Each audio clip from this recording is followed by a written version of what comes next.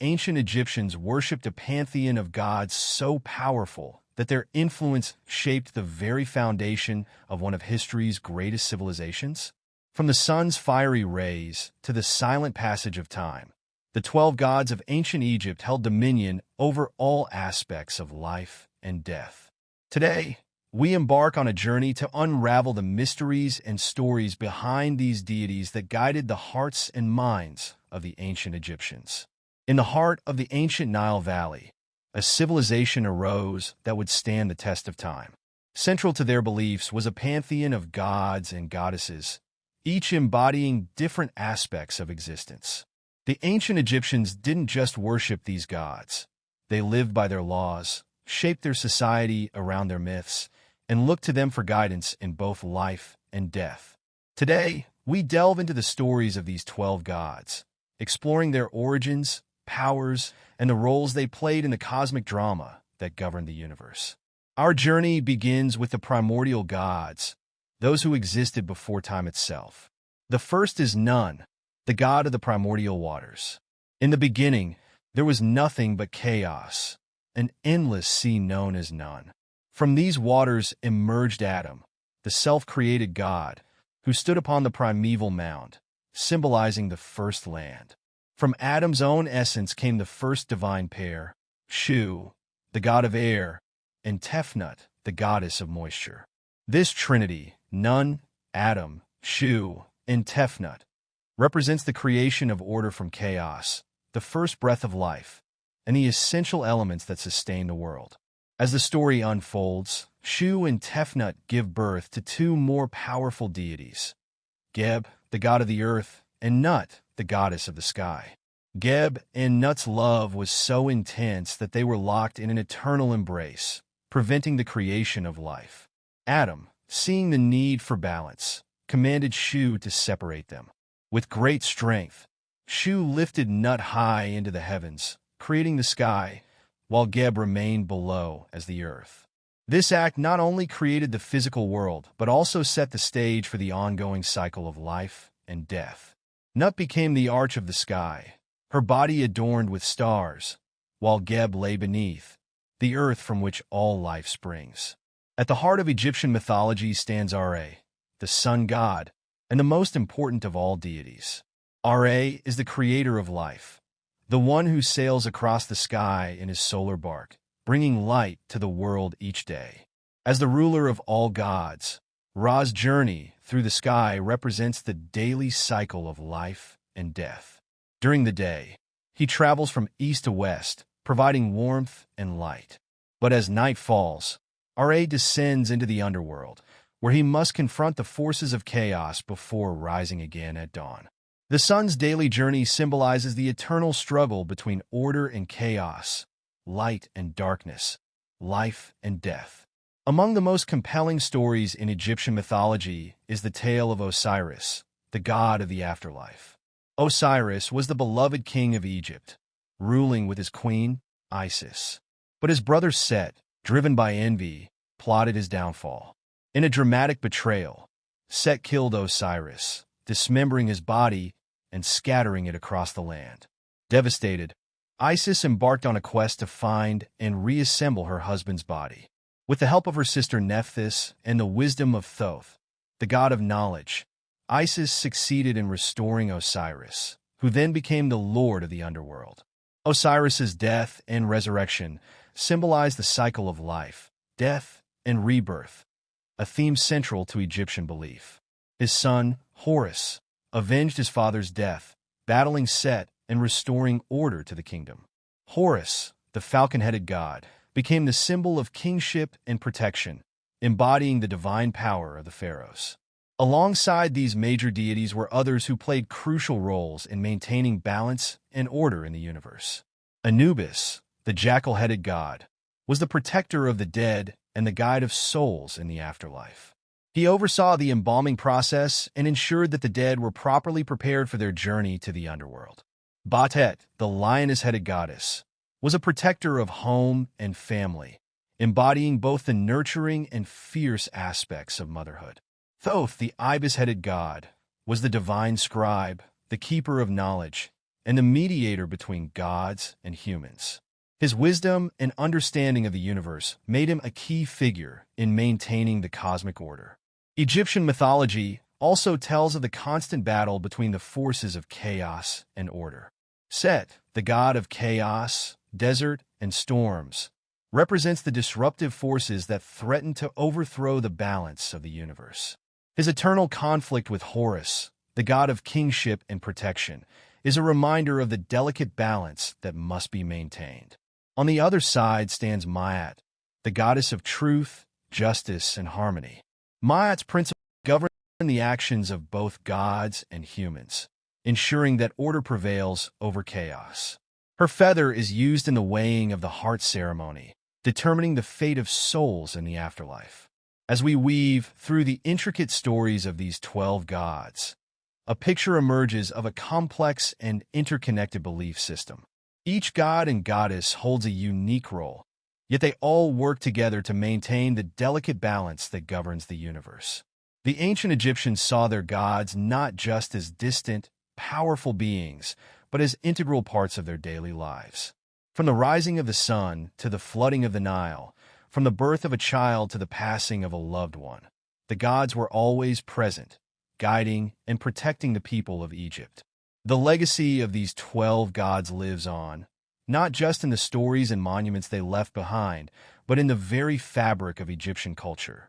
Their myths continue to inspire and fascinate, offering insights into a civilization that, despite the passage of millennia, remains one of the most intriguing and influential in human history. The gods of ancient Egypt represent the eternal quest for understanding the mysteries of life, death, and the universe, a quest that continues to captivate us to this day.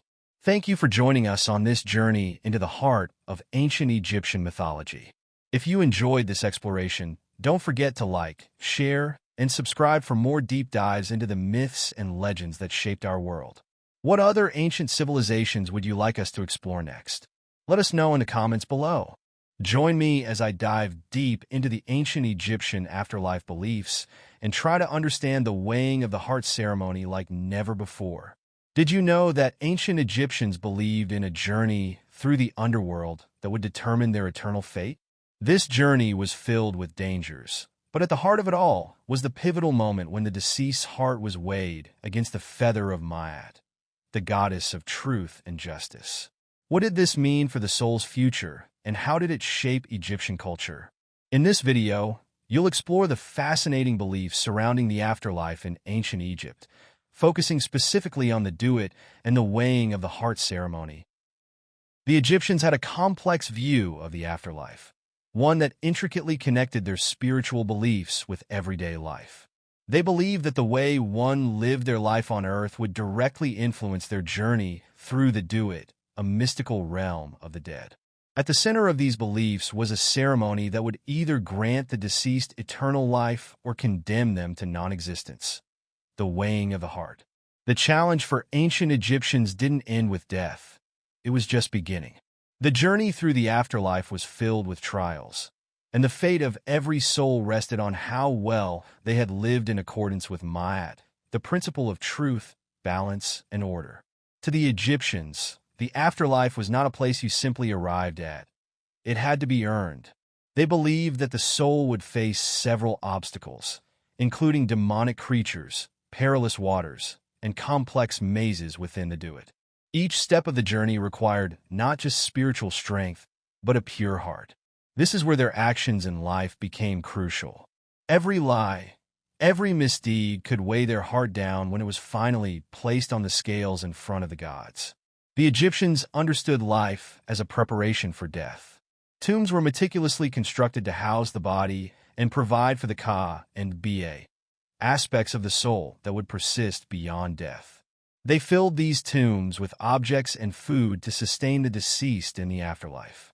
But no matter how well the tomb was stocked or how carefully the body was mummified, the true test lay ahead. Let's dive deeper into the duat, the underworld that every Egyptian soul had to traverse. This mystical realm was not just a simple path to the afterlife. It was a landscape of challenges. Here, gods, spirits, and even terrifying creatures like serpents and demons awaited the souls of the deceased.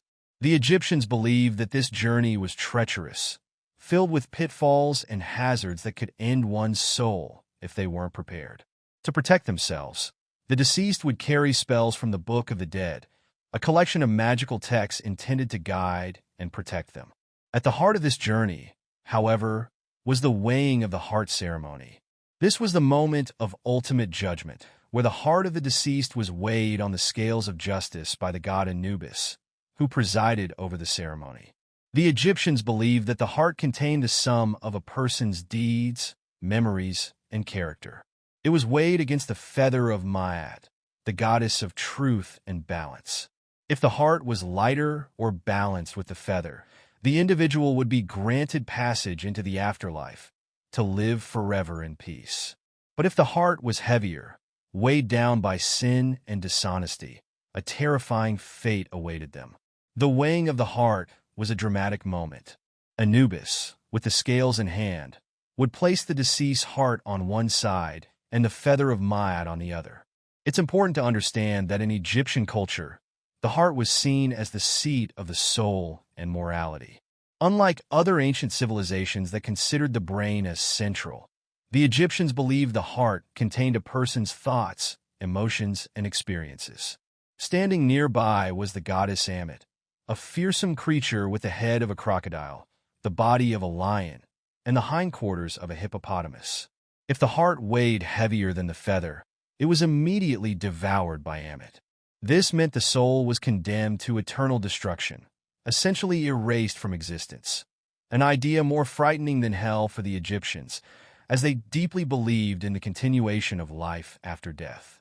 For those whose hearts were light and balanced, the rewards were eternal. The soul would be led by the god Horus to Osiris, the ruler of the underworld, to live a peaceful afterlife in the field of reeds, an idealized version of life on earth. The Egyptians envisioned this realm as a place of abundance and tranquility, free from suffering. The ancient Egyptian beliefs about the afterlife were complex and profound. The weighing of the heart ceremony was a crucial moment, determining whether a soul would be granted eternal life or obliterated by Ammit. This ceremony, with its emphasis on moral integrity, reflected the values of Egyptian society and reinforced the idea that life and afterlife were inextricably linked. To them, death was not an end, but a passage to something greater, provided one lived in accordance with Maat. What are your thoughts on the weighing of the heart ceremony? Could you imagine living a life where every action you take is thought of as being weighed after death? Let me know in the comments below. And if you enjoyed this dive into Egyptian mythology, don't forget to check out my other videos on this fascinating civilization. Make sure to like, share, and subscribe for more intriguing stories from the ancient world. Ancient Egypt, a land of wonder, mystery, and awe, was deeply rooted in rituals that connected them to their gods, the afterlife, and the cosmic order. These rituals were not just religious practices, but the lifeblood of their society. They ensured the balance of the universe, known as Maat, which they believed sustained both the living and the dead. Today, we uncover some of the most unbelievable ancient rituals of this mysterious civilization. One of the most iconic of these rituals was the opening of the mouth ceremony, a powerful funerary rite. It was believed that when someone passed from this world, they required the ability to eat, speak, and breathe in the afterlife. Through symbolic gestures, the priest, often a family member, would open the mouth of the deceased by touching it with a ceremonial tool. This allowed the soul to live on, ensuring a comfortable and eternal existence beyond the grave. But the afterlife wasn't guaranteed without the weighing of the heart ritual, perhaps one of the most crucial judgments in Egyptian belief. After death, the heart, which Egyptians believed held all of one's thoughts and deeds, was weighed against the feather of Maat, the goddess of truth. If the heart was heavy with sin, the soul would be devoured by the fearsome demon Ammit, and that person would cease to exist. However, a light heart meant purity, granting the deceased passage into the eternal fields of paradise. Rituals weren't reserved just for the afterlife, though. The ancient Egyptians practiced Heka, magic, in their daily lives. Whether it was for protection, healing, or even influencing events, magic played a central role. Through chants, spells, and offerings, they believed they could manipulate the natural and supernatural worlds to their benefit. One particularly grand event was the Sed Festival, held after a pharaoh had ruled for 30 years. This ritual was a combination of physical tests and sacred ceremonies that re-energized the king, symbolizing his continued strength and divine right to rule. The festival included a reenactment of his coronation and even a ceremonial race, demonstrating his vitality and connection to the gods. The beautiful Feast of the Valley was another event where the Egyptians connected with both their gods and their deceased ancestors. The people would sail from the bustling city of Thebes to the necropolis in the west, where they made offerings of food, drink, and prayers at the tombs of their loved ones. This ritual strengthened the bond between the living and the dead, ensuring that the deceased were remembered and cared for in the afterlife. Temples, too, were the center of daily temple rituals, conducted by priests to maintain the order of the universe. Every day, offerings of food, incense, and prayers were given to the gods, asking for their favor, protection, and guidance. These rituals weren't just for the gods. They maintained Egypt's prosperity and kept the forces of chaos at bay. Perhaps one of the most fascinating rituals was the Festival of Opet, a grand procession celebrating the renewal of the pharaoh's divine right to rule. The statue of Ammonius, the chief god of Thebes, would be carried from the Karnak temple to the Luxor temple, symbolizing the union between the king and the divine. The streets were filled with music, dancing, and offerings in what was one of the most joyous celebrations in ancient Egypt. And for those seeking a bountiful harvest, there was the Feast of Min, dedicated to the god of fertility and reproduction. The pharaoh or priest would perform symbolic rituals, such as plowing the earth, ensuring that Egypt would be blessed with abundant crops and renewed life. The meticulous process of mummification itself was an elaborate ritual that prepared the body for the journey to the afterlife. Priests would perform sacred rites to cleanse, embalm, and wrap the body in fine linen, placing protective amulets between the layers to safeguard the soul. Mummification was not just about preserving the body. It was a magical process that ensured the deceased could navigate the afterlife's perils.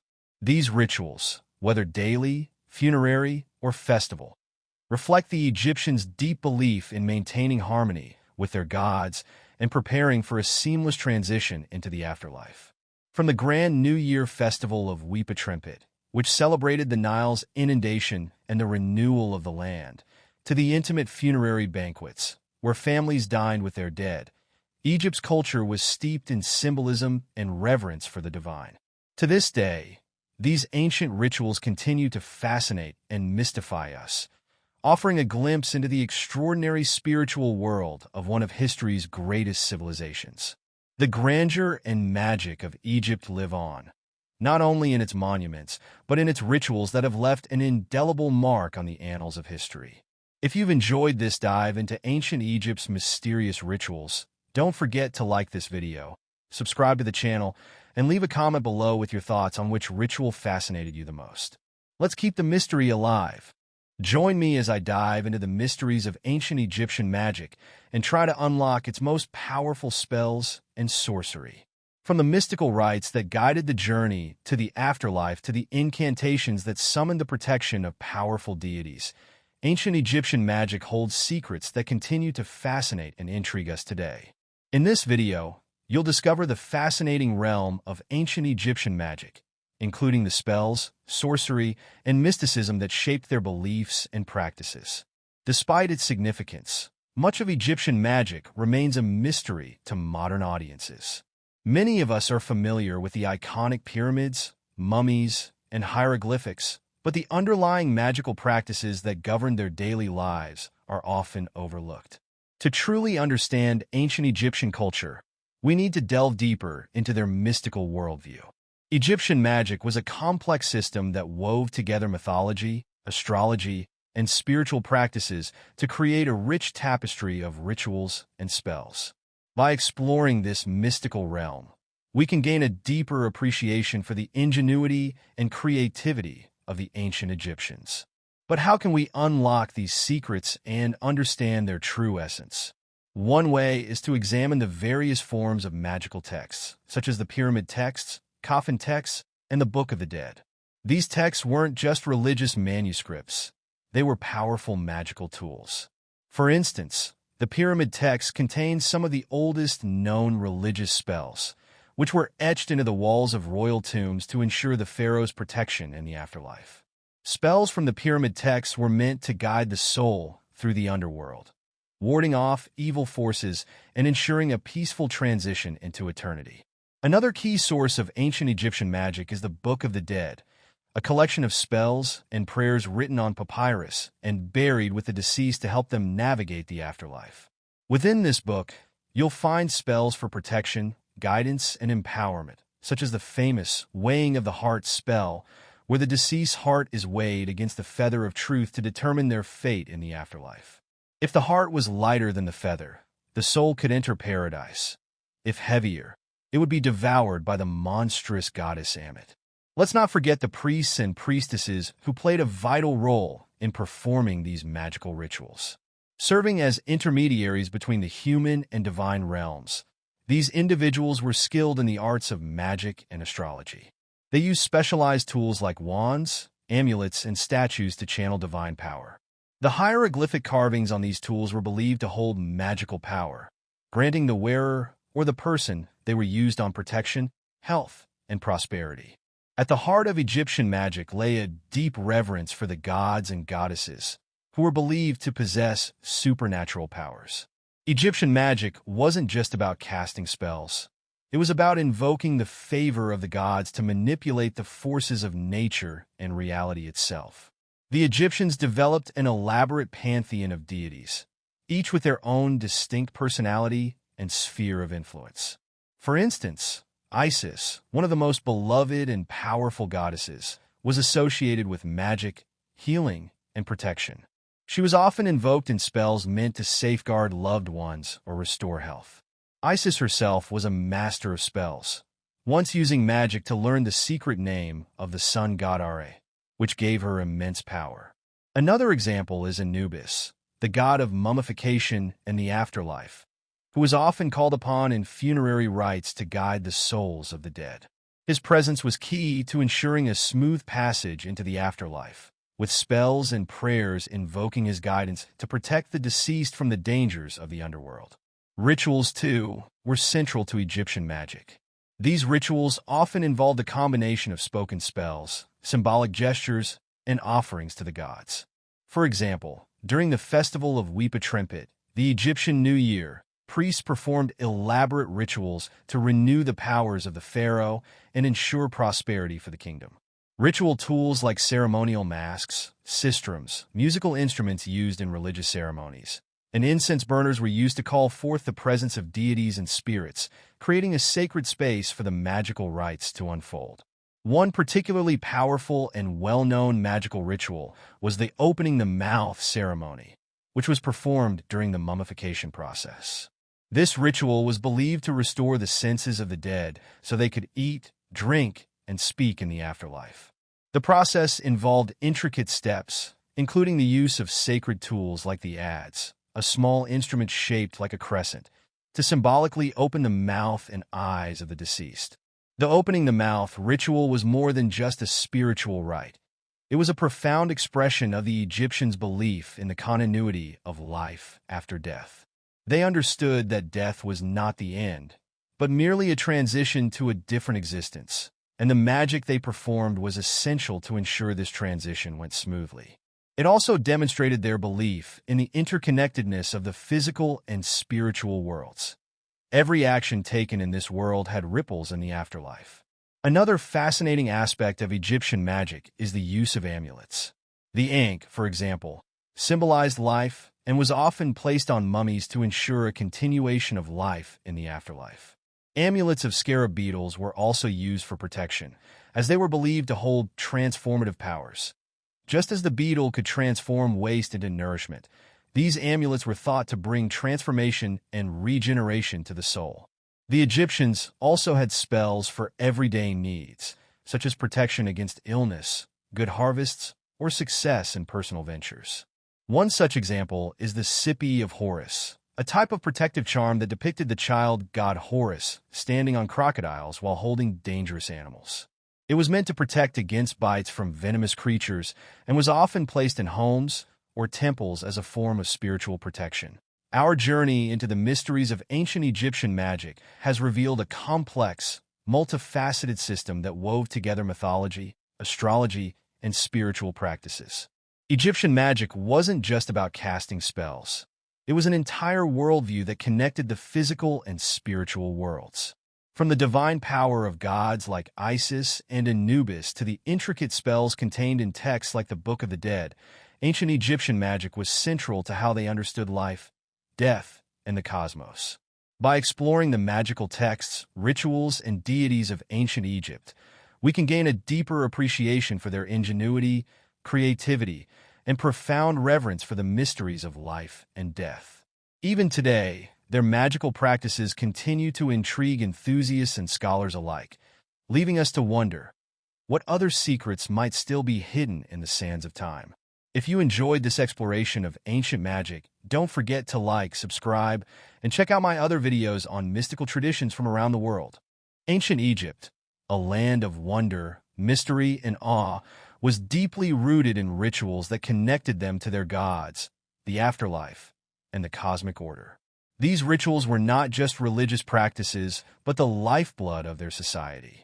They ensured the balance of the universe, known as Ma'at, which they believed sustained both the living and the dead. Today, we uncover some of the most unbelievable ancient rituals of this mysterious civilization. One of the most iconic of these rituals was the opening of the mouth ceremony, a powerful funerary rite. It was believed that when someone passed from this world, they required the ability to eat, speak, and breathe in the afterlife. Through symbolic gestures, the priest, often a family member, would open the mouth of the deceased by touching it with a ceremonial tool. This allowed the soul to live on, ensuring a comfortable and eternal existence beyond the grave. But the afterlife wasn't guaranteed without the weighing of the heart ritual, perhaps one of the most crucial judgments in Egyptian belief. After death, the heart, which Egyptians believed held all of one's thoughts and deeds, was weighed against the feather of Ma'at, the goddess of truth. If the heart was heavy with sin, the soul would be devoured by the fearsome demon Ammit, and that person would cease to exist. However, a light heart meant purity, granting the deceased passage into the eternal fields of paradise. Rituals weren't reserved just for the afterlife, though. The ancient Egyptians practiced Heka, magic, in their daily lives. Whether it was for protection, healing, or even influencing events, magic played a central role. Through chants, spells, and offerings, they believed they could manipulate the natural and supernatural worlds to their benefit. One particularly grand event was the Sed Festival, held after a pharaoh had ruled for 30 years. This ritual was a combination of physical tests and sacred ceremonies that re-energized the king, symbolizing his continued strength and divine right to rule. The festival included a reenactment of his coronation and even a ceremonial race, demonstrating his vitality and connection to the gods. The beautiful Feast of the Valley was another event where the Egyptians connected with both their gods and their deceased ancestors. The people would sail from the bustling city of Thebes to the necropolis in the west, where they made offerings of food, drink, and prayers at the tombs of their loved ones. This ritual strengthened the bond between the living and the dead, ensuring that the deceased were remembered and cared for in the afterlife. Temples, too, were the center of daily temple rituals, conducted by priests to maintain the order of the universe. Every day, offerings of food, incense, and prayers were given to the gods, asking for their favor, protection, and guidance. These rituals weren't just for the gods. They maintained Egypt's prosperity and kept the forces of chaos at bay.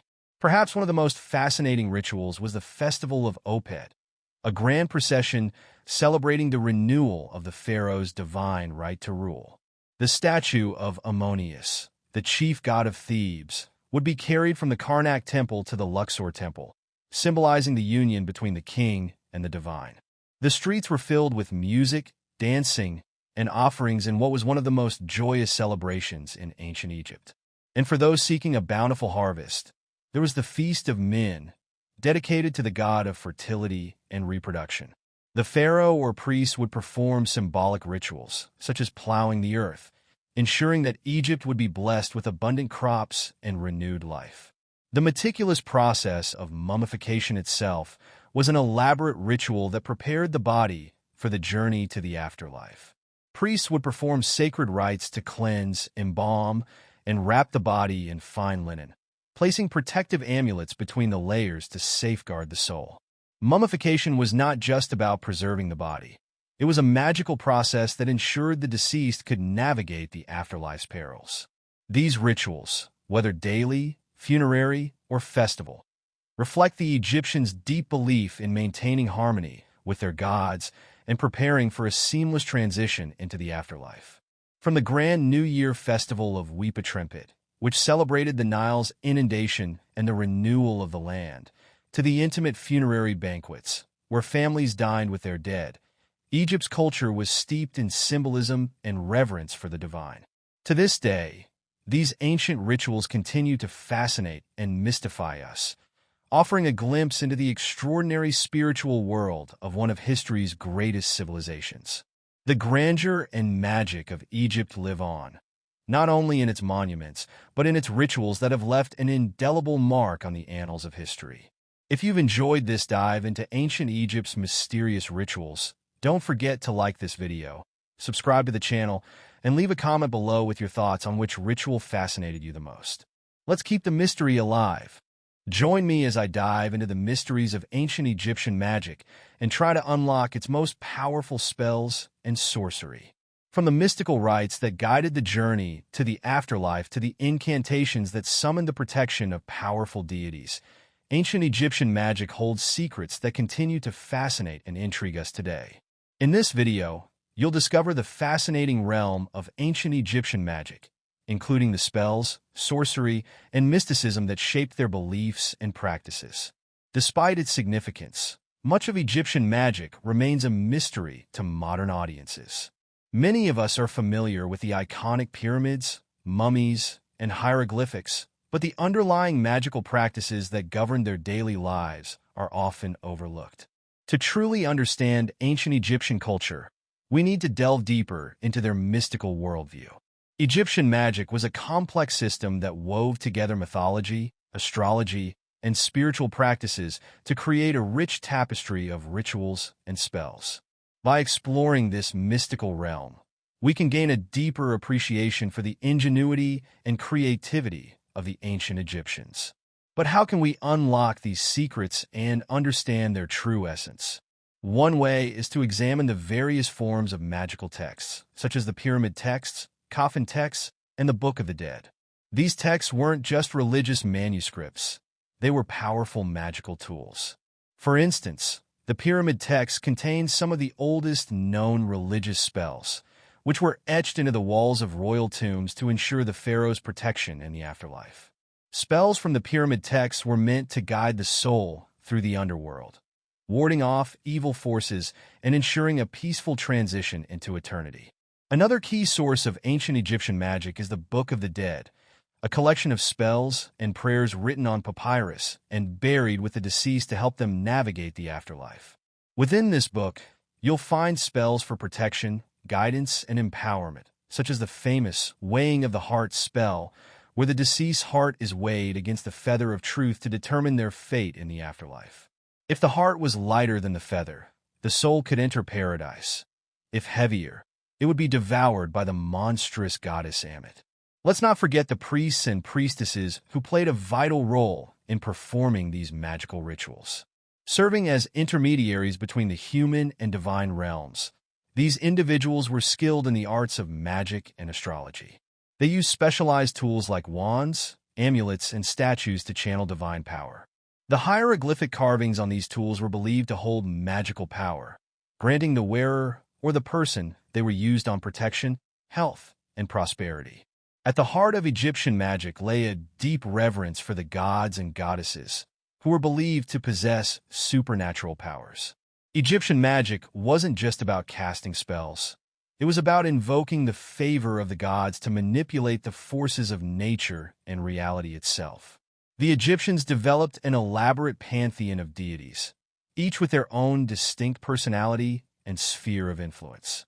For instance, Isis, one of the most beloved and powerful goddesses, was associated with magic, healing, and protection. She was often invoked in spells meant to safeguard loved ones or restore health. Isis herself was a master of spells, once using magic to learn the secret name of the sun god Ra, which gave her immense power. Another example is Anubis, the god of mummification and the afterlife, who was often called upon in funerary rites to guide the souls of the dead. His presence was key to ensuring a smooth passage into the afterlife, with spells and prayers invoking his guidance to protect the deceased from the dangers of the underworld. Rituals, too, were central to Egyptian magic. These rituals often involved a combination of spoken spells, symbolic gestures, and offerings to the gods. For example, during the festival of Weepa, the Egyptian New Year, priests performed elaborate rituals to renew the powers of the pharaoh and ensure prosperity for the kingdom. Ritual tools like ceremonial masks, sistrums, musical instruments used in religious ceremonies, and incense burners were used to call forth the presence of deities and spirits, creating a sacred space for the magical rites to unfold. One particularly powerful and well-known magical ritual was the opening the mouth ceremony, which was performed during the mummification process. This ritual was believed to restore the senses of the dead so they could eat, drink, and speak in the afterlife. The process involved intricate steps, including the use of sacred tools like the adze, a small instrument shaped like a crescent, to symbolically open the mouth and eyes of the deceased. The opening the mouth ritual was more than just a spiritual rite. It was a profound expression of the Egyptians' belief in the continuity of life after death.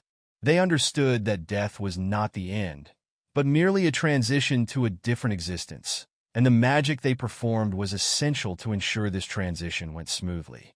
It also demonstrated their belief in the interconnectedness of the physical and spiritual worlds. Every action taken in this world had ripples in the afterlife. Another fascinating aspect of Egyptian magic is the use of amulets. The ankh, for example, symbolized life and was often placed on mummies to ensure a continuation of life in the afterlife. Amulets of scarab beetles were also used for protection, as they were believed to hold transformative powers. Just as the beetle could transform waste into nourishment, these amulets were thought to bring transformation and regeneration to the soul. The Egyptians also had spells for everyday needs, such as protection against illness, good harvests, or success in personal ventures. One such example is the Sipi of Horus, a type of protective charm that depicted the child god Horus standing on crocodiles while holding dangerous animals. It was meant to protect against bites from venomous creatures and was often placed in homes or temples as a form of spiritual protection. Our journey into the mysteries of ancient Egyptian magic has revealed a complex, multifaceted system that wove together mythology, astrology, and spiritual practices. Egyptian magic wasn't just about casting spells. It was an entire worldview that connected the physical and spiritual worlds. From the divine power of gods like Isis and Anubis to the intricate spells contained in texts like the Book of the Dead, ancient Egyptian magic was central to how they understood life, death, and the cosmos. By exploring the magical texts, rituals, and deities of ancient Egypt, we can gain a deeper appreciation for their ingenuity, creativity, and profound reverence for the mysteries of life and death. Even today, their magical practices continue to intrigue enthusiasts and scholars alike, leaving us to wonder what other secrets might still be hidden in the sands of time. If you enjoyed this exploration of ancient magic, don't forget to like, subscribe, and check out my other videos on mystical traditions from around the world. Did you know Anubis, the iconic Egyptian god of death, wasn't always the ruler of the underworld?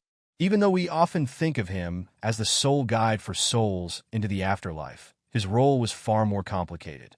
In fact, Anubis faced a betrayal that completely changed his destiny, a betrayal that came from the very gods he had loyally served. Today, we'll unravel the untold story of Anubis, the god who was betrayed and lost his throne in the underworld. Anubis, with his jackal head and mysterious presence, is one of the most recognizable gods in Egyptian mythology. To the ancient Egyptians, he represented death, mummification, and the protection of souls as they journeyed into the afterlife. His role was sacred. He was the god who ensured the dead were prepared for their final judgment. In many ways, Anubis was a protector, one who guided the deceased through the most dangerous part of their journey, the afterlife. But there's more to his story than just embalming and guiding souls. He was part of a power struggle, one that would forever change his place among the gods. Anubis's role in the underworld wasn't always stable.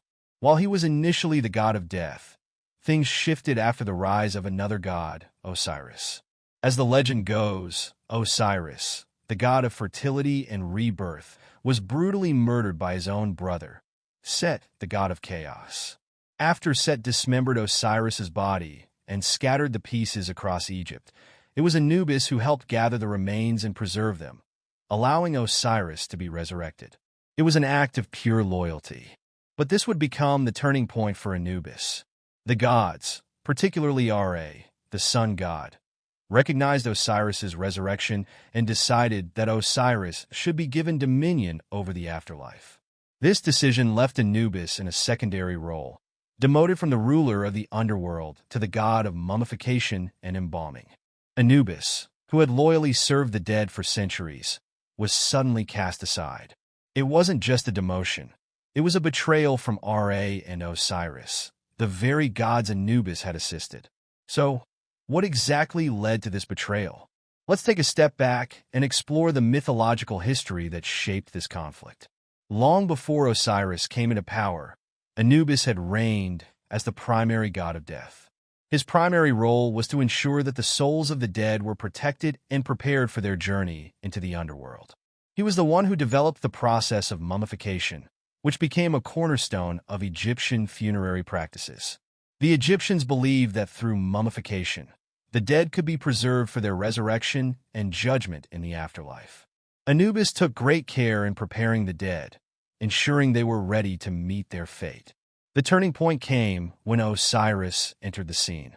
Osiris wasn't originally a god associated with death. He was a god of fertility, agriculture, and the natural cycles of life. But when Set, driven by jealousy, murdered him and scattered his body, Osiris's fate changed forever. Anubis, along with Isis and Nephthys, worked tirelessly to recover the pieces of Osiris's body. Anubis used his skills of embalming to preserve Osiris, helping him become the first being to be resurrected. Ra, seeing the miraculous resurrection of Osiris, believed that Osiris should rule the underworld, for he had died and returned. It seemed only fitting that a god who had experienced death should now preside over it. But in making this decision, Ra overlooked the dedication and loyalty that Anubis had shown. Anubis, who had been the god of the dead for generations, was now stripped of his primary role. It was a deep betrayal, one that would forever change Anubis's place in Egyptian mythology. Despite this, Anubis remained loyal. He did not rebel against Osiris or Ra. Instead, he accepted his new role as the god of embalming, ensuring that the dead would continue to be properly prepared for their journey into the afterlife. He became the protector of tombs and was often depicted standing guard over the mummified bodies of the dead. He even performed the weighing of the heart ceremony, where the hearts of the deceased were measured against the feather of Maat, the goddess of truth and justice. Though he no longer ruled the underworld, Anubis still played a vital role in determining the fate of souls. The climactic moment in Anubis's story comes when Ra officially hands over the title of Lord of the Underworld to Osiris. Anubis, who had been the sole ruler of the dead, was now reduced to an assistant, a helper in the grand scheme of the afterlife. This transition wasn't just about power. It represented a shift in how the ancient Egyptians viewed death itself. With Osiris as the ruler of the underworld, death was no longer a final end, but rather a path to resurrection and eternal life. Anubis's demotion signified this change. Death, which was once feared, became something more complex, a cycle of death and rebirth, governed by Osiris. Yet Anubis did not resist this change. Instead, he continued to play his part in the grand design of the gods, albeit in a different capacity. But the betrayal didn't come without its consequences. Anubis's presence began to diminish in later Egyptian mythology. While he was still respected, Osiris took the spotlight, becoming the most prominent god associated with the afterlife. Anubis's loyalty, while admirable, led to his reduced status in the pantheon. The gods had betrayed him, and in a way, so did the people, as Osiris's cult grew in prominence while Anubis's faded into the background. Yet, even with this betrayal, Anubis's role in Egyptian mythology remained significant. His image, with the black jackal head, symbolizes death, protection, and mummification. Even though he was overshadowed by Osiris, Anubis continues to evoke mystery and reverence in the stories of ancient Egypt. In the end, Anubis's story isn't just about death. It's about loyalty, betrayal, and the shifting power dynamics among the gods. Despite being betrayed by Ra and Osiris, Anubis remained a vital part of the afterlife, ensuring that souls were protected and that death remained sacred. His loyalty, even in the face of betrayal, made him one of the most enduring figures in Egyptian mythology. Anubis reminds us that sometimes, even when we give everything, we might still be pushed aside.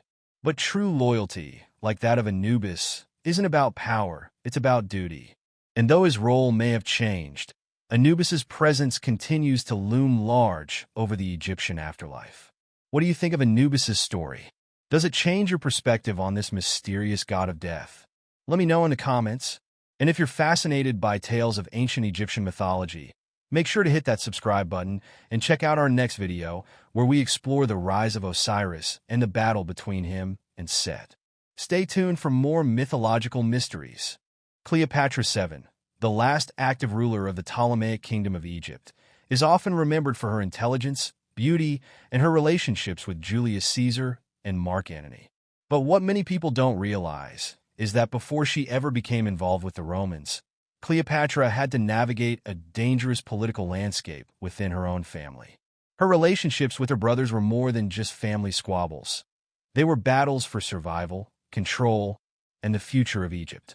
Cleopatra's family, the Ptolemies, were no strangers to infighting. Since the dynasty's foundation, sibling rivalry had been a common theme in their pursuit of power. Cleopatra's rise to power was no exception. Born into a royal family where alliances and betrayals were the norm, Cleopatra found herself in a constant power struggle with her younger brothers, Ptolemy XIII and Ptolemy XIV. Let's start with Ptolemy XIII, her younger brother and first co-ruler. By ancient Egyptian custom, Cleopatra and Ptolemy XIII were married when she ascended the throne, but this was purely a political arrangement. Cleopatra was 18 at the time, and Ptolemy XIII was only about 10 years old. As you can imagine, ruling alongside a child wasn't easy. Cleopatra was determined to rule in her own right, but Ptolemy XII's advisors, led by a cunning eunuch named Pothinus, quickly began to undermine her authority. Tensions between Cleopatra and Ptolemy XIII grew rapidly. Cleopatra's attempts to assert dominance were met with resistance, leading to a civil war that would soon engulf Egypt. Ptolemy's advisors convinced him that Cleopatra was too powerful and that she needed to be removed from power entirely. In a drastic move, Ptolemy XIII and his council forced Cleopatra to flee Alexandria.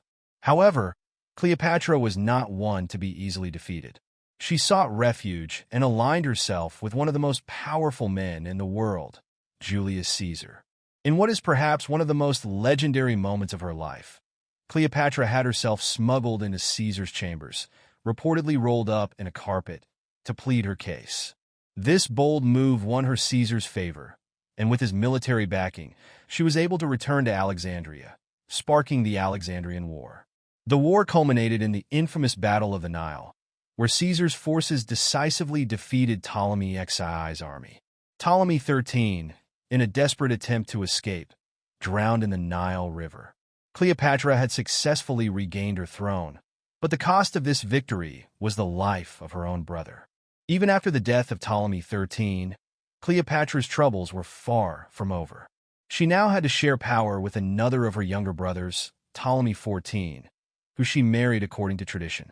But, much like her previous co-regency, this was merely a facade. Cleopatra maintained full control over Egypt, while Ptolemy XIV, who was still a boy, had little say in matters of state.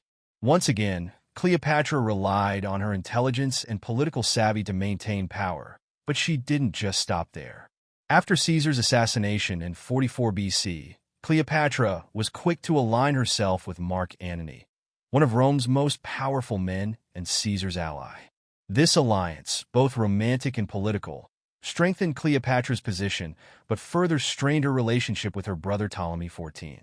Some sources suggest that Cleopatra saw her younger brother as a potential threat to her rule, and in a move that stunned even her contemporaries, she had Ptolemy XIV poisoned, clearing the way for her son, Caesarion, fathered by Julius Caesar, to become her co-ruler.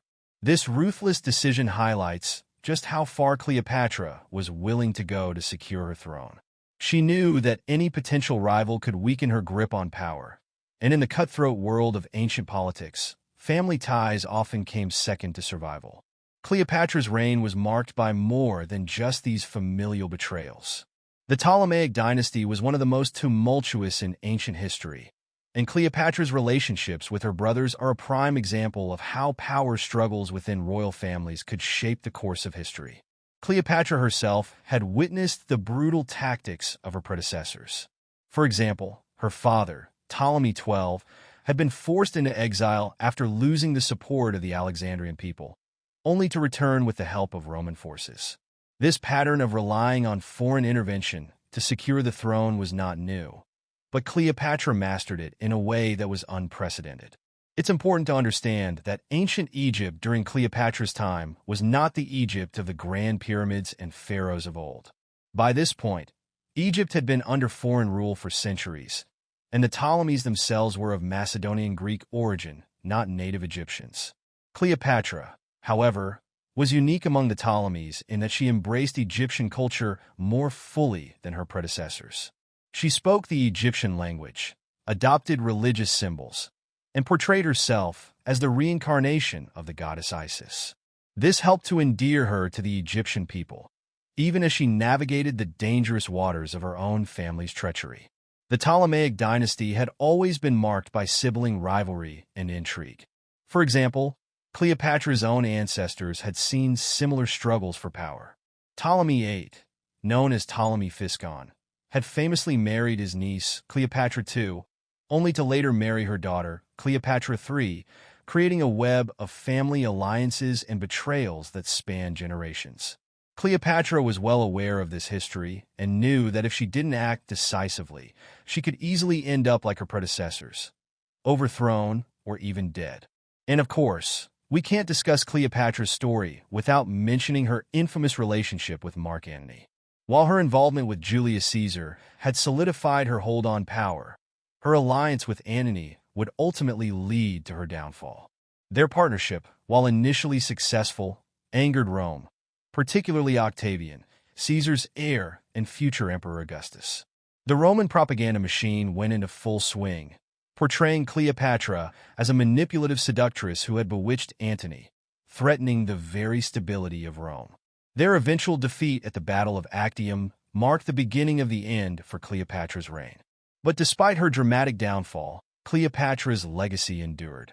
Her ability to navigate the treacherous world of politics, both within her family and on the international stage, remains a testament to her intelligence and resourcefulness. She was more than just a beautiful queen. She was a shrewd political operator who understood the importance of alliances, strategy, and timing. In the end, Cleopatra's relationships with her brothers were a key factor in her rise to power, but they also highlight the brutal realities of life as a ruler in ancient Egypt. Her willingness to betray her own blood to secure her throne shows just how high the stakes were. Yet, despite the betrayals, wars, and tragic endings, Cleopatra remains one of the most fascinating and complex figures in history. Her reign might have ended in tragedy, but her legacy lives on, not just as a queen who was involved with two of Rome's most powerful men, but as a ruler who fought tooth and nail to maintain her hold on Egypt. Cleopatra's story is a reminder that power, especially in the ancient world, often came at a steep price. Thanks for watching. If you want to dive deeper into the secrets of ancient Egypt and Cleopatra's world, make sure to check out our video on the mysterious and shocking truths behind the construction of the pyramids. Don't forget to like, comment, and subscribe, and let us know in the comments, what do you think was Cleopatra's greatest strength as a ruler? Did you know that the legacy of ancient Egyptian pharaohs still influences our world today? From the grand pyramids that touch the sky to the intricate tales of power, intrigue, and divine rule, the story of the pharaohs captivates our imagination. Join me as we journey through the rich history of these kings and queens of ancient Egypt. Welcome to our exploration of the pharaohs, those enigmatic rulers who governed one of history's most powerful civilizations. Their reigns were marked by monumental achievements, dramatic narratives, and profound cultural impact. Today, we'll delve into their lives, examining famous figures like Ramses II, Tutankhamun, and Cleopatra, and uncovering the enduring legacy they left behind. The story begins with the unification of Upper and Lower Egypt around 3100 BCE. Narmer, also known as Menes, is credited with this monumental achievement, symbolized by the Narmer palette, which depicts his victory. The pharaohs were considered divine rulers, intermediaries between the gods and the people, a belief that justified their absolute power. This divine kingship established a strong connection between the pharaoh and the gods, shaping the political and religious landscape of ancient Egypt.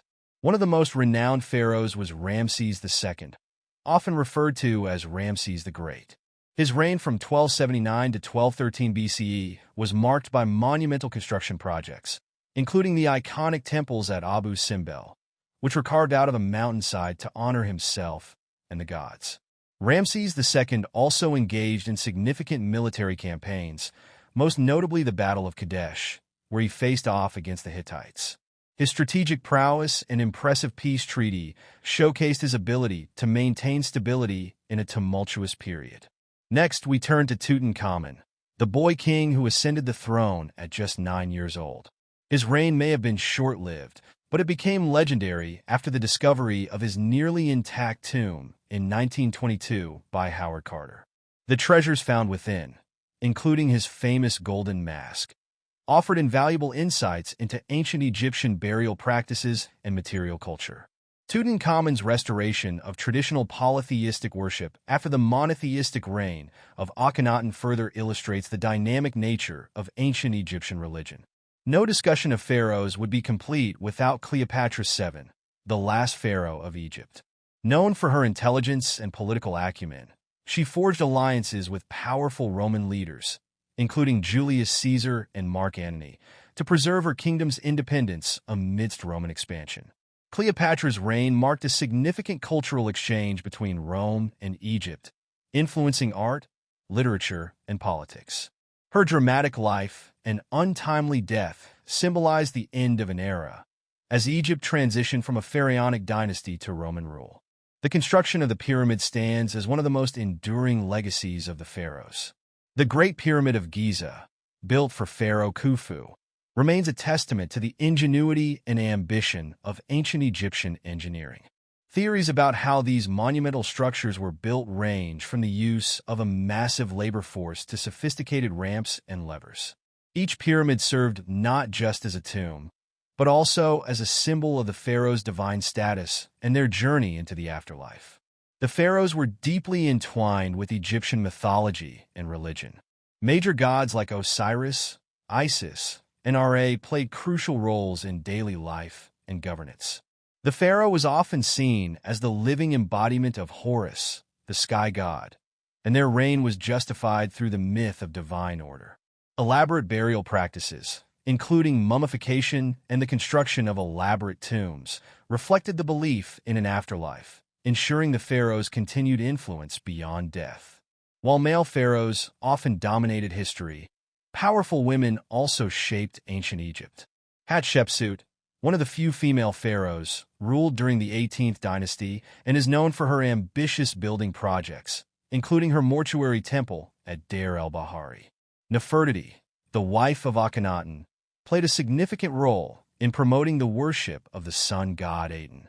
Their reigns illustrate the vital contributions of women in a male-dominated society. The decline of pharaonic power was gradual, influenced by internal strife, foreign invasions, and economic challenges. As Egypt faced incursions from the Libyans, Nubians, and eventually the Persians, the centralized power of the pharaohs weakened. The shift from divine kingship to foreign rule marked a significant transformation in Egyptian society. The pharaohs of ancient Egypt were not just rulers. They were cultural icons whose legacies continue to inspire awe and fascination. Their stories remind us of the complexity of leadership, the significance of cultural exchange, and the enduring impact of history on our modern world. What fascinates you the most about ancient Egyptian pharaohs? Share your thoughts in the comments below, and don't forget to like and subscribe for more captivating tales from history. Join me as I dig deep into the mysteries of the Sphinx and try to uncover secrets buried in the desert sand. The Great Sphinx of Giza is one of the most iconic and mysterious monuments of ancient Egypt, standing watch over the pyramids and shrouded in secrecy and speculation for thousands of years. It has captured the imagination of historians, archaeologists, and travelers alike, each wondering about its true origins, purpose, and the stories hidden within its stone. But when it comes to unraveling the secrets of the Sphinx, historians and archaeologists face a multitude of challenges. One of the greatest obstacles in uncovering its secrets is the lack of written records. Unlike many other Egyptian monuments, there are no inscriptions or detailed accounts that explain its construction or purpose. This has led scholars to rely on theories, many of which are based on the surrounding archaeological context and the study of pharaonic history. Another challenge lies in the sheer age of the Sphinx.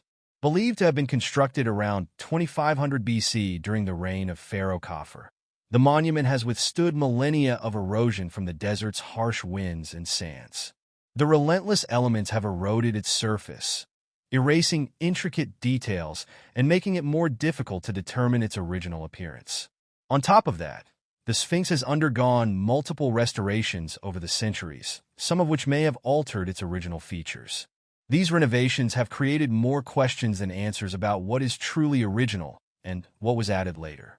To make matters worse, treasure hunters and looters have disrupted the surrounding area in search of valuables, further complicating efforts to understand its history.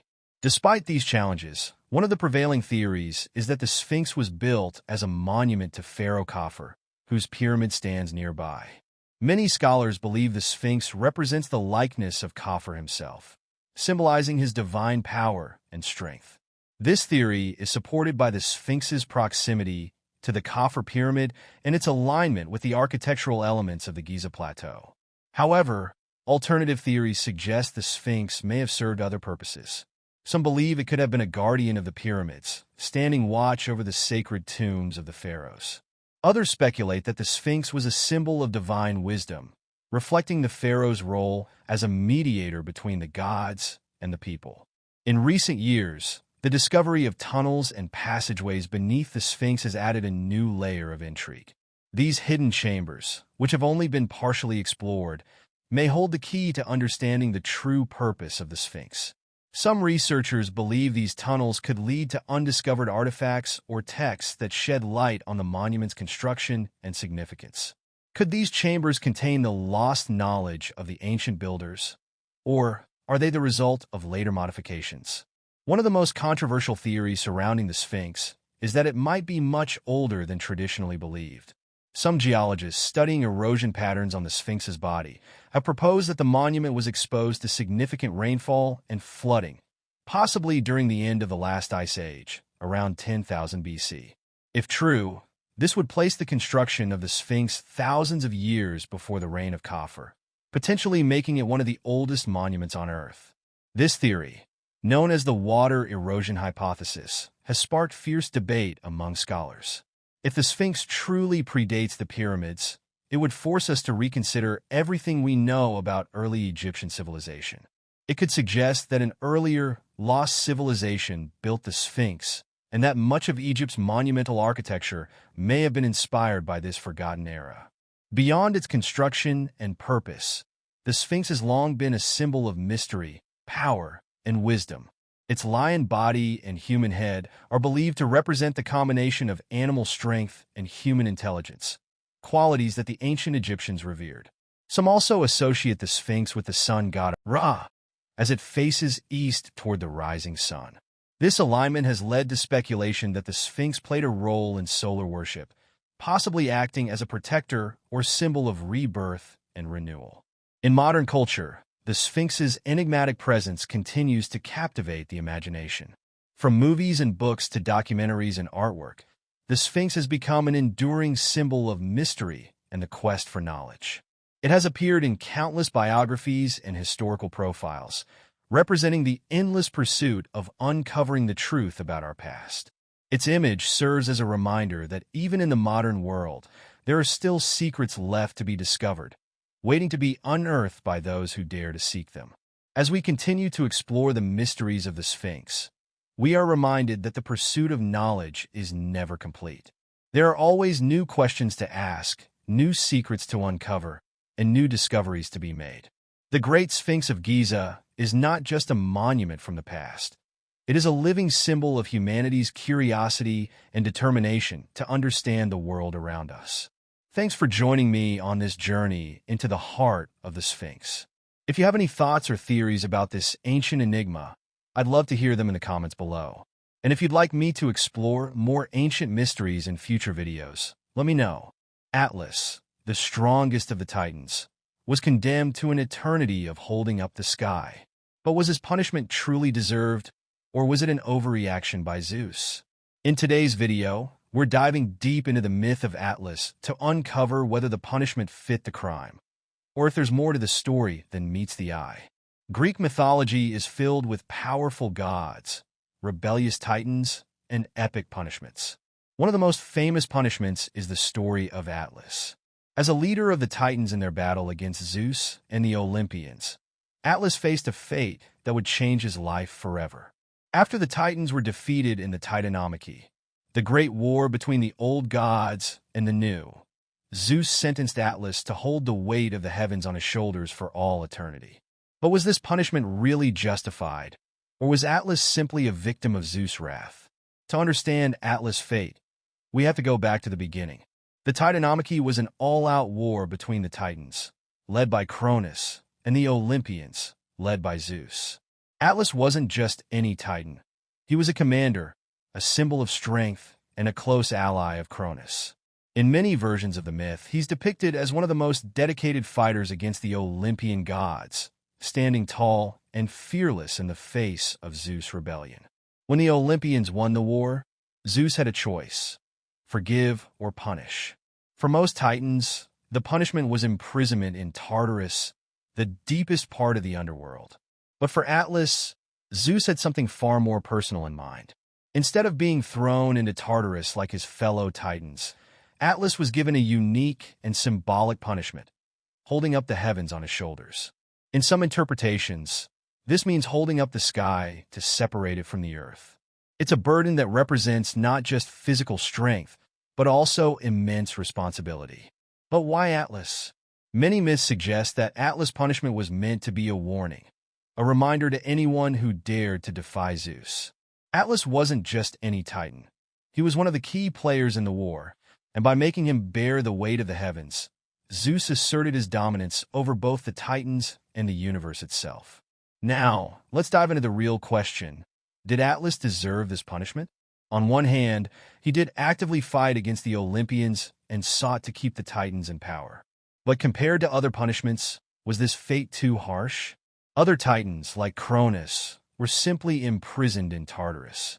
Prometheus, another famous Titan, suffered daily torment, but even his punishment eventually ended. In contrast, Atlas' punishment was never-ending. It wasn't just painful, it was isolating. Condemned to hold up the sky for all eternity, Atlas was separated from both the earth below and the gods above. Some scholars believe that this punishment was symbolic of more than just rebellion. Atlas, in a way, represented the burden of leadership and responsibility. His fate could be interpreted as Zeus' way of forcing Atlas to bear the weight of the world, literally and figuratively, for his actions. The image of Atlas, carrying the heavens on his shoulders, has become one of the most enduring symbols in mythology. In fact, even today, we often refer to people who bear heavy responsibilities as having the weight of the world on their shoulders. But what's interesting is how different cultures and periods interpreted Atlas' punishment. In some ancient art, Atlas is depicted as a tragic figure, stoic and strong, yet forever burdened. This can be seen as a metaphor for endurance in the face of hardship. Some versions of the myth even suggest that Atlas wasn't being punished, but rather, he was chosen because he was the only one strong enough to hold up the heavens. Was Zeus perhaps acknowledging Atlas' strength, even in defeat? Atlas' story didn't end with his punishment. He appears in other myths as well, most notably when the hero Heracles, or Hercules, comes to him for help during his 12 labors. Heracles needed the golden apples from the Garden of the Hesperides, and Atlas, being the father of the Hesperides, knew the way. Atlas was free from his burden. Heracles took his place, holding the heavens while Atlas retrieved the apples. However, when Atlas tried to trick Heracles into carrying the heavens forever, Heracles outsmarted him and left Atlas to resume his eternal task. This part of the myth adds another layer to Atlas' character, one of cunning, perhaps desperation, but ultimately a return to his fate. So, did Atlas deserve his punishment? In many ways, Atlas' fate feels disproportionate to his crime. After all, he was just one of many titans who opposed Zeus. But Zeus' decision to make Atlas bear the weight of the heavens wasn't just about punishment. It was about sending a message. Atlas' story continues to captivate us because it resonates with the concept of strength, responsibility, and the price of rebellion. His punishment was not just physical, but deeply symbolic, and it continues to remind us of the balance of power and the burdens that come with leadership. What do you think? Was Atlas' punishment fair? Or was Zeus simply asserting his dominance? Let me know your thoughts in the comments below, and don't forget to like and subscribe for more deep dives into the myths and legends of ancient history. If you enjoyed this video, check out my other videos on Greek mythology, where we explore the fascinating stories of the gods, titans. Join me as I dive into the wild world of Seth, the Egyptian god of chaos and disorder, and see if I can uncover his secrets while tackling some chaotic challenges along the way. Seth has often been considered one of the more controversial figures in Egyptian mythology, but there's so much more to him than his role as a troublemaker. He's a god of complexity, duality, and balance. And by the end of this video, you'll see why. So, buckle up as we tackle Seth's wild and often misunderstood story. Now, Seth is known as the god of chaos, but let's explore what that really means. On the surface, his name is associated with disorder, but Seth wasn't just some random force of destruction. He had a significant role in maintaining the balance of the universe. Despite his chaotic nature, Seth was necessary for keeping the forces of creation and destruction in harmony. So, how does a god known for causing so much chaos also become vital to the world's balance? Let's find out. For the ancient Egyptians, balance was everything. Without it, the world would descend into chaos. But here's where things get interesting. Chaos wasn't always bad.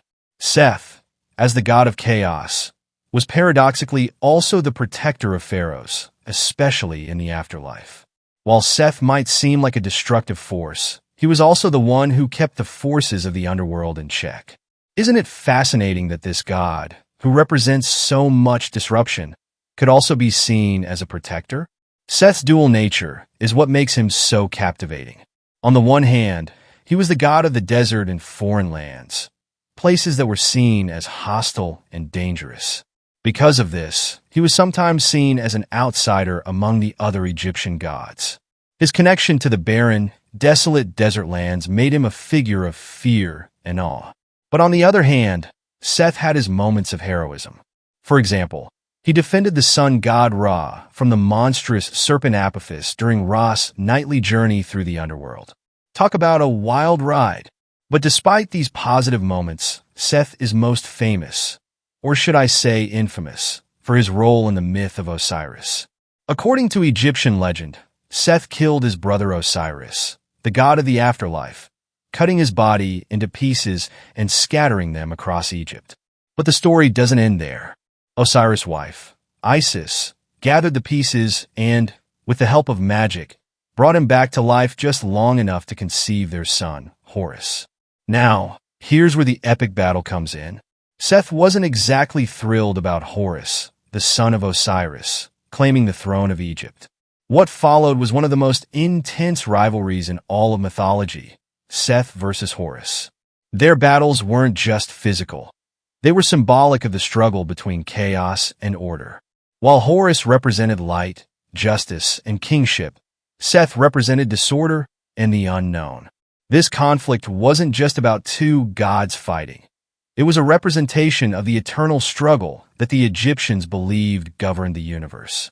Seth's defeat by Horus marked a significant turning point in Egyptian mythology. Horus became the king of Egypt, and Seth, the god of chaos, was cast into the desert. But even then, Seth's role wasn't over. The Egyptians knew that chaos was never truly vanquished. It was simply kept at bay.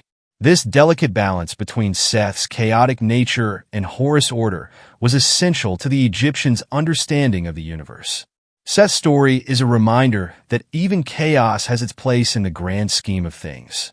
While he might be feared for his destructive tendencies, he also had moments of heroism and protection. In the end, Seth symbolizes the eternal struggle between chaos and order, forces that are not just opposites, but parts of a whole. So, next time you think about chaos, remember Seth and how even the most disruptive forces can have a purpose in maintaining balance. Thanks for joining me on this deep dive into the world of Seth, the Egyptian god of chaos and disorder. If you enjoyed learning about his complex role in Egyptian mythology, hit that like button and share your thoughts in the comments. Which part of Seth's story surprised you the most? And don't forget to subscribe for more videos on ancient myths and legends. Until next time, stay curious and keep exploring. Join me as I dive into the mystery of the Trojan War to see if I can find real archaeological evidence that backs up Homer's Iliad. The Trojan War, an epic tale of love, honor, and war, has captivated human imagination for millennia. From Homer's ancient epic poem, the Iliad, to modern-day Hollywood blockbusters, the story of Troy has been retold and reinterpreted countless times. But as we immerse ourselves in this world of heroism and tragedy, a nagging question lingers. Did the Trojan War actually happen, or is it just a product of ancient Greek mythology? This question has intrigued scholars, archaeologists, and historians for centuries. The challenge of distinguishing between myth and historical fact is not an easy one. On the one hand, we have the Iliad, a literary masterpiece brimming with gods, larger-than-life heroes, and divine intervention in human affairs. On the other hand, we have the archaeological record, which, while much more grounded in physical evidence, leaves us with many unanswered questions.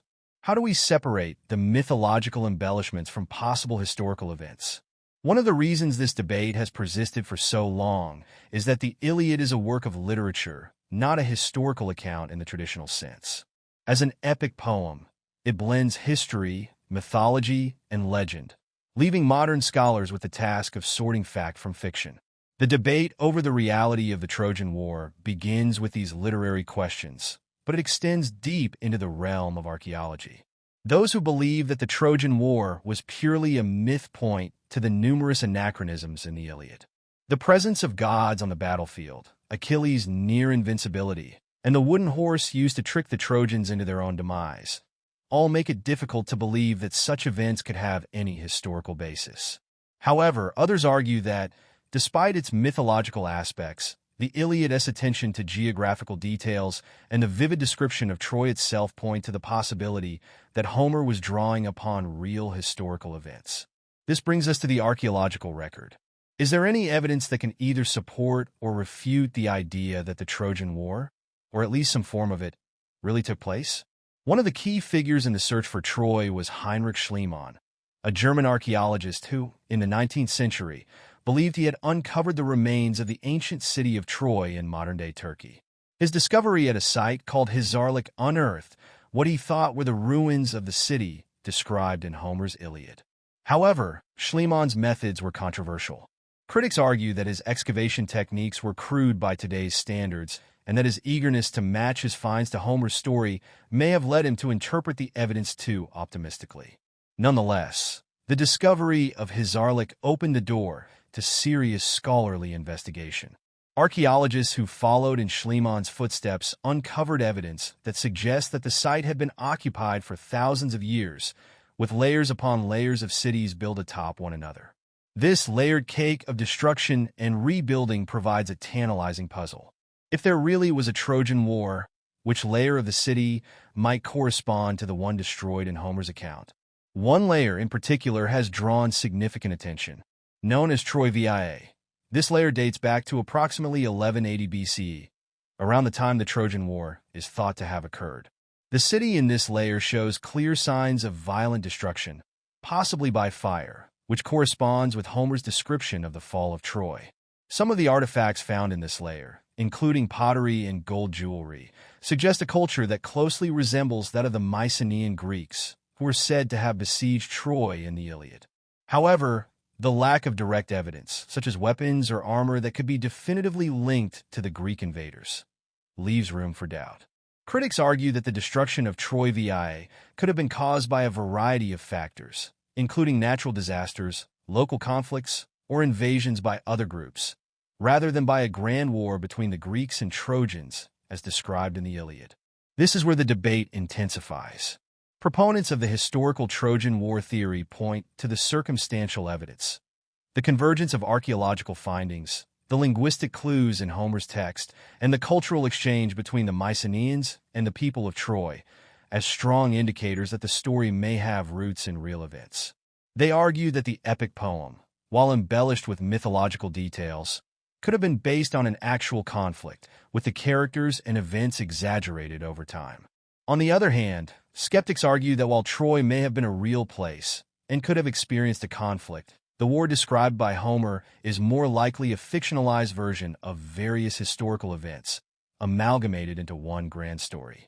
They point to the lack of direct evidence tying the city's destruction to a Greek invasion and the absence of conclusive artifacts, such as Mycenaean weaponry, that would support the Iliad-esque narrative. Another piece of the puzzle lies in the cultural significance of the Iliad itself. Homer's epic was written centuries after the events it describes are thought to have occurred, during a time when oral tradition was the primary means of preserving history.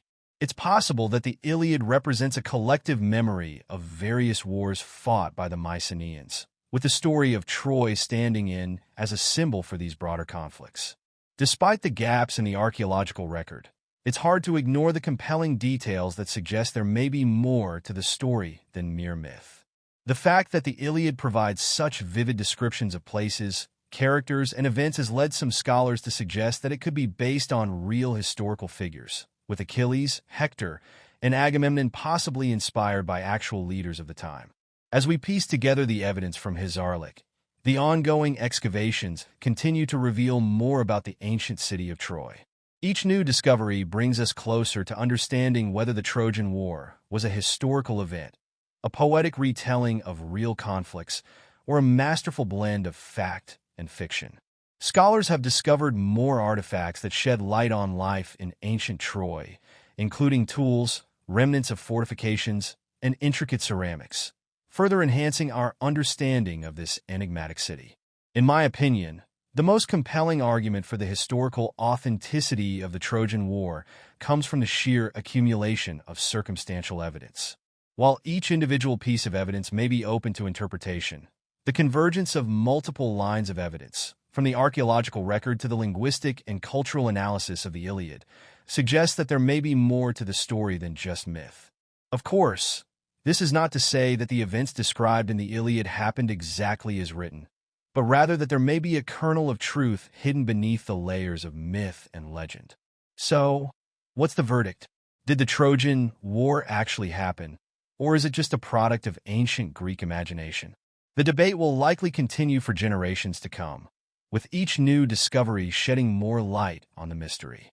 One thing is certain, however: the search for Troy is a testament to human curiosity and our enduring fascination with the past. Thanks for joining me on this journey into the heart of the Trojan War mystery. If you've got thoughts on the subject, be sure to share them in the comments below. And if you're ready to dive into more historical mysteries, be sure to check out my next video. Prepare to embark on an extraordinary journey that will challenge everything you think you know about human history. Could it be that ancient civilizations were not as isolated as we've always believed? What if humanity's greatest achievements, the construction of the pyramids, the creation of the Nazca lines, and other monumental feats, weren't solely the work of mankind, but influenced by visitors from beyond our world? The theory of ancient aliens has fascinated and mystified people for decades. Today, we're diving deep into Erich von Daniken's groundbreaking book and documentary, Chariots of the Gods, which raises an astonishing question: were ancient civilizations visited by extraterrestrial beings? Stick around as we uncover mind-blowing evidence that might change the way you see history forever. The idea of extraterrestrial contact with ancient civilizations, known as the ancient astronaut theory, suggests that aliens may have played a role in shaping human history. This theory, popularized by Erich von Daniken, argues that some of our ancestors' greatest achievements, from advanced architecture to complex knowledge of the stars, were either influenced or directly aided by beings from other worlds. But why would extraterrestrials visit Earth?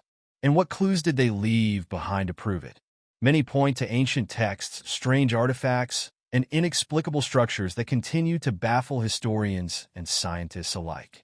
Let's start by examining one of the most iconic mysteries: the Pyramids of Giza. These massive, perfectly aligned structures are more than just impressive tombs for Egypt's ancient rulers. Some argue that their advanced design and precise construction hint at knowledge far beyond what should have been possible for the time.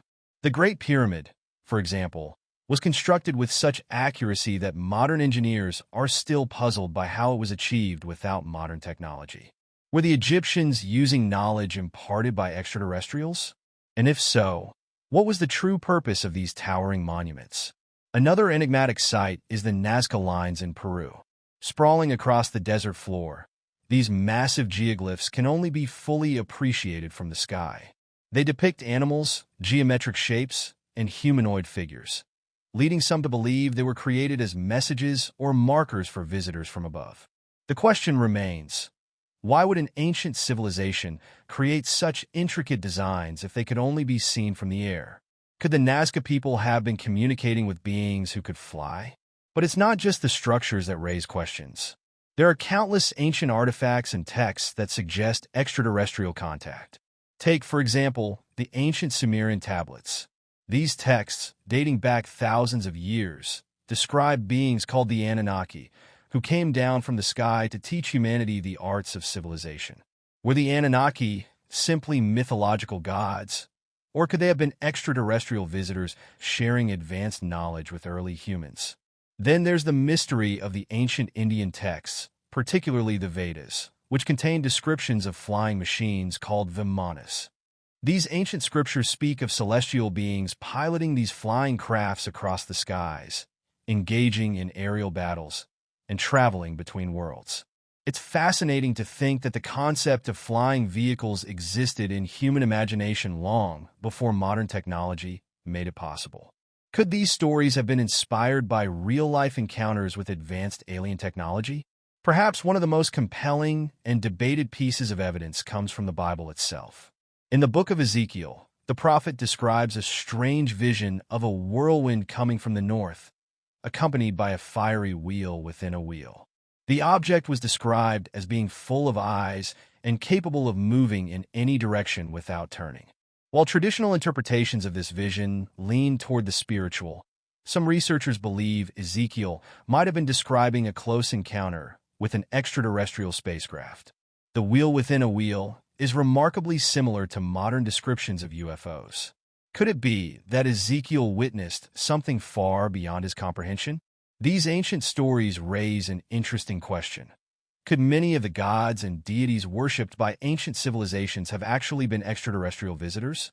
Throughout history, there are countless examples of gods descending from the heavens to interact with humans. From the Greek gods on Mount Olympus to the divine rulers of ancient Egypt, these beings were often depicted as possessing incredible power and advanced knowledge. But what if these gods weren't supernatural beings at all? What if they were visitors from another planet, mistaken by early humans for deities?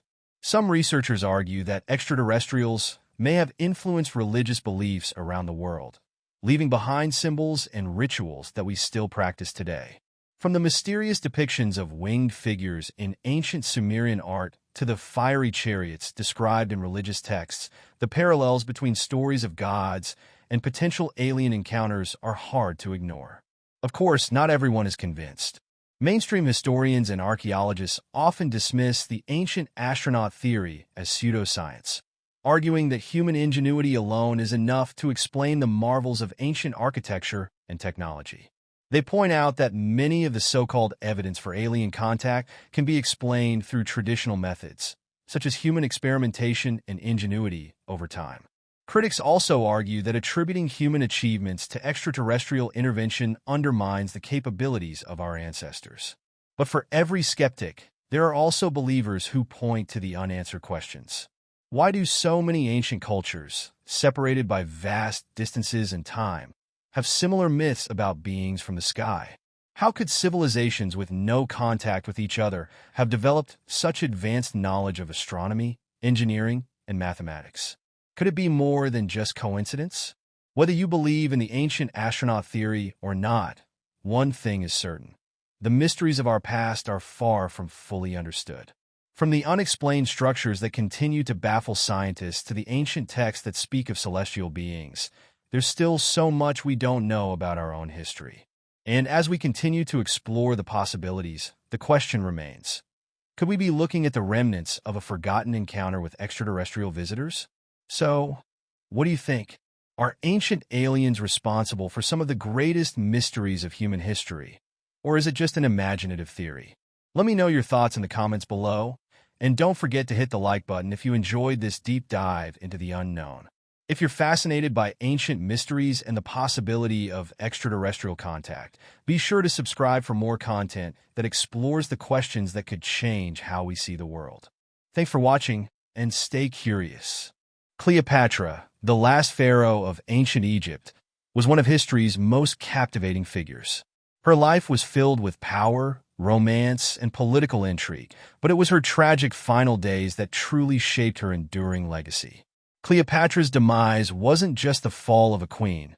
It marked the end of an era.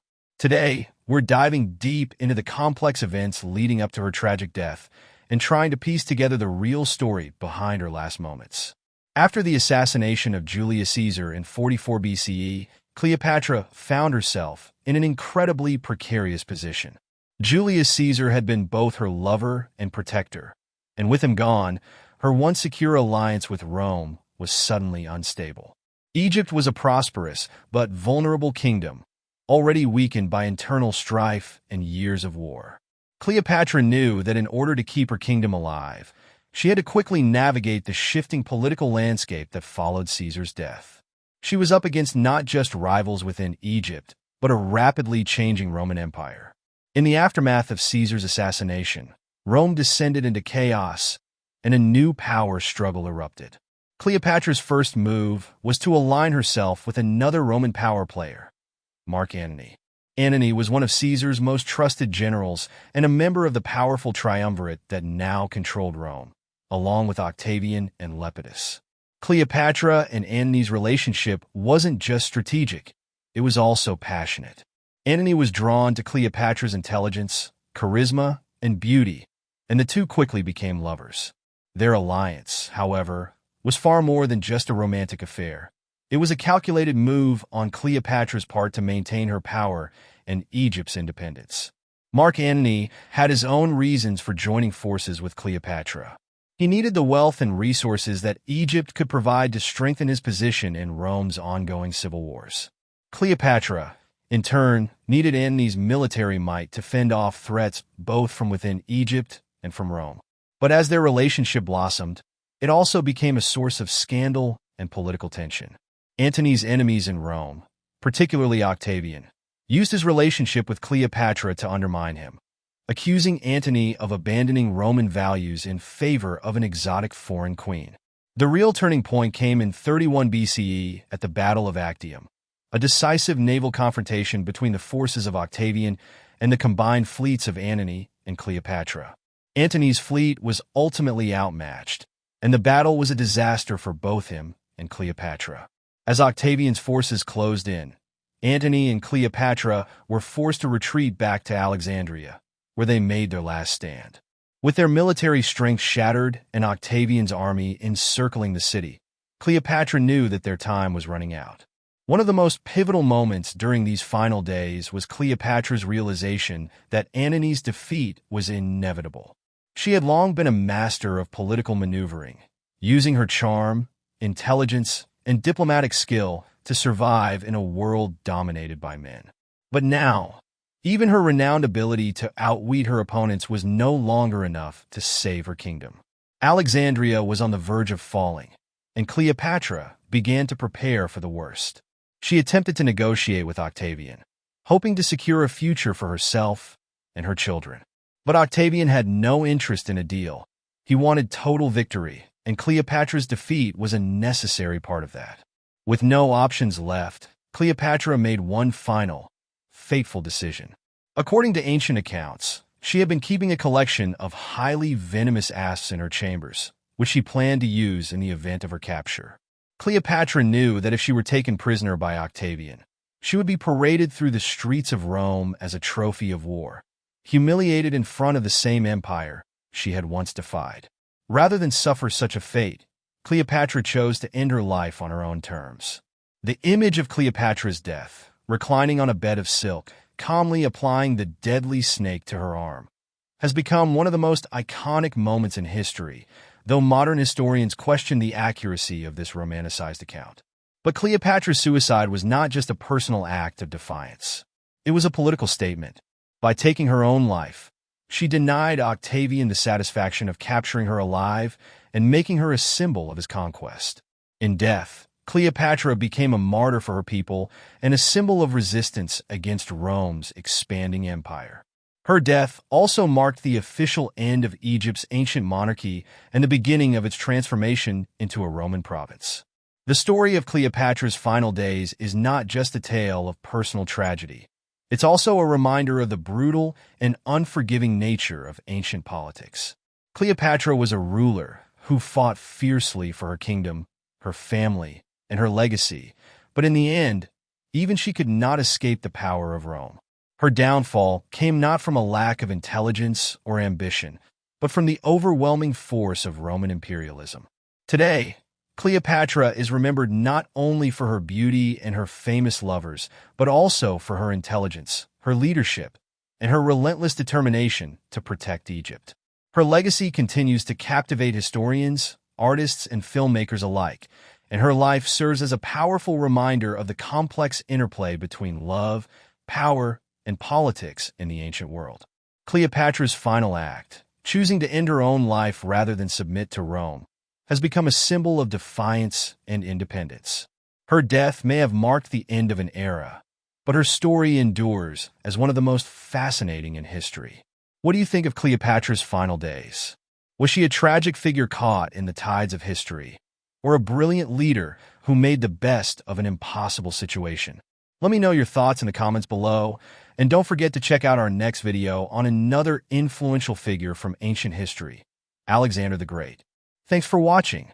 Join me as we delve into the incredible journey of Alexander the Great, one of history's most legendary conquerors. From the moment he ascended the throne of Macedonia in 336 BC at just 20 years old, Alexander faced overwhelming challenges. Yet he forged an empire that stretched from Greece to Egypt and deep into Asia. Alexander's path to greatness was not without obstacles. Upon taking the throne after his father Philip II's assassination, Alexander had to secure his rule over a kingdom that was constantly threatened by internal and external forces.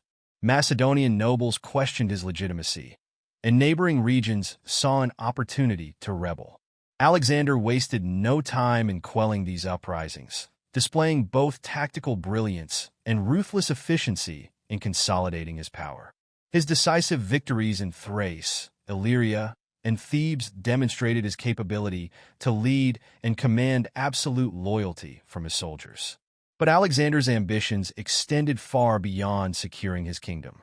Inspired by his tutor Aristotle and driven by an insatiable desire for conquest, he set his sights on the Persian Empire, the most powerful kingdom in the known world.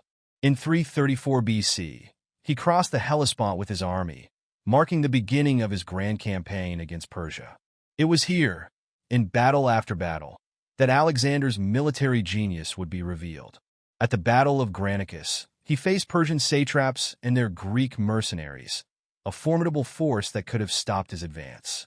But Alexander led his cavalry with unmatched ferocity, charging directly into the heart of the enemy lines. This bold move not only secured victory, but also set the tone for the rest of his campaign. Fearless, relentless, and strategically brilliant, Alexander's next great challenge came at the Battle of Issus in 333 BC, where he faced the Persian king Darius III for the first time. Despite being outnumbered, Alexander's tactical prowess turned the tide of the battle. Using the terrain to his advantage, he launched a surprise attack on Darius's forces, causing chaos and panic among the Persian ranks. Darius fled the battlefield, leaving behind his family and treasures, a testament to Alexander's dominance and his ability to outthink even the most powerful adversaries. However, Alexander's most defining victory came at the Battle of Gaugamela in 331 BC. Here, once again vastly outnumbered by Darius's forces, Alexander employed his famous hammer and anvil tactic. He drew the Persians out of position with his cavalry, creating a gap in their lines, and then delivered a crushing blow with his infantry. This battle marked the final defeat of Darius III, and with it, Alexander claimed the title of King of Persia. But military conquest was only part of Alexander's vision. He sought to unite the many cultures within his vast empire. In Egypt, he was declared a pharaoh and founded the city of Alexandria, which would become a center of learning and culture. He adopted elements of Persian dress and customs, encouraged marriages between his soldiers and local women, and promoted the idea of a blended Greco-Persian ruling class. His aim was not just to conquer, but to create a unified empire where Greek and Eastern cultures could coexist. Throughout his campaign, Alexander faced not only external enemies, but also internal strife. His men, weary from years of marching and fighting, grew restless. In 326 BC, after reaching the banks of the Hyphasis River in India, his army refused to march further, exhausted and longing for home. Though Alexander longed to push on to the ends of the known world, he understood the necessity of maintaining the loyalty of his troops. He reluctantly agreed to turn back, showing that even the greatest of conquerors must at times yield to the needs of those they lead. Alexander's adaptability was also evident in his ability to adjust his strategies as he ventured into unfamiliar territories. In India, he faced King Porus at the Battle of the Hydaspes, where the Indian forces brought war elephants into the fray. This was a new and terrifying challenge, but Alexander, as always, adapted. He outmaneuvered Porus by crossing the river at night and launching a surprise attack, ultimately securing victory and earning the respect of his opponent. Perhaps the most symbolic moment of Alexander's life was his decision to burn his ships after crossing into Persia, removing any possibility of retreat. This decisive act demonstrated his absolute commitment to his mission. For Alexander, failure was not an option. His relentless pursuit of victory, combined with his boldness and strategic brilliance, ensured that he would be remembered as one of history's greatest military leaders. Despite his many triumphs, Alexander's life was tragically cut short. In 323 BC, at the age of just 32, he fell ill and died in Babylon. His empire, which he had worked so hard to build, fragmented soon after his death, divided among his generals. Yet his legacy endured. Alexander's conquests spread Greek culture throughout the known world, laying the foundation for the Hellenistic period, an era that saw unprecedented cultural exchange and intellectual advancement. Alexander the Great remains a symbol of ambition, courage, and leadership. His journey from a young king of Macedonia to the ruler of the largest empire the world had ever seen is a testament to his unparalleled vision and determination. He was a man who, despite the odds, dared to dream of a united world, and for a brief moment in history, he achieved it. In conclusion, Alexander's journey was one of unparalleled conquest, driven by ambition, genius, and a desire to leave a lasting legacy. Though his empire did not last, his impact on history is undeniable. Alexander the Great will forever be remembered as a conqueror who reshaped the world in his image. If you're fascinated by more legendary figures and their extraordinary stories, don't forget to subscribe to our channel for more captivating historical content. In our next video, we'll explore another iconic historical figure or delve into the beauty and significance of the Taj Mahal, as well as fascinating aspects of Indian culture. And here's a fun way to get involved. If you're from the USA, type A in the comments, Europe type B, Asia type C, and other countries type D. Or feel free to type your country's name.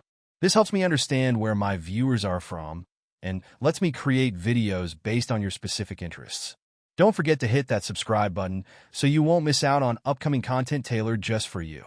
In the annals of history, Baldwin IV, the leper king of Jerusalem, stands as a shining example of determination and courage.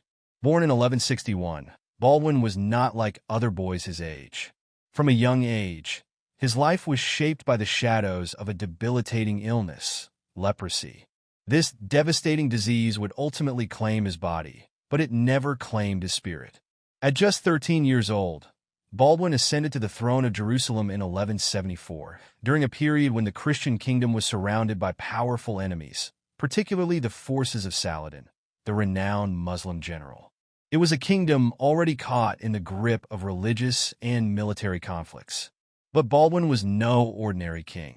Though his body was ravaged by illness, his mind was as sharp as any general, and his heart was filled with an unshakable desire to protect his people. Baldwin's early years were marked by personal tragedy, as leprosy began to manifest more visibly in his body. Leprosy, in medieval times, was often seen as a curse, a disease that isolated its victims from society. But Baldwin would not allow his illness to define him. Instead, he turned to mastering the art of warfare. Under the guidance of knights and seasoned military leaders, Baldwin honed his skills and strategy, learning not only how to fight, but also how to lead men into battle with precision and brilliance. As a ruler, Baldwin faced two seemingly insurmountable challenges: the relentless progression of his illness and the constant threat posed by Muslim forces. The most formidable of these foes was Saladin, who sought to reclaim Jerusalem for Islam. Baldwin knew that, to protect his kingdom, he would need to lead his army into battle himself. No small feat for a king suffering from leprosy. The disease had taken a visible toll on his body, causing his fingers and toes to decay and his face to show signs of the illness. Yet, despite the physical limitations, Baldwin rode into battle, earning the respect of his soldiers and enemies alike. One of Baldwin's most famous military successes came at the Battle of Montcassard in 1177. This was no ordinary battle. It was a fight that would define Baldwin's reign and his legacy. Saladin, confident in his overwhelming numbers, led a large force to attack the kingdom of Jerusalem. Outnumbered and outmatched, Baldwin and his troops faced almost certain defeat. But Baldwin's tactical genius and sheer force will turn the tide of the battle. On that fateful day, Baldwin rode into battle with his arm wrapped in bandages, concealing the marks of his disease. Yet his illness did not dampen his spirit. As he led his forces into the fray, he called upon his soldiers to fight with every ounce of strength they had left. The odds were overwhelmingly against them, but Baldwin knew that victory was possible if his men fought with bravery and unity. With his small army, Baldwin launched a bold and unexpected attack against Saladin's forces. The ferocity of his assault stunned the Muslim army. Despite being heavily outnumbered, Baldwin's troops managed to break through Saladin's lines, forcing the Muslim leader to retreat in disarray. The victory at Montcassard was nothing short of miraculous, a triumph that cemented Baldwin's reputation as a brilliant and courageous king. The Battle of Montcassard was a defining moment in Baldwin's reign, but it was also a temporary reprieve in the larger struggle to defend Jerusalem. As the years passed, Baldwin's leprosy worsened.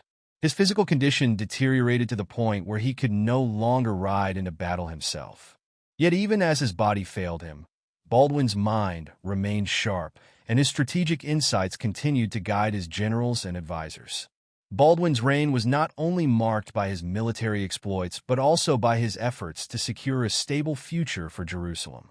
As his illness progressed, Baldwin realized that he needed to plan for the eventual transition of power.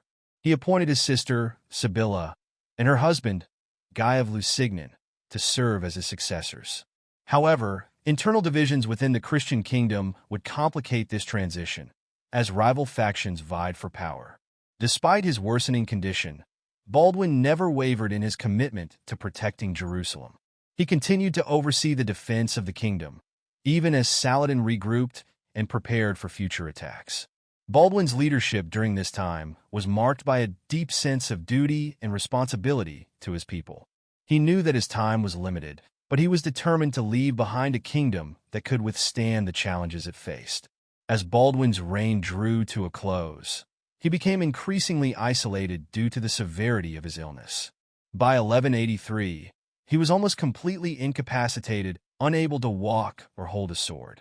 His regency was passed to others, but Baldwin's presence continued to loom large over the kingdom. His people revered him not only for his military successes, but also for his unyielding spirit in the face of overwhelming adversity. Baldwin IV passed away in 1185 at the age of 24, his body finally succumbing to the ravages of leprosy. His death marked the end of an era for the Kingdom of Jerusalem, but his legacy lived on, both in the hearts of his people and in the annals of history. He was remembered not just as a king, but as a warrior who defied the limitations of his illness and inspired loyalty in those who fought by his side. Even his enemies, including Saladin, held Baldwin in high regard. Saladin, who would go on to capture Jerusalem just a few years after Baldwin's death, is said to have respected the leper king for his courage and tenacity. The two men, though adversaries on the battlefield, shared a mutual admiration for each other's leadership and military prowess. Baldwin IV's story is one of perseverance, courage, and the indomitable human spirit. Despite facing unimaginable challenges, he led his kingdom through one of its most tumultuous periods. His reign was short, but it left a lasting impact on the history of Jerusalem and the Crusader states. Baldwin IV's life reminds us that true strength is not measured by physical abilities, but by the resolve to fight for what is right, no matter the odds. If you were inspired by the incredible story of Baldwin IV, don't forget to check out our other videos on legendary historical figures and epic battles. Be sure to like, subscribe, and share your thoughts in the comments below. What other historical stories would you like us to explore? Did you know that over 3,000 euros are tossed into the Trevi Fountain every day? This iconic landmark in Rome has captivated millions of visitors for centuries, not just for its stunning beauty, but for the legends and stories surrounding it. The Fontana di Trevi stands as one of the greatest monuments of Baroque architecture, but there's so much more beneath its surface. Today, we're going to dive deep into the mysteries of the Trevi Fountain, uncovering its fascinating history, the legends attached to it, and the modern challenges it faces as a global tourist destination. Join me as we explore this Roman masterpiece. The Trevi Fountain is not just a beautiful structure. It's one of the most important symbols of Rome, embodying the city's artistic grandeur, rich history, and the allure of ancient traditions. It's no surprise that this fountain has become one of the most visited attractions in the world. Yet, behind the mesmerizing beauty of the flowing water and intricate statues, there lies a deeper history. The fountain, as we know it today, was designed by architect Nicola Salvi in the 18th century, but its origins stretch back much further. In fact, its roots date back to ancient Roman times. The fountain is located at the junction of three roads, which is where it gets its name Trevi from, meaning three streets in Italian. However, it also marks the endpoint of an ancient Roman aqueduct, the Aqua Virgo, which was built in 19 BC by Marcus Agrippa to supply fresh water to the city of Rome. The aqueduct, one of Rome's longest-lasting engineering feats, still functions today and feeds the water into the fountain. Let's talk about the design and symbolism of the fountain itself. Dominating the Trevi fountain is the statue of Oceanus, the god of the sea, standing in the center of a triumphal arch. He is surrounded by allegorical figures representing abundance and health. Oceanus rides a shell chariot pulled by two sea horses, each guided by a triton. The two horses symbolize contrasting moods of the sea. One is calm, while the other is wild and untamable, representing the unpredictable nature of the ocean. The entire ensemble creates a powerful depiction of man's connection with water, a resource that was crucial to Rome's rise as a city. Salvi's design was completed by another artist, Giuseppe Panini, after Salvi's death, but the original vision remains intact. Every element in the fountain carries symbolic meaning, linking it not only to Rome's maritime power, but also to the importance of water in ancient Roman culture. But the Fontana di Trevi is not just admired for its beauty. There are many legends and traditions that have become part of its mystique.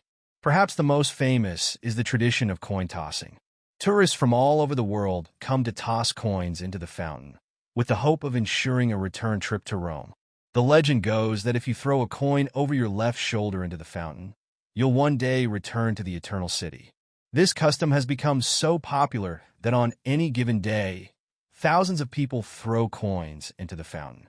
But where does all that money go? Each night, city workers scoop out the coins, and the collected money, totaling over 1.5 million euros a year, is donated to Caritas, a Catholic charity that supports Rome's homeless and underprivileged communities. It's amazing to think that a simple act of tossing a coin can lead to such a positive impact on the lives of those in need. Of course, with the popularity of the fountain comes challenges. Millions of visitors each year pose significant risks to the fountain's long-term preservation.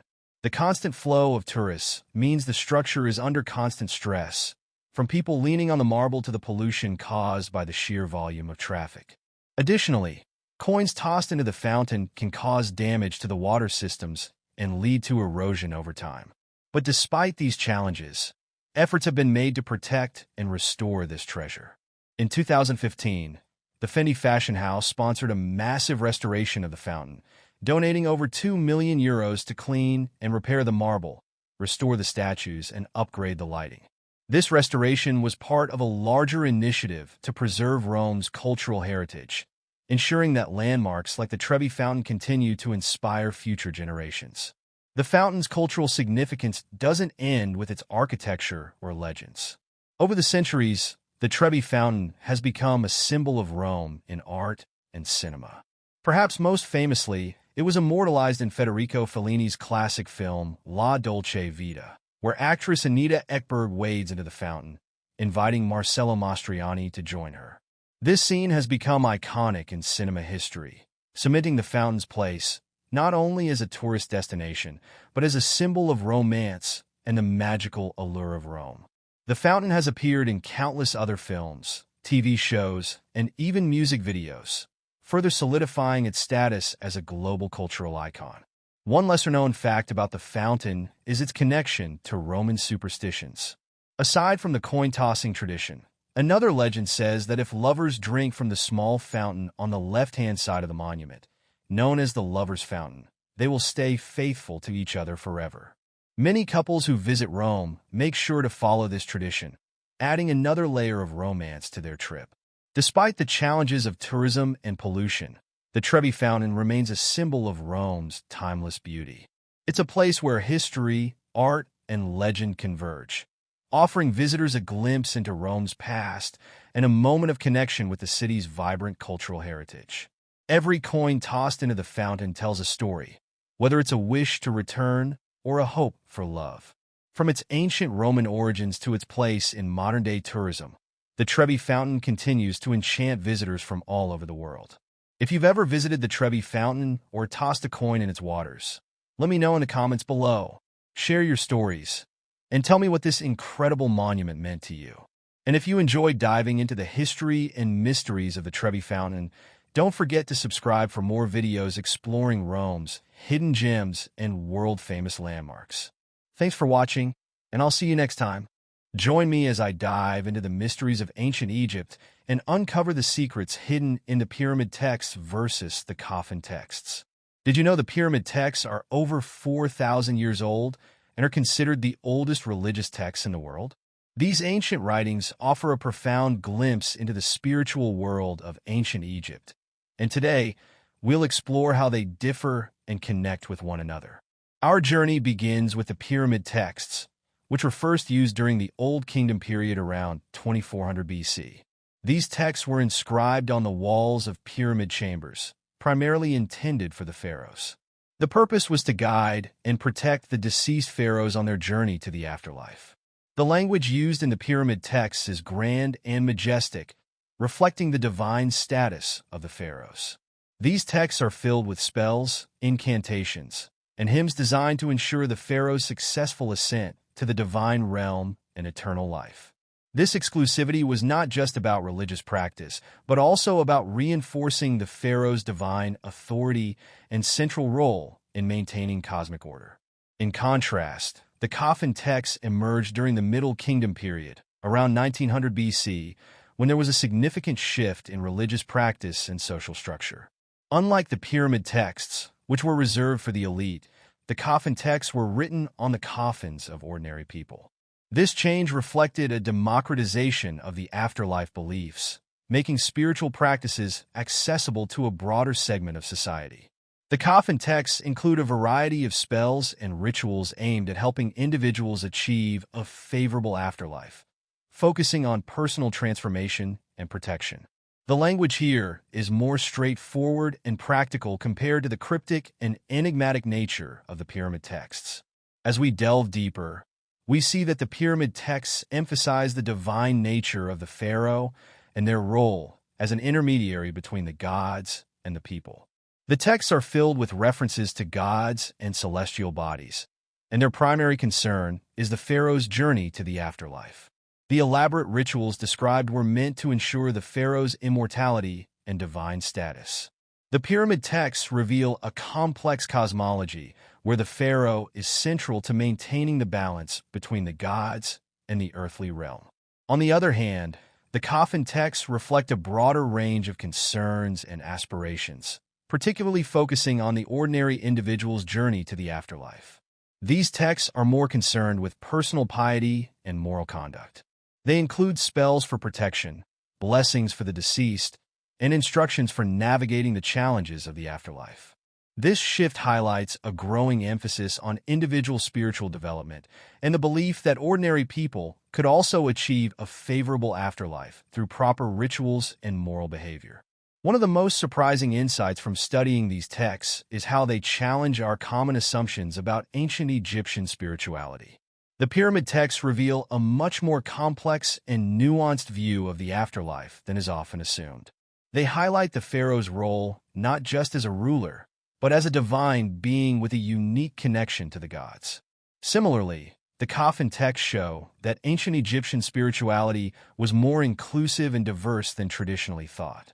Ordinary people were not merely passive recipients of religious teachings, but active participants in their spiritual journeys. By examining these texts, we gain a deeper understanding of the evolving nature of ancient Egyptian religion and how it reflected broader changes in society. The pyramid texts and coffin texts offer valuable insights into the spiritual lives of ancient Egyptians, revealing a rich and multifaceted worldview. In summary, the pyramid texts and coffin texts provide a fascinating glimpse into the religious practices of ancient Egypt. The pyramid texts underscore the divine status of the pharaoh and their role in the afterlife, while the coffin texts reflect a more personal and accessible approach to spiritual practice. Together, they reveal a complex and evolving landscape of ancient Egyptian spirituality that challenges and enriches our understanding of their culture. Thanks for joining me on this journey into the secrets of ancient Egypt. If you have any thoughts or insights, please leave them in the comments below, and be sure to check out my other videos on ancient Egyptian history for more intriguing content. Have you ever wondered how the ancient Egyptians managed to build the Great Pyramids, those towering monuments that have stood for millennia, defying the passage of time? The construction of the pyramids, particularly the Great Pyramid of Giza, is one of history's greatest mysteries, combining feats of engineering, organizational prowess, and sheer manpower. Let's dive into the fascinating process that made these structures possible. Imagine the hot Egyptian sun beating down on thousands of workers who toiled day after day, year after year, to move and place the massive stone blocks that make up these pyramids. Each block weighed between 2.5 and 15 tons, and yet they were somehow transported from quarries, some located miles away, to the construction site. The logistics alone were staggering, requiring a well-coordinated effort of labor, resources, and time. The ancient Egyptians likely used a combination of ramps, levers, and manpower to lift these heavy stones into place. The most widely accepted theory suggests that a straight or circular ramp was built around the pyramid's core, and as the pyramid grew taller, so did the ramp. Workers would drag the stones up these ramps, possibly aided by lubricated surfaces or rolling logs to reduce friction. But even with these methods, the precision with which these stones were placed is astonishing. The Great Pyramid, for example, is aligned with incredible accuracy to the cardinal points of the compass, a testament to the advanced knowledge of geometry and astronomy possessed by the ancient Egyptians. Beyond the physical construction, the organization of labor was a monumental task. Contrary to popular belief, the workers were not slaves but skilled laborers who were well-fed and housed in nearby workers' villages. They worked in shifts, with each crew responsible for a specific task, from quarrying the stones to transporting them and setting them in place. The workforce was divided into teams, each led by a foreman, ensuring that the construction process was as efficient as possible. One of the most intriguing aspects of pyramid construction is the mystery surrounding the tools and techniques used. Despite extensive archaeological research, we still don't have a complete understanding of how the ancient Egyptians achieved such precision with the tools available at the time. Copper chisels, wooden mallets, and stone tools were the primary instruments. Yet the precision of the cuts and the fit of the stones remain a marvel to modern engineers. The construction of the pyramids wasn't just about building a monument. It was also a display of the pharaoh's power and a testament to the advanced capabilities of the Egyptian civilization. The Great Pyramid of Giza, for example, was built for Pharaoh Khufu and served as his tomb, designed to ensure his safe passage to the afterlife. The sheer scale of the pyramid, with its original height of 146.6 meters, 481 feet, was meant to demonstrate the divine status of the pharaoh and his connection to the gods. Even today, the pyramids continue to inspire awe and curiosity. How did a civilization without modern machinery achieve such feats? What secrets do the pyramids still hold within their ancient walls? As we uncover more about these magnificent structures, we are reminded of the ingenuity and determination of the people who built them, leaving behind a legacy that has stood the test of time. So, the next time you look at the Great Pyramid, remember that you are gazing at one of humanity's greatest achievements, a symbol of a civilization that mastered the art of building on a scale that still amazes us today.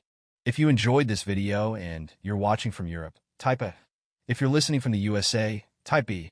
If you're tuning in from Asia, type C. And if you're watching from another country, type D. We'd love to know where you're from.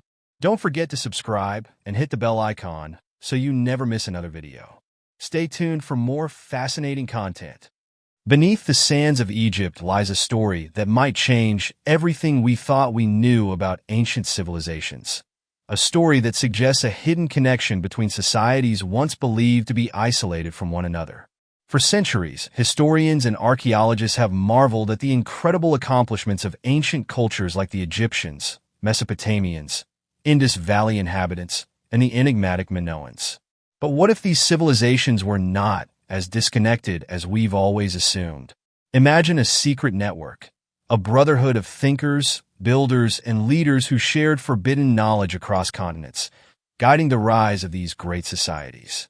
The evidence, however, has long been elusive, buried beneath layers of sand, stone, and time. How do we trace connections between cultures separated by vast distances, with different languages, religions, and customs? The clues are scattered and often hidden, but recent discoveries have begun to reveal the startling truth. Deep in the Egyptian desert, archaeologists have unearthed an artifact unlike any other, a relic bearing symbols not just from Egypt, but also from Mesopotamia, the Indus Valley, and even distant Minoan Crete. These symbols tell a tale of secret meetings held in the shadows, where the leaders of these civilizations exchanged knowledge, philosophies, and technologies. It's as if they were united by a common purpose, bound by an oath to preserve and protect the most sacred knowledge of the ancient world. Could the pyramids of Egypt, the ziggurats of Mesopotamia, and the forgotten cities of the Indus Valley be part of a grand, interconnected blueprint? The idea may seem far-fetched, but the evidence is compelling. Scholars have long noted the similarities in architectural styles, mathematical systems, and even spiritual beliefs among these ancient cultures. Some experts believe that these similarities are not mere coincidence, but rather the result of a coordinated effort by an elite group, an ancient secret society that transcended borders and influenced the course of human history. The recent discovery of a hidden chamber beneath the sands of Egypt has added even more weight to this theory. Inside this chamber, archaeologists found relics not only of Egyptian origin, but also from distant lands, artifacts that should not have been there. Symbols from across the ancient world are intertwined on the walls of this chamber, suggesting a deep and mysterious connection between these societies. This breakthrough could change everything we thought we knew about the ancient world, revealing that the story of one civilization is, in fact, the story of them all. As we piece together these ancient secrets, one thing is clear. The mystery of this lost civilization is as deep as the Nile itself, and the search for answers is far from over.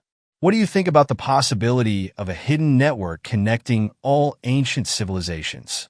Could it be that a secret society guided the rise of these great cultures, ensuring that their knowledge was shared and preserved for future generations? Share your thoughts in the comments, and don't forget to check out our other videos on ancient secrets, hidden societies, and the mysteries that continue to shape our understanding of the past. Join me as I dive into the mysteries of the Library of Alexandria and challenge myself to uncover the lost secrets of one of history's greatest knowledge losses. The Library of Alexandria was one of the greatest libraries of the ancient world, a beacon of knowledge and culture that stood tall for centuries. It was a place where scholars and philosophers would come to learn, to share ideas, and to advance human understanding. The destruction of the Library of Alexandria is still shrouded in mystery, and it's a loss that's still felt today. We're talking about a repository of knowledge that was arguably the largest and most significant of its time, containing works on mathematics, astronomy, medicine, and so much more. The impact of its loss is immeasurable, and it's a tragedy that's still difficult to comprehend. One of the most fascinating aspects of the library's destruction is the number of theories that have been put forward over the years. Some say it was destroyed during the reign of Ptolemy III, while others claim it was burned to the ground by Julius Caesar's soldiers. There are even those who believe that it was simply a victim of neglect, left to decay over time. Whatever the reason, the fact remains that the Library of Alexandria is gone, and with it, a huge chunk of human knowledge and understanding. The loss of the library has had a profound impact on our understanding of history. Imagine being able to read the works of ancient Greek philosophers like Aristotle and Plato in their original form, or having access to the collective knowledge of the ancient Egyptians. It's a staggering thought, and one that's almost too painful to contemplate. Take, for example, the works of the ancient Greek mathematician Euclid. His book, Elements, is still considered one of the most influential works in the history of mathematics, and yet, we only have fragments of the original text. What other secrets might it have held? What other insights into the nature of the universe might we have gained, if only the library had survived? One of the most fascinating stories surrounding the library's destruction is that of the Greek astronomer, Hipparchus. He's considered one of the greatest astronomers of ancient Greece, and yet, virtually all of his works are lost to us. Imagine being able to read his observations on the stars and the movements of the planets, to gain a deeper understanding of the universe and our place within it. As we delve deeper into the mysteries of the Library of Alexandria, we're forced to confront the fragility of human knowledge.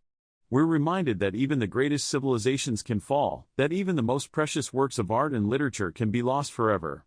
It's a sobering thought, and one that should give us pause. The loss of the Library of Alexandria is a tragedy, but it's also a reminder of the importance of preserving our collective knowledge and culture. We owe it to ourselves, to our ancestors, and to future generations to safeguard our most precious treasures, to ensure that they're protected and preserved for years to come. What do you think was the most significant loss from the Library of Alexandria? Let me know in the comments below, and don't forget to subscribe for more historical insights and explorations into the unknown. Did you know that the Vatican is home to some of the most haunted objects in the world?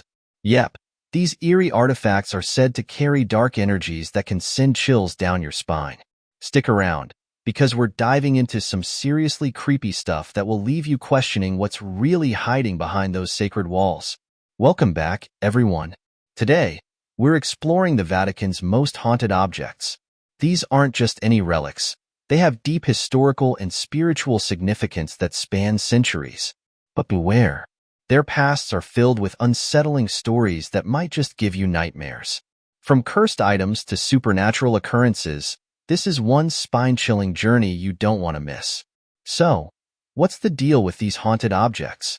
Well, many of them come with legends that suggest they're cursed or harbor malevolent spirits. Take, for instance, the infamous cursed statue of St. Peter. It's said that anyone who touches it is haunted by bad luck or strange occurrences. And then there's the story of the Vatican's relics of saints, some of which have been reported to move on their own or emit eerie noises at night. These tales have circulated for generations, leading people to believe that these sacred items are not just remnants of history, but vessels of dark energy.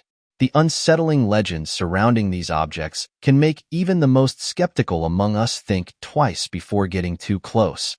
Now, let's take a closer look at a few of these notorious haunted objects.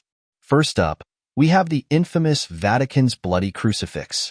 This crucifix is said to be stained with the blood of martyrs, and witnesses have reported seeing apparitions of those martyrs during midnight vigils. Then, there's the Pope's ring, a piece of jewelry that carries the weight of history. People claim that it can bring about a sense of dread and unease, especially when it's worn by someone not worthy. And how could we forget the cursed chalice? Used during Mass, it's believed to bring misfortune to anyone who drinks from it. Stories tell of priests who have collapsed or experienced terrifying visions after using it. Each of these objects has its own story, weaving a tapestry of fear and intrigue that leaves us questioning what really lurks behind their seemingly sacred facades. But the most terrifying of them all? The Vatican's Weeping Madonna.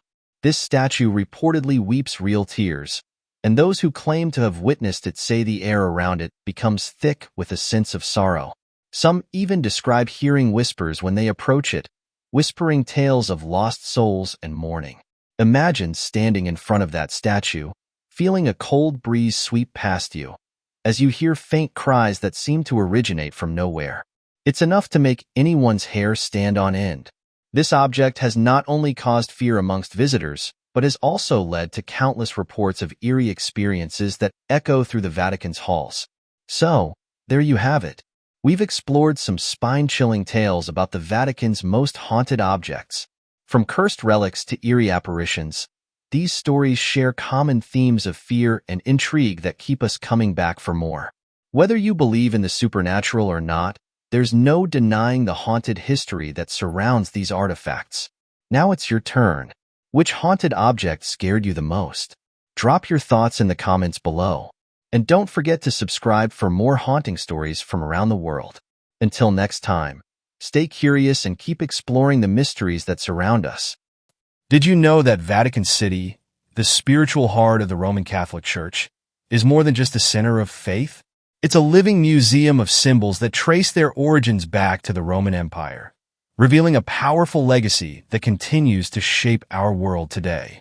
In this video, we'll take a deep dive into the fascinating connections between the Roman Empire and Vatican City, uncovering how this small, independent state has meticulously preserved ancient symbols and traditions that reflect Rome's enduring influence on religion, art, and architecture.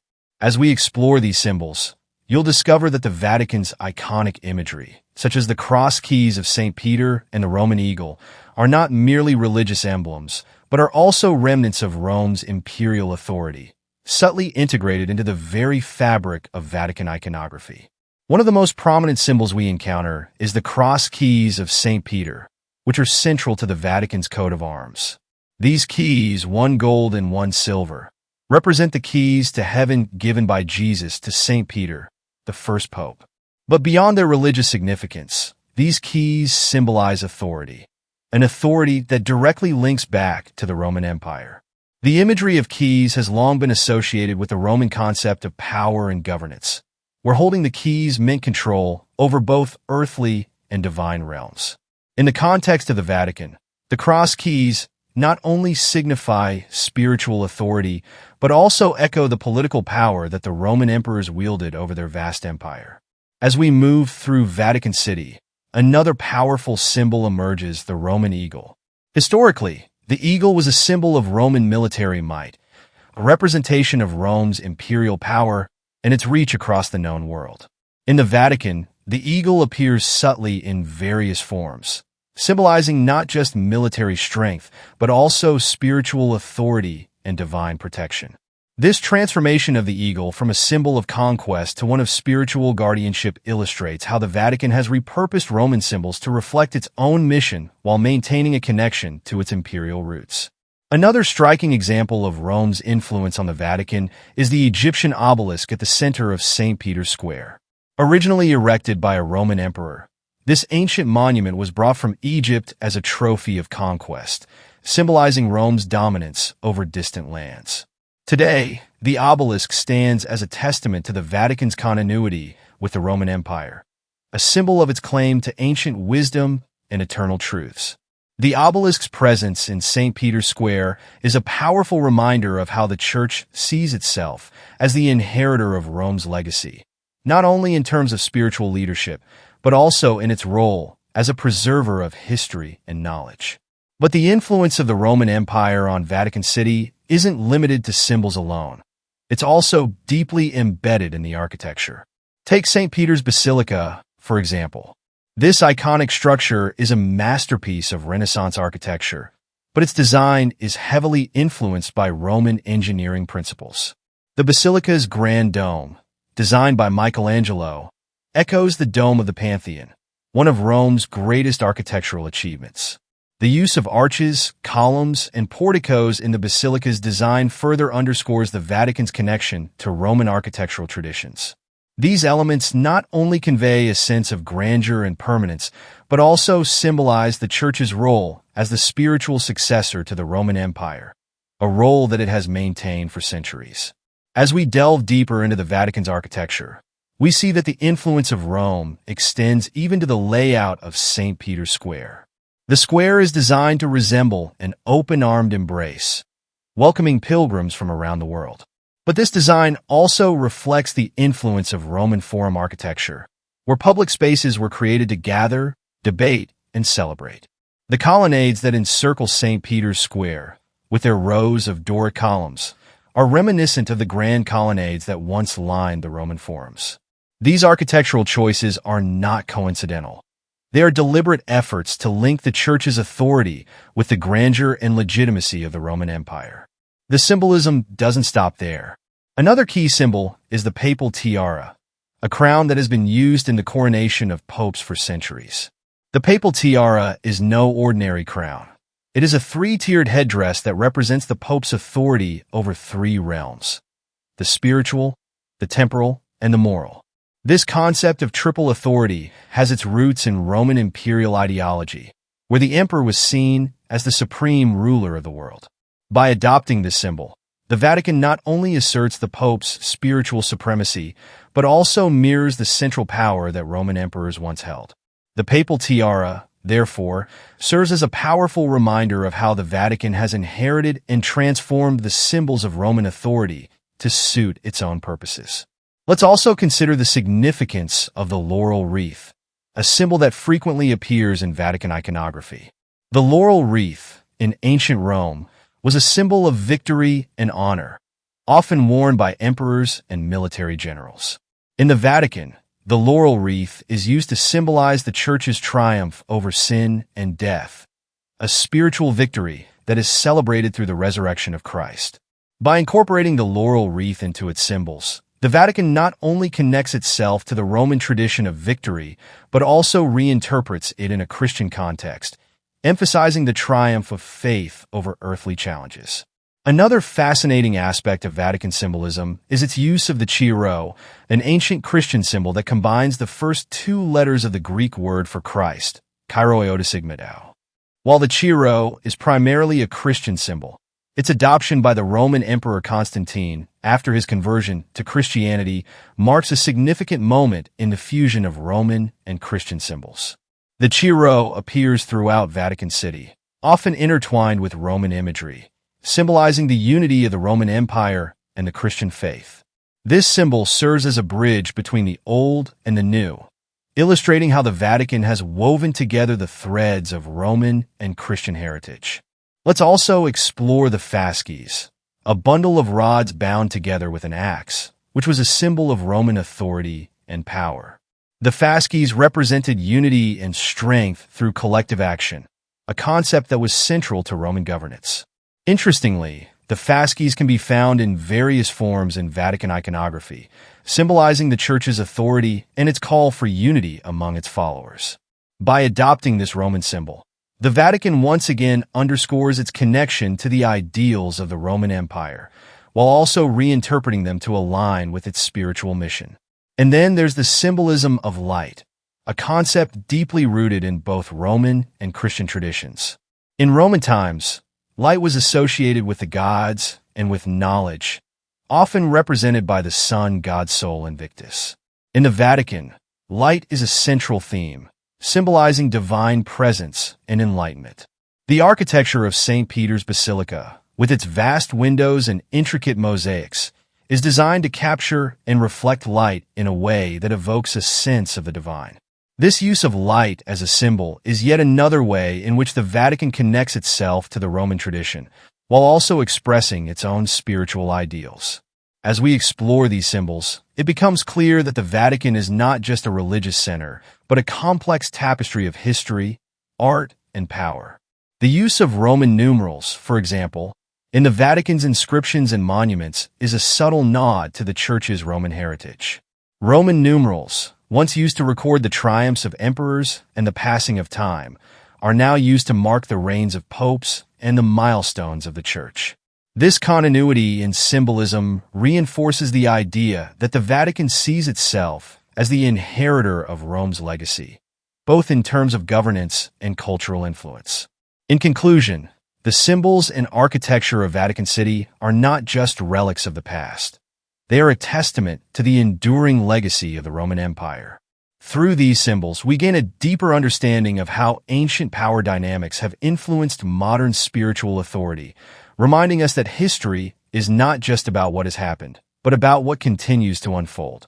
From the cross keys of St. Peter to the grand architecture of St. Peter's Basilica, the Vatican is a living bridge between the old Roman world and the modern spiritual authority of the Church. If you found these insights intriguing, be sure to share your thoughts in the comments below. And don't forget to check out my other videos for more fascinating explorations of history's hidden secrets, where we uncover the mysteries and stories that have shaped our world. Did you know that some of the oldest known handbags date back to ancient Sumer? But are these artifacts just stylish accessories, or could they be evidence of advanced technology, maybe even alien tech? Let's dive into this fascinating mystery.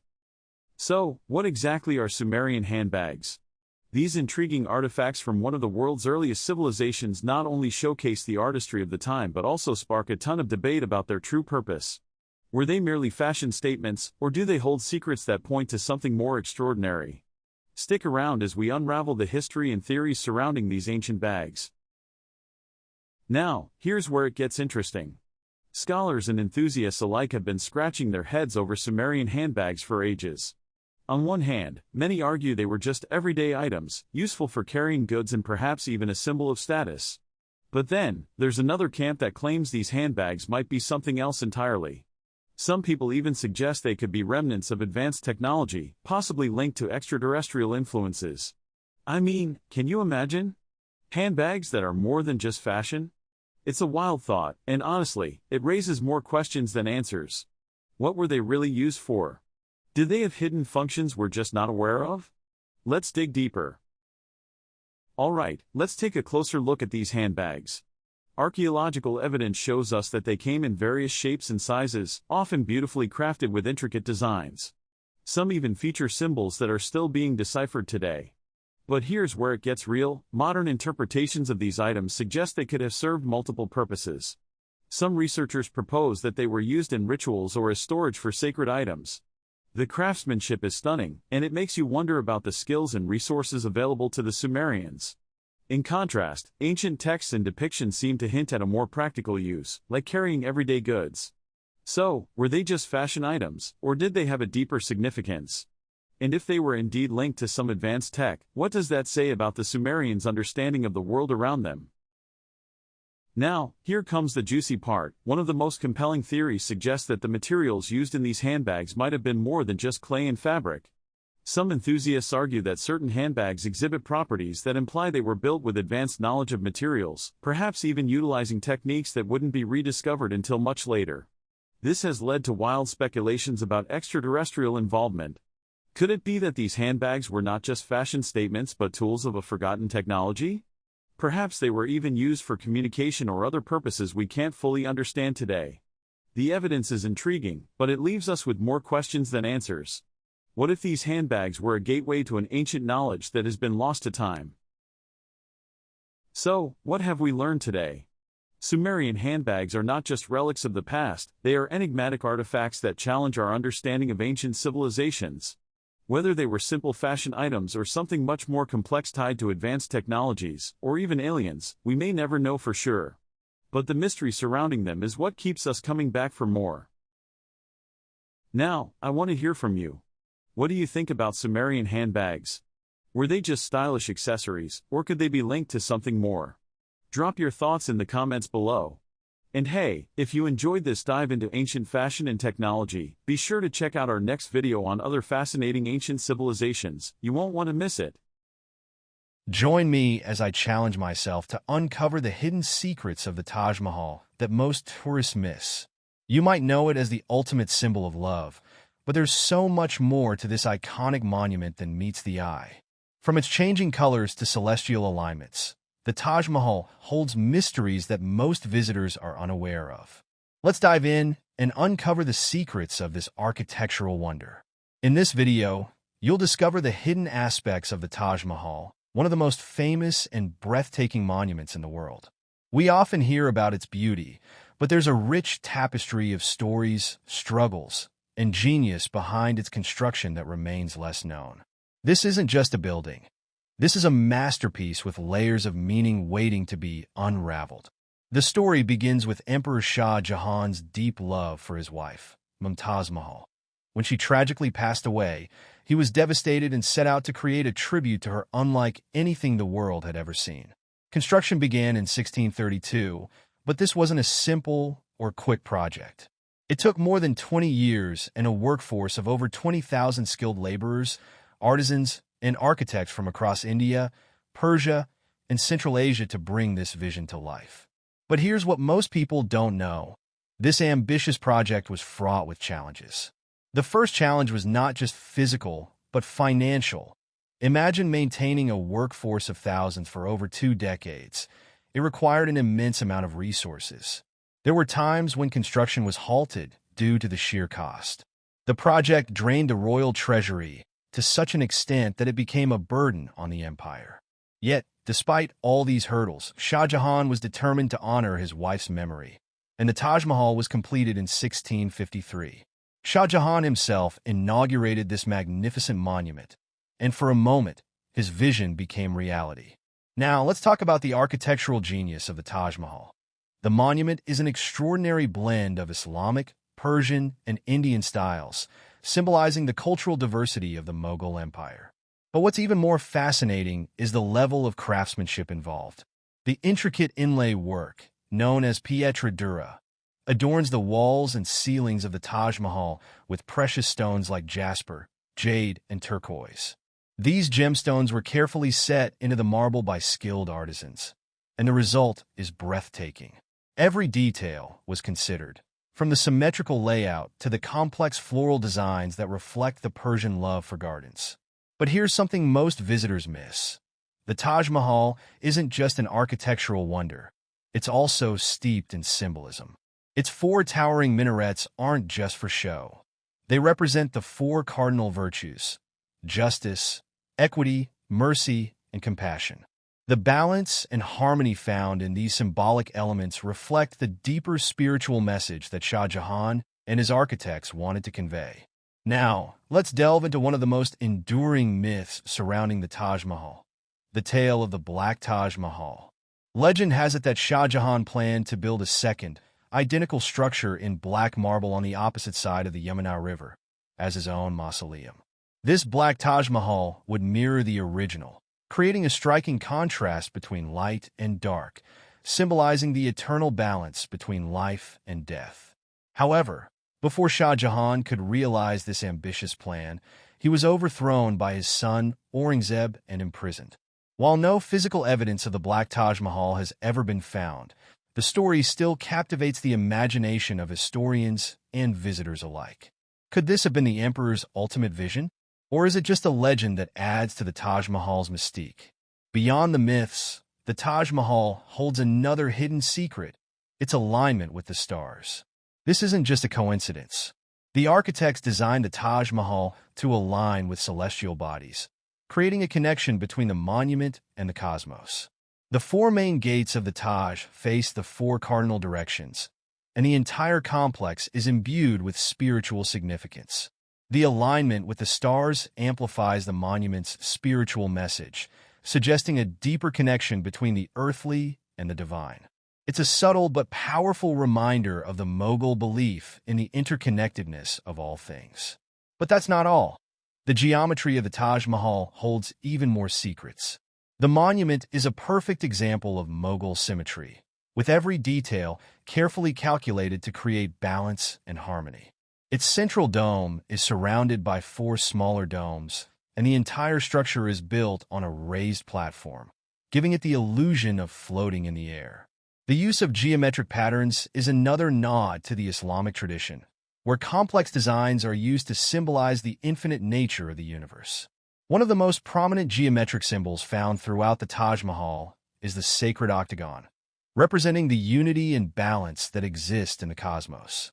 It's a stunning reminder of the Mughal Empire's appreciation for both the physical and spiritual worlds. And here's something even more intriguing. Did you know the Taj Mahal changes color throughout the day? This is one of the most captivating features of the monument. In the early morning, the white marble glows with a soft pink hue as the sun rises. By midday, it shines in brilliant white under the blazing sun. And as the sun sets, the Taj Mahal takes on a golden glow. Under the light of the full moon, it appears almost ethereal, as if bathed in a silvery blue light. This changing palette is no accident. It was designed to reflect the moods of the day and the changing phases of life. The Taj Mahal, in this sense, becomes a living monument, changing with time just as we do. The Taj Mahal is not just a tomb. It's a timeless masterpiece filled with hidden meanings, celestial alignments, and breathtaking design. From its intricate craftsmanship to its symbolism of life and death, it's a structure that continues to captivate the world. The myths, the mysteries, and the genius behind its construction make the Taj Mahal a monument that goes beyond being a mere tourist attraction. It's a work of art that speaks to the heart and soul. If you've enjoyed uncovering these secrets, make sure to check out our other videos on historical wonders. What was your favorite fact about the Taj Mahal? Let us know in the comments below. Don't forget to like, subscribe, and hit the bell icon so you never miss an exploration of the world's most incredible places. Have you ever wondered what happened after one of the world's most famous monuments, the Taj Mahal, was completed? Built as a symbol of eternal love, the story of the Taj Mahal didn't end when the last stone was placed. Myths, political intrigue, and the fate of the artisans who built this architectural wonder remain shrouded in mystery. Today, we're diving deep into what happened after the Taj Mahal was built and the incredible events that unfolded afterward. Stick around, and let's uncover the secrets behind one of history's most iconic structures. The Taj Mahal, located in Agra, India, was commissioned by the Mughal Emperor Shah Jahan in memory of his beloved wife, Mumtaz Mahal. Constructed between 1632 and 1653, the Taj Mahal is a masterpiece of Mughal architecture, blending elements of Persian, Islamic, and Indian styles. Over 20,000 workers, including artisans from across the empire and beyond, contributed to its construction, creating a monument that has stood the test of time. But the Taj Mahal's completion was far from the end of the story. The years that followed were filled with myths, political shifts, and lasting impacts on architecture and culture. So, what really happened after the Taj Mahal was built? One of the most enduring legends about the Taj Mahal is the gruesome story that Shah Jahan ordered the hands of the artisans who built it to be cut off, ensuring they could never replicate such a masterpiece. It's a tale often repeated but widely debunked by historians. There's no solid evidence to suggest this actually happened, and it's more likely a myth born from the monument's unmatched beauty and the idea that nothing should ever surpass it. The reality is much less dramatic. The skilled artisans who worked on the Taj Mahal were highly valued, and many went on to contribute to other significant Mughal projects across the empire. So, what became of these master craftsmen?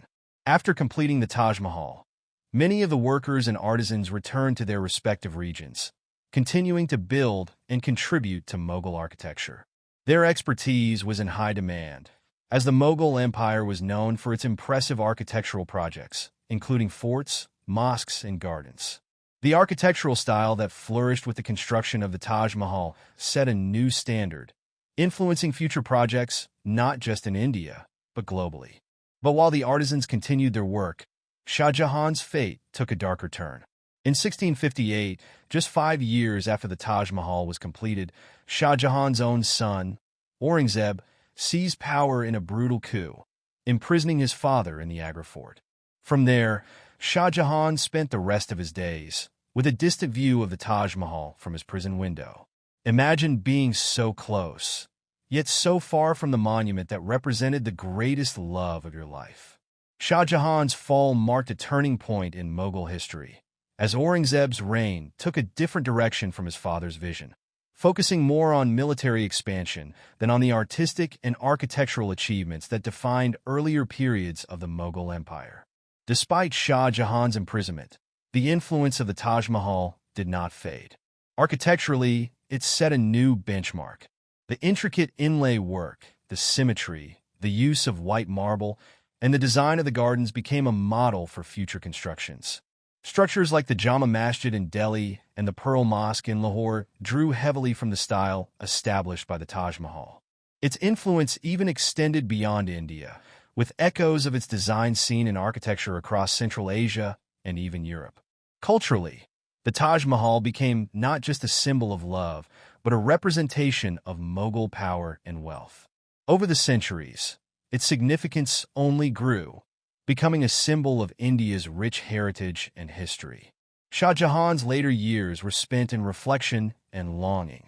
After Aurangzeb's coup, the once mighty emperor lived out his final days in Agra Fort, gazing at the Taj Mahal from his cell, the very monument he built as a tribute to his love. When Shah Jahan passed away in 1666, he was laid to rest next to Mumtaz Mahal inside the Taj Mahal, marking the completion of the story of love and legacy that the monument represents. But while Shah Jahan's story came to an end, the Taj Mahal itself continued to grow in significance and become an enduring symbol of eternal love. After Shah Jahan's death, the Taj Mahal faced periods of neglect, especially during the British colonial period when parts of the complex were damaged or looted. It wasn't until the 19th century that serious efforts were made to restore the Taj Mahal to its former glory. The British, recognizing its cultural value, undertook extensive restoration projects. In 1983, the Taj Mahal was declared a UNESCO World Heritage Site, securing its place as one of the most iconic structures in the world. Today, millions of visitors from around the globe come to admire its beauty, cementing its status as a timeless masterpiece. The story of the Taj Mahal didn't end when its construction was complete. From the fates of the artisans and the fall of Shah Jahan to the monument's impact on architecture and culture, the Taj Mahal's legacy has only grown over the centuries. It remains a symbol of love, beauty, and history, transcending time and borders. What do you think is the most fascinating part of the Taj Mahal story? Let us know in the comments below. And if you enjoyed this video, make sure to like, share, and subscribe for more deep dives into the mysteries of history and architecture. The Mughal Empire, one of the most powerful and magnificent empires in history. From grand architecture like the Taj Mahal to their vast military conquests, the Mughals ruled over the Indian subcontinent for centuries. But what made them so successful? And how did such a mighty empire eventually crumble? Today, we're diving into the fascinating story of the rise and fall of the Mughal Empire, its power struggles, its achievements, and its enduring legacy in India's history. Our journey begins in 1526, when a warrior from Central Asia named Babur descended upon India, seeking to reclaim his ancestral lands. Babur, a descendant of both Genghis Khan and Tamerlane, brought with him advanced military strategies, artillery, and a vision for conquest. At the Battle of Panipat, Babur's forces crushed the armies of the Delhi Sultanate, and with this victory, the Mughal Empire was born. This marked the beginning of an era of incredible expansion, innovation, and cultural fusion in India. The real golden age of the Mughal Empire came with Akbar the Great, the grandson of Babur. Akbar was not only a skilled military commander, but also a visionary leader who understood that ruling a vast and diverse empire required diplomacy and reform. He is famous for his policies of religious tolerance, which united the various Hindu and Muslim communities under his rule. Akbar expanded the empire to cover almost the entire Indian subcontinent and established a system of governance that allowed the empire to thrive. His court became a hub of art, literature, and culture, influencing every aspect of Indian society. Under the Mughals, India witnessed an explosion of architectural genius. From the Fatehpur Sikri built by Akbar to the Red Fort and Humayun's tomb, the Mughals left behind a legacy of breathtaking structures. But the crowning jewel of Mughal architecture is undoubtedly the Taj Mahal, built by Akbar's grandson, Shah Jahan, as a tribute to his beloved wife, Mumtaz Mahal. This iconic symbol of love stands as a testament to the artistic and cultural achievements of the Mughal Empire. The Taj Mahal's intricate design, the symmetry, the gardens, all are a reflection of Mughal grandeur at its peak. However, like all empires, the Mughal Empire's prosperity wouldn't last forever. After Shah Jahan's reign came the controversial rule of his son, Aurangzeb. Aurangzeb expanded the empire to its greatest territorial extent, but his religious intolerance and overexpansion sowed the seeds of rebellion. Constant wars with the Marathas, Rajputs, and other regional kingdoms drained the empire's resources. Aurangzeb's policies alienated much of the population, and his long reign of over 49 years saw the beginning of the Mughal Empire's decline. After Aurangzeb's death, the Mughal Empire became a shadow of its former self. Internal strife, weak rulers, and constant rebellions weakened the empire from within. The once powerful Mughal army was no longer able to defend the empire from external threats. The arrival of European powers, especially the British East India Company, further destabilized the empire. By the mid-18th century, the Mughal emperors were reduced to figureheads, with real power in the hands of the British. The final blow came in 1857, during the Indian Rebellion. The last Mughal emperor, Bahadur Shah Zafar, was implicated in the uprising against British rule. After the rebellion was crushed, the British exiled Bahadur Shah Zafar, formally ending the Mughal dynasty. The Mughal Empire, once a symbol of India's cultural and political strength, was no more. But its legacy lives on in the palaces, forts, gardens, and monuments that still stand today, and in the rich cultural heritage of India. Even though the Mughal Empire has long fallen, its influence is still felt in India's language, art, architecture, and traditions. The Mughals shaped India's history in a way that few empires have, and their legacy, from the Taj Mahal to their cultural innovations, continues to captivate people around the world. What do you think is the greatest legacy of the Mughal Empire? Let us know in the comments below. Join me as I dive into the wild world of the mythical chimera and see if I can face my fears by exploring this terrifying creature with lion, goat, and snake features. The chimera is a mythical creature like no other, with the head of a lion, the body of a goat, and the tail of a snake. This fearsome beast has been fascinating humans for centuries, but despite its widespread recognition, it's often misunderstood and misrepresented in modern culture. One common misconception about the chimera is that it's just a hodgepodge of random animal parts, but in reality, each part of the creature serves a specific purpose. The lion's head represents courage and strength, the goat's body symbolizes agility and fertility, and the snake's tail embodies cunning and regeneration. Another misconception is that the chimera is purely a fictional construct, but archaeological evidence suggests that it may have been inspired by real-life creatures, such as the discovery of fossils from ancient animals that had similar characteristics to the chimera's different parts. Furthermore, many people assume that the chimera is just a minor mythological figure. But in ancient Greek mythology, it was a powerful and feared creature, capable of breathing fire and terrorizing entire cities. Its image was often used to symbolize the dangers of chaos and the untamed power of nature. One fascinating aspect of the chimera that often gets overlooked is its ability to breathe fire, a trait that sets it apart from many other mythical creatures. The fire-breathing ability symbolizes destruction and transformation, a theme that is common in ancient myths. Some scholars believe that this fiery nature reflects the unpredictable and uncontrollable forces of nature, reminding ancient civilizations of the duality of creation and destruction that exists within the world around them. In ancient texts, the chimera is described as a monstrous creature that was born from the jaws of the underworld, created by the gods to terrorize the mortal world. It was said to roam the countryside, destroying crops and villages, and was eventually slain by the hero Bellerophon, who rode on the back of the winged horse Pegasus. The chimera's image has been depicted in various forms of ancient art, from pottery to sculptures, and its symbolism has been interpreted in many different ways. Some saw it as a representation of the destructive power of nature, while others viewed it as a symbol of the fears and anxieties of the human psyche. Another interesting point is how the chimera has evolved in various mythologies over time. While the original Greek version depicted the chimera as a fearsome beast, later adaptations in other cultures transformed it into a symbol of inner conflict.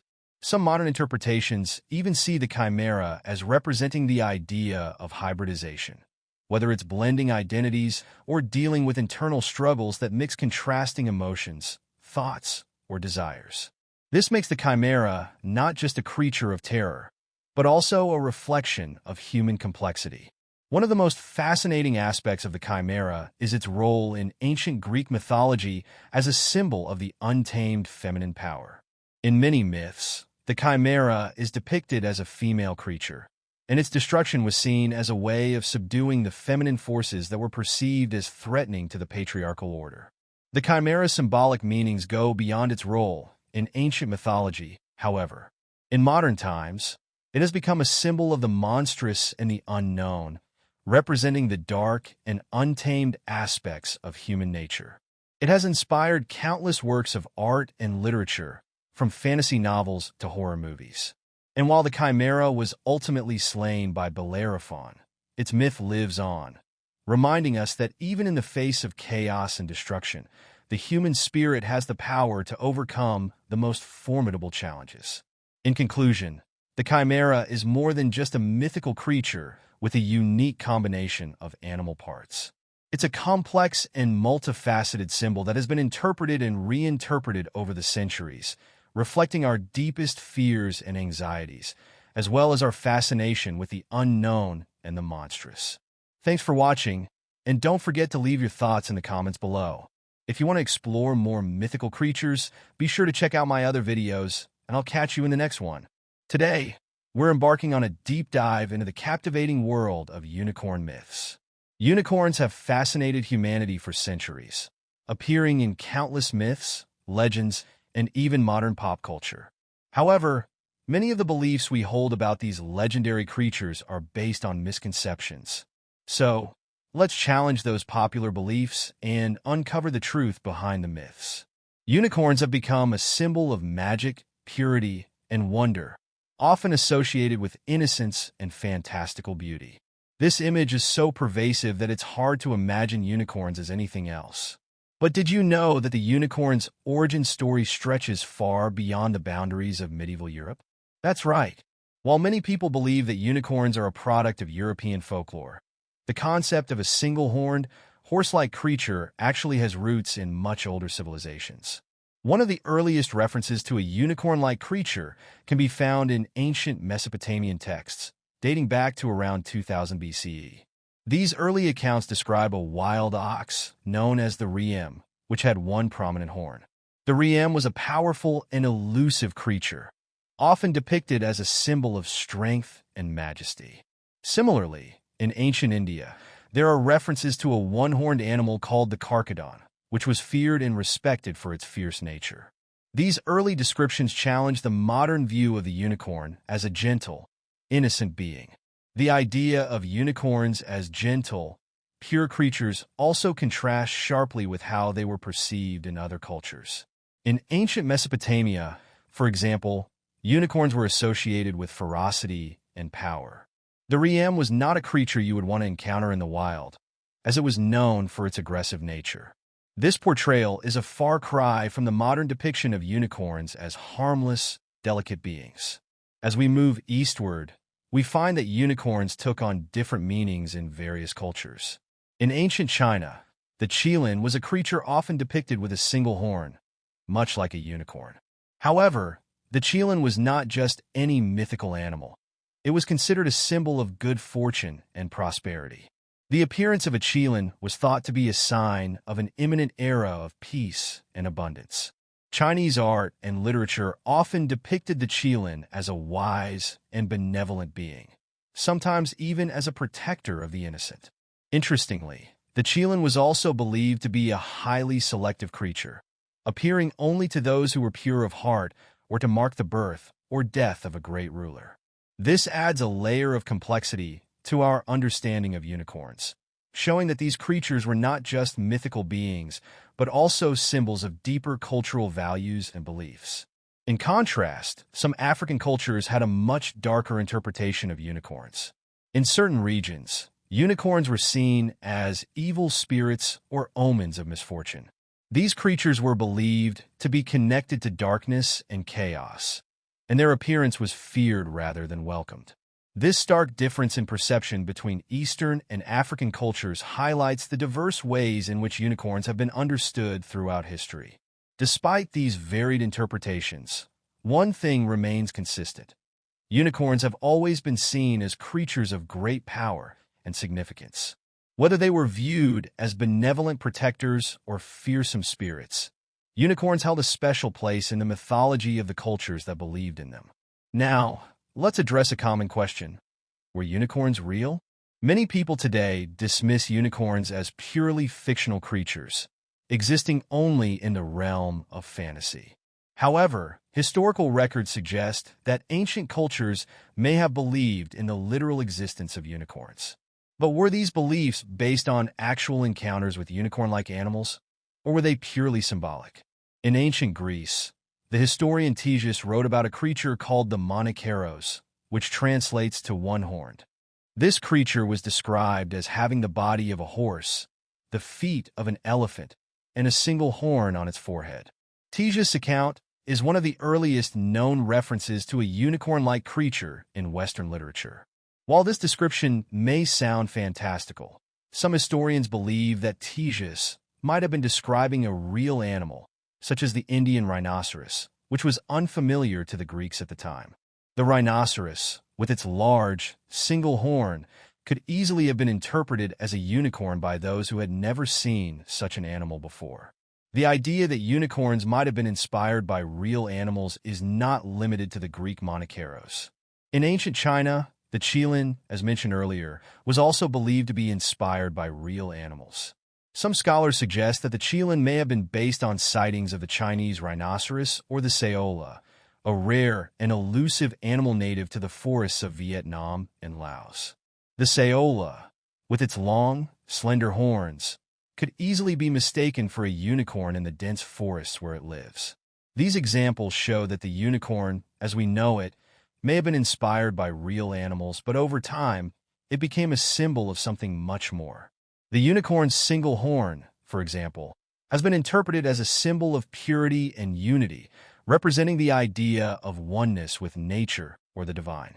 This symbolic interpretation adds another layer of meaning to the unicorn myth, showing that these creatures were not just seen as physical beings, but also as metaphors for deeper spiritual truths. One of the most enduring myths about unicorns is that they are always depicted as white, pure, and innocent. This image has been reinforced by countless works of art, literature, and even modern pop culture. However, this is a relatively modern interpretation of the unicorn. Historical evidence suggests that unicorns were often depicted in a range of colors, including black, red, and even multicolored. For example, in medieval European art, unicorns were sometimes shown with a dark, almost ominous appearance. This was particularly true in depictions of unicorns associated with alchemy and other mystical practices, where they were seen as powerful and mysterious creatures. In these contexts, the unicorn's color was often symbolic, representing different aspects of its nature. A black unicorn, for example, might symbolize the hidden, shadowy aspects of the psyche, while a red unicorn could represent passion or the life force. This diversity in the depiction of unicorns challenges the modern view of these creatures as purely gentle and innocent beings. In reality, unicorns were seen as complex and multifaceted, embodying a wide range of qualities, from purity and grace to power and ferocity. So, why do these misconceptions about unicorns persist? One reason is that our modern understanding of unicorns has been heavily influenced by Western folklore, particularly from the medieval period. During this time, unicorns became symbols of purity and chastity, often associated with religious and moral ideals. This image of the unicorn as a gentle, white creature was further popularized by children's literature and fairy tales, which often portrayed unicorns as magical, harmless beings. Another reason for the persistence of these misconceptions is that many people are simply unaware of the rich and complex history of unicorn mythology. The idea of unicorns as purely innocent creatures is so deeply ingrained in our culture that it's hard to imagine them any other way. However, by exploring the diverse and multifaceted history of unicorns, we can gain a deeper understanding of these legendary creatures and the various meanings they have held throughout history. In reality, unicorns are far more than just symbols of purity and innocence.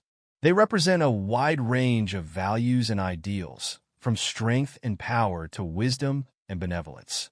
The unicorn's single horn has been interpreted as a symbol of unity, while its elusive nature has been seen as a metaphor for the pursuit of spiritual truth. By uncovering the truth behind these myths, we can see that unicorns continue to captivate us not just because of their beauty, but because of the deeper meanings they represent. As we've seen, unicorns are far more complex and multifaceted than we often give them credit for. They have been depicted in many different ways throughout history, from fierce and powerful beings to gentle and benevolent protectors. Despite the many misconceptions surrounding them, unicorns remain one of the most enduring and beloved symbols in human culture. So, what do you think? Have these insights changed your perception of unicorns? Do you have any beliefs or experiences related to unicorns that you'd like to share? I'd love to hear your thoughts in the comments below. And if you're fascinated by mythical creatures, be sure to check out my next video, where I'll be exploring the top 10 mythical creatures from around the world. Thanks for watching, and remember, the world of myths and legends is always full of surprises.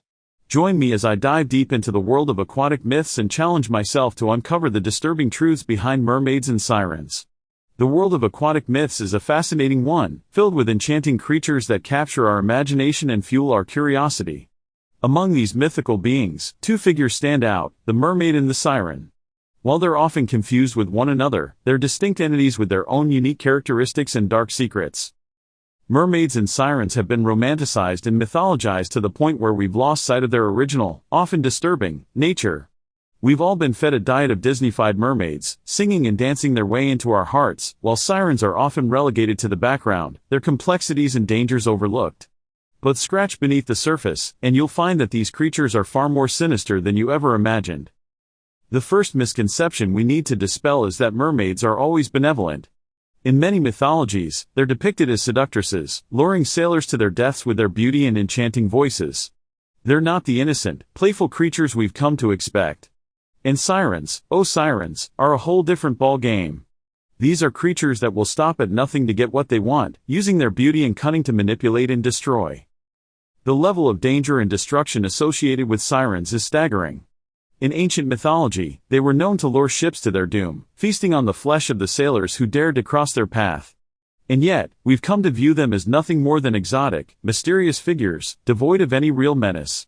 It's time to re-examine our perception of these creatures and confront the darker truths that lie beneath their alluring surface. Mermaids and sirens have been a part of human folklore for thousands of years, with tales of these creatures appearing in ancient Assyrian, Greek, and European mythologies. The earliest recorded mermaid legend dates back to the Assyrian goddess Atargatis, who was said to have transformed herself into a mermaid out of shame for accidentally killing her lover. And in Greek mythology, the siren was seen as a creature so seductive, it could lure even the most virtuous of men to their doom. In European folklore, mermaids were often associated with fertility and prosperity, while sirens were seen as omens of death and destruction. These divergent views of the two creatures highlight the vastly different roles they played in the human psyche. Mermaids were often seen as mysterious, otherworldly beings, while sirens were feared and reviled for their destructive power. Mermaids have been romanticized to the point where we've lost sight of their original, often dark, nature. But sirens, oh sirens, are a different story altogether. These creatures are the epitome of danger and destruction, using their beauty and cunning to manipulate and destroy. In ancient myths, sirens were depicted as half-bird, half-woman creatures, with hypnotic voices that could lure ships to their doom. And their victims? They were often left as nothing more than skeletal remains, a testament to the siren's deadly allure. The most surprising truth about sirens is just how pervasive they are in mythology. From ancient Greece to modern-day literature, the siren has remained a powerful symbol of temptation and destruction. And yet, despite their menacing nature, we've come to view them as nothing more than exotic, mysterious figures. It's time to confront the darker truths that lie beneath their alluring surface and recognize the sirens for what they truly are, creatures of death and destruction. In contrast, mermaids are often depicted as more benevolent, their beauty and charm seen as a blessing rather than a curse. But this couldn't be further from the truth. Mermaids, in many mythologies, are depicted as seductresses, using their beauty and charm to lure sailors to their deaths. They're not the innocent, playful creatures we've come to expect, but rather complex, multifaceted beings with their own dark secrets and motivations. So, what's the key difference between mermaids and sirens?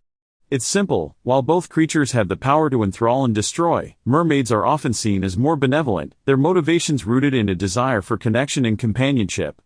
Sirens, on the other hand, are creatures of pure destruction, using their beauty and cunning to manipulate and destroy. It's time to recognize these creatures for what they truly are: complex, multifaceted beings with their own dark secrets and motivations. Thanks for joining me on this journey into the world of aquatic myths. If you have a favorite aquatic myth or creature, let me know in the comments below. And if you want to explore more mythical creatures, be sure to check out my next video, where I'll be diving into the world of dragons and uncovering their hidden secrets. Did you know that Heracles, the legendary hero of Greek mythology, was born as a mere mortal but ultimately ascended to divinity? His tale is one of unparalleled strength, relentless challenges, and a journey from human frailty to divine power. Prepare to dive into the life of Heracles, where every challenge he faced was a stepping stone to immortality.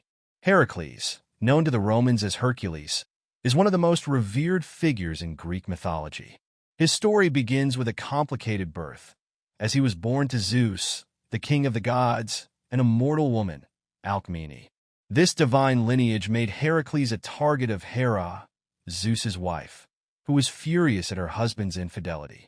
From the moment of his birth, Heracles was destined for greatness, but his path was paved with trials that would break any ordinary man.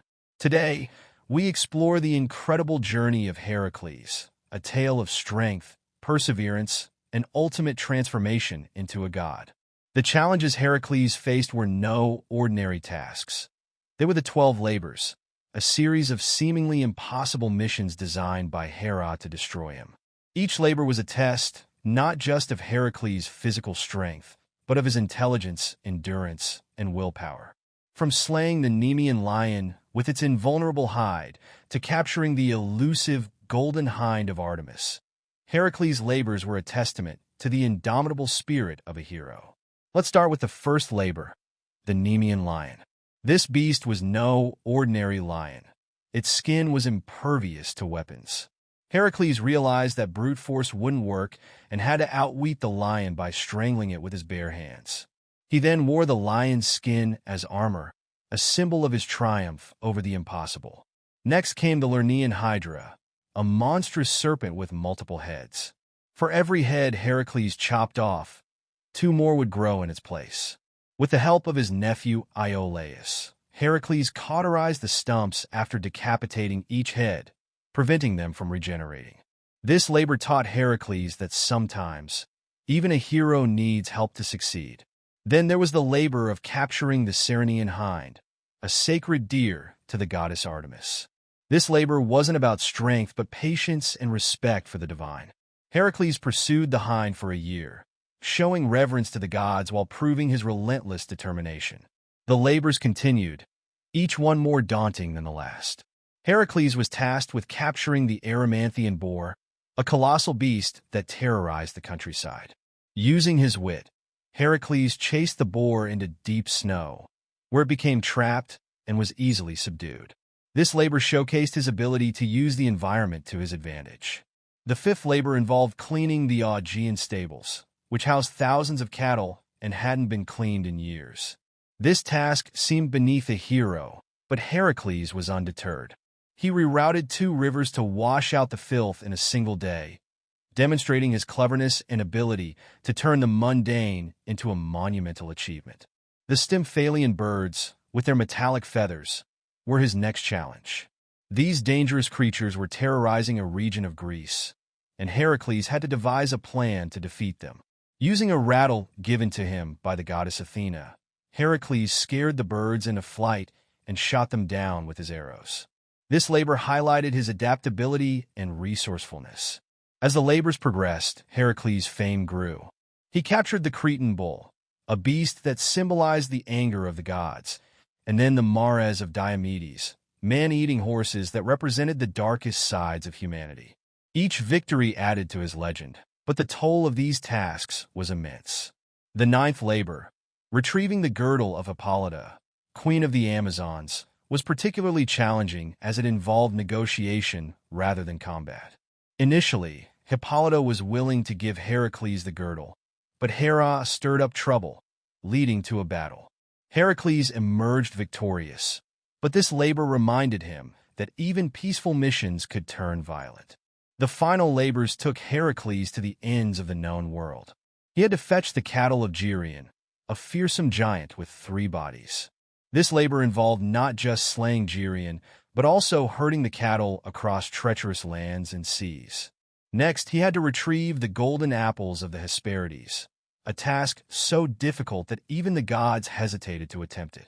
Heracles sought the help of Atlas, who held up the sky, and in a clever twist, tricked Atlas into taking back his burden after retrieving the apples. The final labor was the most daunting of all, capturing Cerberus, the 3-headed dog that guarded the entrance to the underworld. This task symbolized Heracles' ultimate challenge, confronting death itself. Armed with only his strength and courage, Heracles descended into the underworld, wrestled Cerberus into submission, and brought the beast back to the surface, proving once and for all that no challenge was too great for him. With the completion of the 12 labors, Heracles had done the impossible. His mortal body had endured trials beyond human capability, and his soul had faced the terrors of the underworld. It was this final labor that marked his ascension to godhood. The gods, recognizing his extraordinary deeds, granted Heracles immortality. He was welcomed to Mount Olympus, where he was finally free from the burdens of mortality and given a place among the divine. Heracles' journey from a mortal man to a god is more than just a tale of strength and bravery. It is a story of resilience, intelligence, and the unyielding spirit of a hero who refused to be broken by even the most insurmountable odds. Heracles teaches us that no matter how great the challenges we face, perseverance and courage can lead us to triumph. His legacy continues to inspire countless generations, reminding us that the path to greatness is often forged through struggle. If Heracles' incredible journey inspired you, share your thoughts in the comments below. Which of his labors do you find the most fascinating? And if you're hungry for more stories of mythological heroes, check out our video on the 12 gods of ancient Egypt. Don't forget to like, subscribe, and hit the notification bell so you never miss another epic tale from the world of mythology. Imagine an animal with a punch so fast it creates an underwater shockwave, and eyes so advanced they can see colors we can't even imagine. Meet the mantis shrimp, a creature that's small in size but packs a massive punch. Literally. Stay tuned, because what you're about to learn will blow your mind. When we think of the ocean's most impressive creatures, our minds tend to go to sharks, dolphins, or whales. But hidden in the depths is a creature like no other, the mantis shrimp. Though it's not as famous, the mantis shrimp has some of the most remarkable abilities in the entire animal kingdom. In this video, we're going to uncover the insane features that make this little guy one of the most astonishing animals you've likely never heard of. The ocean is full of life, with countless species that have evolved unique survival strategies. But among them, the mantis shrimp stands out for being in a league of its own. Despite its small size, ranging from 4 to 18 centimeters, it possesses some of the most extraordinary abilities, often overlooked by those fascinated with larger marine animals. But don't let its size fool you. What it lacks in stature, it more than makes up for in raw power and fascinating biological adaptations. Let's explore why the mantis shrimp deserves more attention. Let's start with one of the most mind-boggling facts about the mantis shrimp: its vision. While humans have 3 types of color receptors in their eyes, allowing us to see red, green, and blue, the mantis shrimp has an astonishing 16 different color receptors. That means they can see colors and ultraviolet light beyond our wildest imagination. They can also detect polarized light, which helps them navigate their underwater world in ways we can barely comprehend. Imagine seeing the world in colors you can't even name. It's like having a superpower, giving the mantis shrimp a major edge when hunting prey or evading predators. If you thought its vision was impressive, just wait until you hear about its secret weapon: its punch. The mantis shrimp's claw can accelerate as fast as a bullet fired from a gun, reaching speeds of 50 miles per hour. This punch is so fast that it creates something known as a cavitation bubble, an underwater shockwave that momentarily creates temperatures as hot as the surface of the sun. This bubble is so powerful, it can knock out or even kill its prey in one strike. In fact, their punches are so strong that they can break through the glass of an aquarium. No wonder they've earned the nickname Thumb Splitter. But it's not just the speed that's mind-blowing, it's the strength behind it. The mantis shrimp strike is so powerful that it has been studied by scientists for its engineering potential. Researchers are looking into how the mantis shrimp's appendage structure could inspire the design of more durable materials in human technology. And here's something else: the mantis shrimp strike doesn't tire out easily. It can repeatedly punch with the same force without wearing itself down, a trait that makes it an unbeatable predator in its underwater environment. The mantis shrimp has been around for millions of years, evolving into the perfect blend of speed, strength, and vision. Unlike many other animals that have had to adapt to environmental changes by altering their size or mobility, the mantis shrimp has developed its complex biological tools to perfection. Its claws are so specialized for punching that they can be used for both offense and defense, while its eyesight allows it to track prey and sense danger with unparalleled precision. Mantis shrimp can be found in tropical and subtropical waters, burrowing into the seafloor or hiding within crevices in coral reefs. They're solitary hunters, living in dens that they fiercely defend. Despite their aggressive tendencies, mantis shrimp are also known for their incredible longevity. They can live up to 20 years in the wild. Their isolated lifestyle helps them survive, and their territorial behavior ensures they're always ready to defend their home. One fascinating aspect of mantis shrimp behavior is how they interact with their environment. Unlike many predators that rely on speed alone, the mantis shrimp combines stealth with lightning-fast attacks. Their ability to remain perfectly still before striking, combined with their unparalleled eyesight, makes them lethal hunters. And despite their aggressive nature, they have a very intricate social structure, often communicating through body language and color changes, particularly during mating rituals. In the world of marine life, the mantis shrimp may be small, but it is undeniably one of the most astonishing creatures on Earth. From its incredibly advanced vision to its superpowered punch, this animal has evolved to become one of nature's most formidable hunters. What fact about the mantis shrimp blew your mind the most? Let me know in the comments below. If you enjoyed learning about this incredible animal, be sure to like, subscribe, and hit the bell icon for more mind-blowing facts about nature's most extraordinary creatures. Dive into more amazing animal content with my other videos on unique and fascinating creatures. I'm diving into some wild, forgotten Amazon myths that are about to blow your mind. Can I uncover the truth behind these incredible stories? The Amazon is a place of wonder, a land of incredible biodiversity and ancient cultures.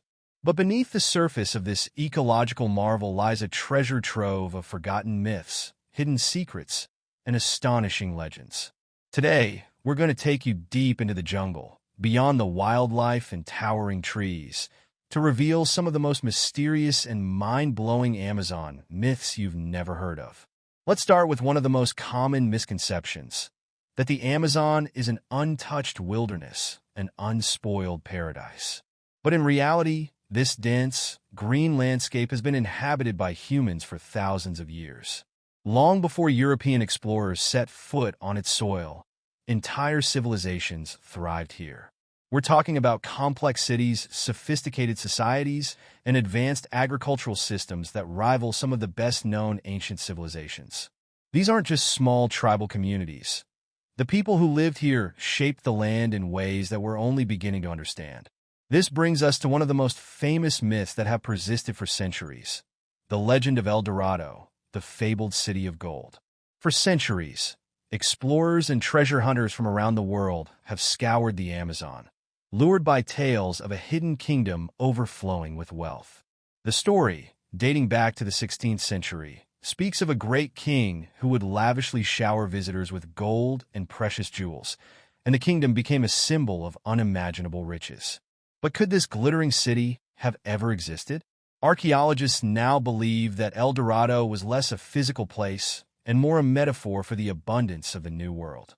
While gold may not have flowed through the streets, these ancient Amazonian civilizations were rich in other ways, culturally and intellectually. What they left behind are artifacts that suggest highly developed societies with intricate art, engineering, and trade systems. But El Dorado isn't the only myth that has captured the world's imagination. What about the tales of the Amazon warrior women? Fearsome female fighters who supposedly ruled the jungle.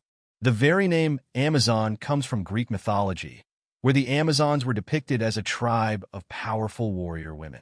When Spanish conquistadors ventured into the region, they claimed to have encountered fierce women who fought with bows and arrows. But is there any truth to this?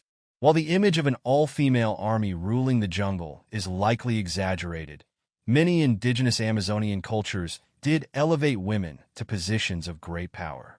Some tribes were matriarchal, with women playing crucial roles in governance, warfare, and spiritual life.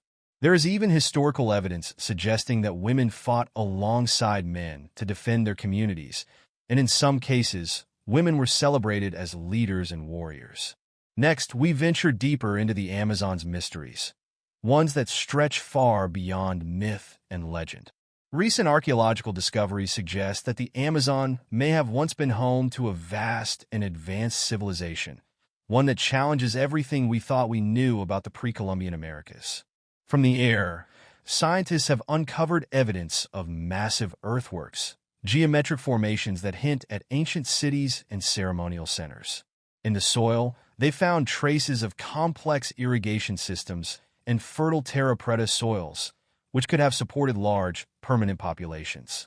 These findings paint a very different picture of the Amazon as a hub of human innovation and culture, possibly on par with the great civilizations of the Old World. It's a stunning revelation that turns our understanding of the Amazon on its head, and it raises fascinating questions about the origins of human civilization. Could the Amazon have been a cradle of lost knowledge, home to a society more advanced than we ever imagined? Speaking of lost knowledge, we can't ignore the spiritual dimension of Amazon myths. The indigenous peoples of the Amazon have long believed in a world teeming with mystical creatures and spirits that govern the land, the waters, and the skies. Among the most intriguing is the tale of Kirupara, a wild spirit known to protect the animals and the forest from human destruction. With his backward-facing feet and fiery red hair, Kirupara is said to trick hunters and poachers, leading them astray deep into the jungle, never to return. While it may sound like just another mythical figure, the belief in Kirupara speaks to the deep respect and reverence that indigenous people hold for the Amazon. It's a reminder that this vast ecosystem isn't just a resource to be exploited, but a living, breathing entity with its own guardians. Another fascinating creature from Amazonian myth is the Mapinguari, a giant, sloth-like beast with a single eye and a mouth on its stomach. Said to roam the forests, the Mapinguari is a terrifying figure in local legend, believed to attack those who dare disturb its habitat. Could this fearsome creature be based on real encounters with now-extinct megafauna? Or is it a symbolic warning of the dangers of disrespecting the natural world? Either way, the Mapinguari is a prime example of how myth and nature intertwine in Amazonian folklore. As we dive into these stories, it's clear that the Amazon is much more than a jungle filled with plants and animals. It's a living repository of human history, culture, and spirituality. The myths we've discussed today, the Amazon warrior women, the lost civilizations, and the mythical creatures like Kirupara and the Mapinguari, all point to a profound connection between the people of the Amazon and the land itself. These stories are not just fanciful tales, but reflections of real cultural and environmental truths. They remind us of the importance of preserving this incredible region, not just for its biodiversity, but for the knowledge and wisdom it still holds. So, what do you think about these forgotten Amazon myths? Did any of them blow your mind? Which one was the most surprising or fascinating to you? Let me know your thoughts in the comments below. And if you've got any other myths or legends you'd like to explore, don't hesitate to share them. And hey, if you want to dive deeper into the mysteries of the Amazon, be sure to check out our video on the top 10 Amazon facts you never knew. It might just surprise you even more. Thanks for watching, and we'll catch you in the next adventure. Did you know that the Maya civilization developed one of the most sophisticated calendar systems in the ancient world using complex math and astronomy? Their use of advanced calculations not only allowed them to design precise architecture, but also to predict celestial events, such as eclipses, centuries ahead of their time. The Maya civilization, which thrived in Mesoamerica between 2000 BCE and 1500 CE, is renowned for its contributions to human knowledge, particularly in mathematics. Their profound understanding of numbers, time, and the cosmos shaped much of their society, influencing everything from religious rituals to the construction of grand pyramids. In today's video, we'll uncover the secrets of Maya mathematics and how their groundbreaking discoveries continue to captivate historians and mathematicians alike. For centuries, researchers have marveled at the achievements of the Mayans, but understanding the full extent of their mathematical prowess remains a challenge. With limited written records due to the destruction of many Mayan texts, experts have relied on surviving codices, architecture, and astronomical calculations to piece together how their math worked. Historians have been especially intrigued by how the Maya conceptualized time and space, developing systems that were so precise they still amaze modern scientists. The question remains, how did the Maya, with no modern technology, manage to create such a highly advanced system of mathematics? The Maya had a unique way of expressing numbers that set them apart from other ancient civilizations. They developed a vigesimal base 20 number system as opposed to the base 10 system we use today.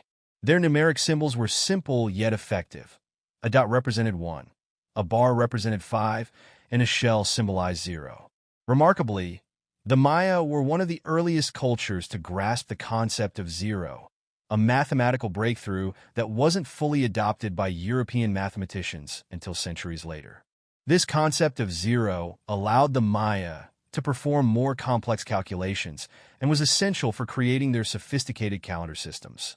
Speaking of which, the Mayan calendar was based on 3 interlocking cycles: the Hab, a solar year of 365 days; the Tsokin, a ritual calendar of 260 days; and the long count, used to track historical events over millennia. With these cycles, they were able to predict astronomical events like solar eclipses and the movements of planets with astonishing accuracy. Their temples and pyramids, like those at Chichen Itza, were aligned to capture these celestial events, blending their mathematical knowledge with architectural brilliance. But it didn't stop there. The Maya also applied their mathematical understanding to astronomy, calculating the movements of Venus, the Sun, and the Moon with near-perfect accuracy. This knowledge was not just theoretical. It had real-world implications for agriculture, religious ceremonies, and even warfare. By knowing the exact timing of celestial events, the Mayan rulers could assert their divine authority, claiming to have control over the heavens. Perhaps the most mind-blowing aspect of Maya mathematics is the connection between their numerical systems and their knowledge of the cosmos. For example, the Maya long count calendar, which famously sparked 2012 doomsday theories, was based on a cycle of 1,872,000 days, or roughly 5,125.36 years. Modern scholars have discovered that the Maya's complex calculations align with astronomical cycles, including the precession of the equinoxes, a 26,000-year cycle that modern science only fully understood in recent centuries. How could a civilization so ancient possess this level of astronomical precision without modern instruments? Researchers have theorized that the Maya's deep connection with the natural world allowed them to observe long-term cycles and patterns that modern technology has only recently verified. This marriage of math and astronomy is perhaps the clearest example of how far ahead the Maya were in their understanding of the universe. Their pyramids, such as El Castillo at Chichen Itza, are a testament to this knowledge, with their steps designed to mimic the movement of the sun during equinoxes. The Maya's remarkable understanding of mathematics didn't just serve practical purposes. It shaped their worldview, architecture, and religious practices. Their ability to combine numerical precision with cosmic observations allowed them to create a legacy that continues to inspire awe and curiosity today. What did you find most surprising about the Maya's mathematical genius? Let us know in the comments. If you're fascinated by ancient civilizations and their incredible achievements, check out our other videos on lost cultures and ancient technologies. Don't forget to like, share, and subscribe to stay updated on our latest explorations into history's greatest mysteries. Join me as I dive deep into the ancient predictions of Troy Black and see if I can uncover the secrets behind his prophetic words. When it comes to predictions that stand the test of time, few names carry the weight that Troy Black's does. His enigmatic prophecies have sparked curiosity for centuries, leaving both believers and skeptics searching for meaning in his cryptic words. One such prophecy, made in what many believe to be an ancient script, predicted a great upheaval, something that even today feels eerily relevant. But who is Troy Black, and why are his prophecies so compelling? Troy Black is regarded by some as a visionary with the ability to see beyond the present and peer into the unknown. Yet his life remains largely a mystery, with only fragments of his history passed down through the ages. Some believe he was a spiritual leader, while others suggest he was an intellectual who concealed wisdom within riddles.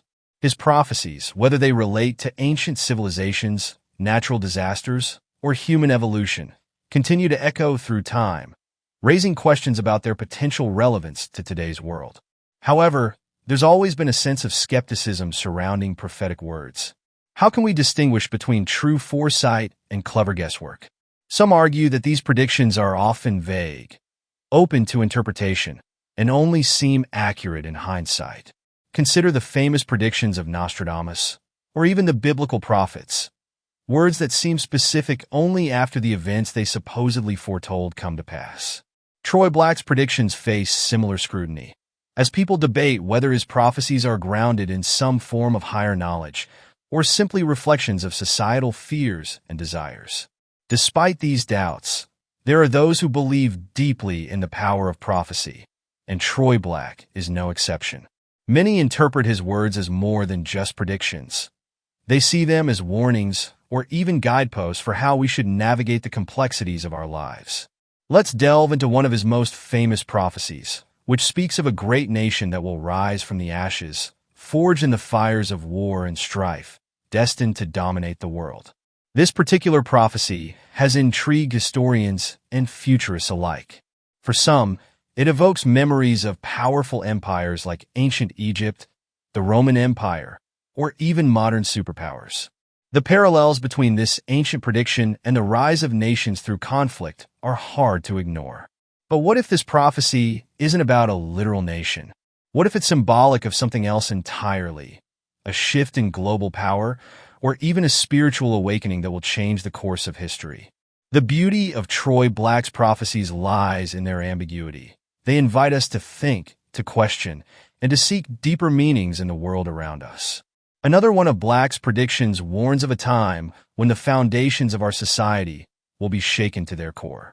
In this vision, structures that once seemed unshakable, our governments, economies, and institutions begin to crumble. It's a haunting vision that resonates with the concerns many of us have today about the fragility of our global systems. Whether it's climate change, economic instability, or geopolitical tensions, the world feels more uncertain than ever before. Could it be that Troy Black foresaw the precarious state of our current global situation? Or are we simply projecting our fears onto his words, searching for meaning in the chaos? Of all Troy Black's prophecies, the one that stands out the most is his prediction of a global awakening, a time when people across the world will rise together, seeking justice, peace, and equality. This vision of unity and transformation is one that speaks to the heart of many movements we see today, from social justice to environmental activism. It suggests that the power to shape our future lies not in the hands of a few, but in the collective will of the people. Perhaps this is Black's greatest message, that true change doesn't come from outside forces, but from within us. As we reflect on these prophetic words, one thing is clear.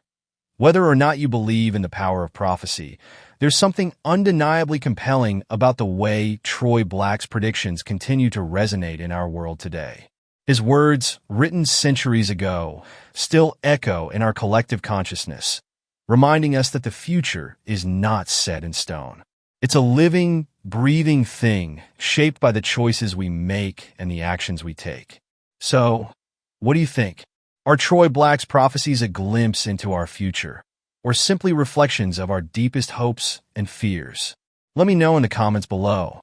And if you want to dive deeper into the mysteries of prophetic words, be sure to check out our next video, where we'll explore even more secrets and surprises. Join me as I dive into the world of dragons and challenge myself to uncover the most fascinating myths and legends about these legendary creatures. Dragons are mythical creatures that have fascinated humanity for centuries, captivating our imagination and inspiring countless stories, legends, and artworks. With their fiery breath, scales that shine like gold, and wings that soar through the skies, it's no wonder these majestic beings have become a universal symbol of power, magic, and wonder. But have you ever stopped to think why dragons have remained a powerful symbol in folklore and storytelling throughout history? Why do they continue to captivate us, evoking feelings of awe, fear, and fascination? It's a question that has puzzled scholars and enthusiasts alike for centuries. One possibility is that dragons represent the unknown, the uncontrollable forces of nature that have shaped human societies throughout history. Another reason could be that dragons embody the contradictions of human nature. They're both fierce and benevolent, destructive and creative, reflecting the paradoxes of human existence. They can also symbolize the struggle between good and evil, with the dragon representing the darkness that needs to be vanquished. Whatever the reason, it's clear that dragons have become an integral part of our collective psyche, inspiring some of the most epic stories and legends of all time. In many cultures, dragons are seen as symbols of good fortune, prosperity, and wisdom. In ancient China, for example, dragons were revered as benevolent creatures that brought blessings and prosperity to those who honored them. Similarly, in European folklore, dragons are often depicted as guardians of treasure, wisdom, and spiritual power. Let's explore some of the most iconic cultural representations of dragons, from Eastern to Western mythology. In Japanese mythology, dragons are depicted as large, serpent-like creatures with 5 claws, known as ryu or tatsu. These dragons are associated with water, storms, and good fortune. In Chinese culture, dragons are known as long, symbolizing power, strength, and good luck. In Western mythology, we have the famous dragons of European folklore, such as Smaug from J.R.R. Tolkien's The Hobbit, or the dragon from St. George's Legend. In many Eastern cultures, dragons are closely tied to the emperor or the ruling class, representing the power and authority of the state. In contrast, in Western mythology, dragons are often depicted as fire-breathing monsters that terrorize villages and hoard treasure. However, both Eastern and Western dragons share a common trait: they're both revered for their wisdom, strength, and magical powers. The most captivating aspect of dragons is perhaps their evolution in literature and film. From J.R.R. Tolkien's Smaug to Cressida Cowell's Toothless, dragons have inspired some of the most imaginative and captivating stories of all time. They've also become a staple of modern pop culture, appearing in movies, TV shows, and video games. Whether they're depicted as fearsome beasts or lovable sidekicks, dragons continue to inspire our imagination and creativity. One of the most fascinating aspects of dragon mythology is their ability to shapeshift and adapt to different environments. In some cultures, dragons can take on human form, while in others, they can transform into animals or objects. This shape-shifting ability reflects the versatility and creativity of human imagination, as we try to make sense of the world around us. Dragons have also inspired some of the most iconic artwork and architecture throughout history. From the intricate dragon carvings in Chinese temples to the magnificent dragon sculptures in European castles, these mythical creatures have left an indelible mark on our cultural heritage. Whether they're depicted in art, literature, or film, dragons continue to inspire our creativity and imagination. In conclusion, dragons are more than just mythical creatures, they're a reflection of our collective psyche, embodying the contradictions and paradoxes of human nature. They've remained a powerful symbol in folklore and storytelling throughout history, captivating our imagination and inspiring countless stories, legends, and artworks. Thanks for joining me on this journey into the world of dragons. If you have a favorite dragon story or legend, please share it with us in the comments below. And if you want to explore more mythical creatures, be sure to check out our other videos on the subject. Until next time, stay curious and keep exploring. Have you ever wondered about the mysteries of ancient civilizations that lie beneath the surface of our understanding? Well, get this. There's a civilization that could actually rival Egypt's glory and complexity, yet it barely gets the spotlight. Intrigued? Let's dive in. So, let's talk about ancient lost civilizations. You know, the ones that have fascinating histories and incredible achievements, but often get overshadowed by more famous cultures like Egypt. There's so much richness in our past that we've barely scratched the surface. And today, we're going to explore one of those deep, complex civilizations that deserves way more attention. The challenge we face as we dig into humanity's past is pretty significant. While we all know about the pyramids, mummies, and the incredible reign of pharaohs, there are countless other civilizations that have made remarkable contributions to human history. Yet they remain in the shadows. This creates a skewed understanding of our history, where popular narratives often overshadow these lesser-known cultures. You might think you know all about ancient civilizations, but trust me, there's so much more out there. The rich tapestries of history are filled with stories just waiting to be uncovered, and sometimes they're buried in the sands of time, just like the structures they built. Let's take a closer look at the ancient civilization of the Indus Valley, known for its advanced urban planning and sophisticated drainage systems. Picture this, around 2500 BCE, in what is now Pakistan and northwest India, the cities of Harappa and Mohenjo-daro were bustling with life. These cities had grid-like street layouts, brick houses, and even public baths. That's right, they had a complex sewage system that makes some modern cities look like they're still in the Stone Age. The people of the Indus Valley were traders, artisans, and farmers, creating a vibrant economy that thrived on trade with neighboring regions. Can you believe that? They were thriving long before the Egyptians built their pyramids. Now, here's where it gets really fascinating. Recent archaeological discoveries have unearthed seals and inscriptions that suggest the Indus Valley civilization had a form of writing. While we still can't fully decipher it, this hints at a complex society with rich communication and record-keeping, a feature that many people often associate only with later civilizations. Imagine the possibilities. Detailed accounts of their trade, religion, and daily life waiting to be uncovered. These discoveries challenge our perception of history and force us to rethink what it means to be advanced. It's a reminder that there's so much more to our past than what's commonly taught in history books. So, to wrap it all up, we've explored just a glimpse of the incredibly rich world of the Indus Valley civilization, which has proven to be deeper and more complex than many of us ever realized. It's clear that there are layers upon layers to our history that are just waiting for us to peel back. These civilizations that often go overlooked deserve a place in the conversation when we think about our human heritage. What do you think? Did you learn something new today? I'd love to hear your thoughts in the comments below. If you enjoyed this dive into ancient history, make sure to hit that subscribe button for more intriguing content. And don't forget to check out my next video, where we'll explore even more mind-blowing historical topics that you won't want to miss. See you next time.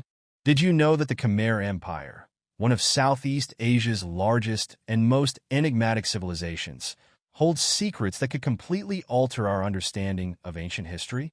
From its breathtaking architecture to its sophisticated engineering feats, the Khmer Empire's legacy is filled with wonders waiting to be uncovered. Join me on this journey as we delve into the captivating world of the Khmer Empire, exploring its magnificent symbols, core values, and hidden secrets that continue to intrigue historians and enthusiasts alike. In this video, we'll embark on an adventure into the heart of the Khmer Empire. We'll uncover its architectural marvels like Angkor Wat, understand the spiritual significance behind symbols such as the lotus flower, and explore the advanced engineering techniques that set this civilization apart. We'll also address the challenges historians face in interpreting the Khmer Empire's legacy and the reasons behind its sudden decline. So, sit back, get comfortable, and prepare to delve into the fascinating world of the Khmer Empire. Despite its grandeur and achievements, many aspects of the Khmer Empire remain shrouded in mystery and are often misunderstood. The passage of time, combined with the complexities of ancient texts and ruins, has made it challenging to piece together a complete and accurate picture of this civilization. Misinterpretations arise from a lack of context and understanding of the local customs, historical events, and the empire's profound spiritual beliefs. The Khmer Empire was not just a powerful empire. It was a civilization with a deeply rooted cultural and spiritual life that influences how we interpret its history today. One of the most iconic symbols of the Khmer Empire is Angkor Wat, a sprawling temple complex renowned for its architectural brilliance. This magnificent structure was originally built as a Hindu temple dedicated to the god Vishnu, but later transitioned into a Buddhist temple. Angkor Wat's design reflects a deep understanding of astronomy and cosmology. Its layout is a miniature replica of the universe in stone, with its 5 towers symbolizing the peaks of Mount Meru, the center of the universe in Hindu and Buddhist cosmology. The temple's intricate carvings and bas-reliefs depict various Hindu and Buddhist myths, illustrating the empire's religious dedication and artistic prowess. Another significant symbol in Khmer culture is the lotus flower.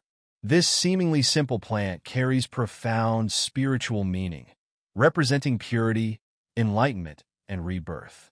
In Khmer art and architecture, the lotus often appears in various forms, from intricate carvings to architectural elements. The lotus's symbolism is a reflection of the Khmer people's values and their belief in rising above the challenges of life to attain spiritual enlightenment. This symbol embodies the empire's harmonious relationship with nature and its deep spiritual beliefs.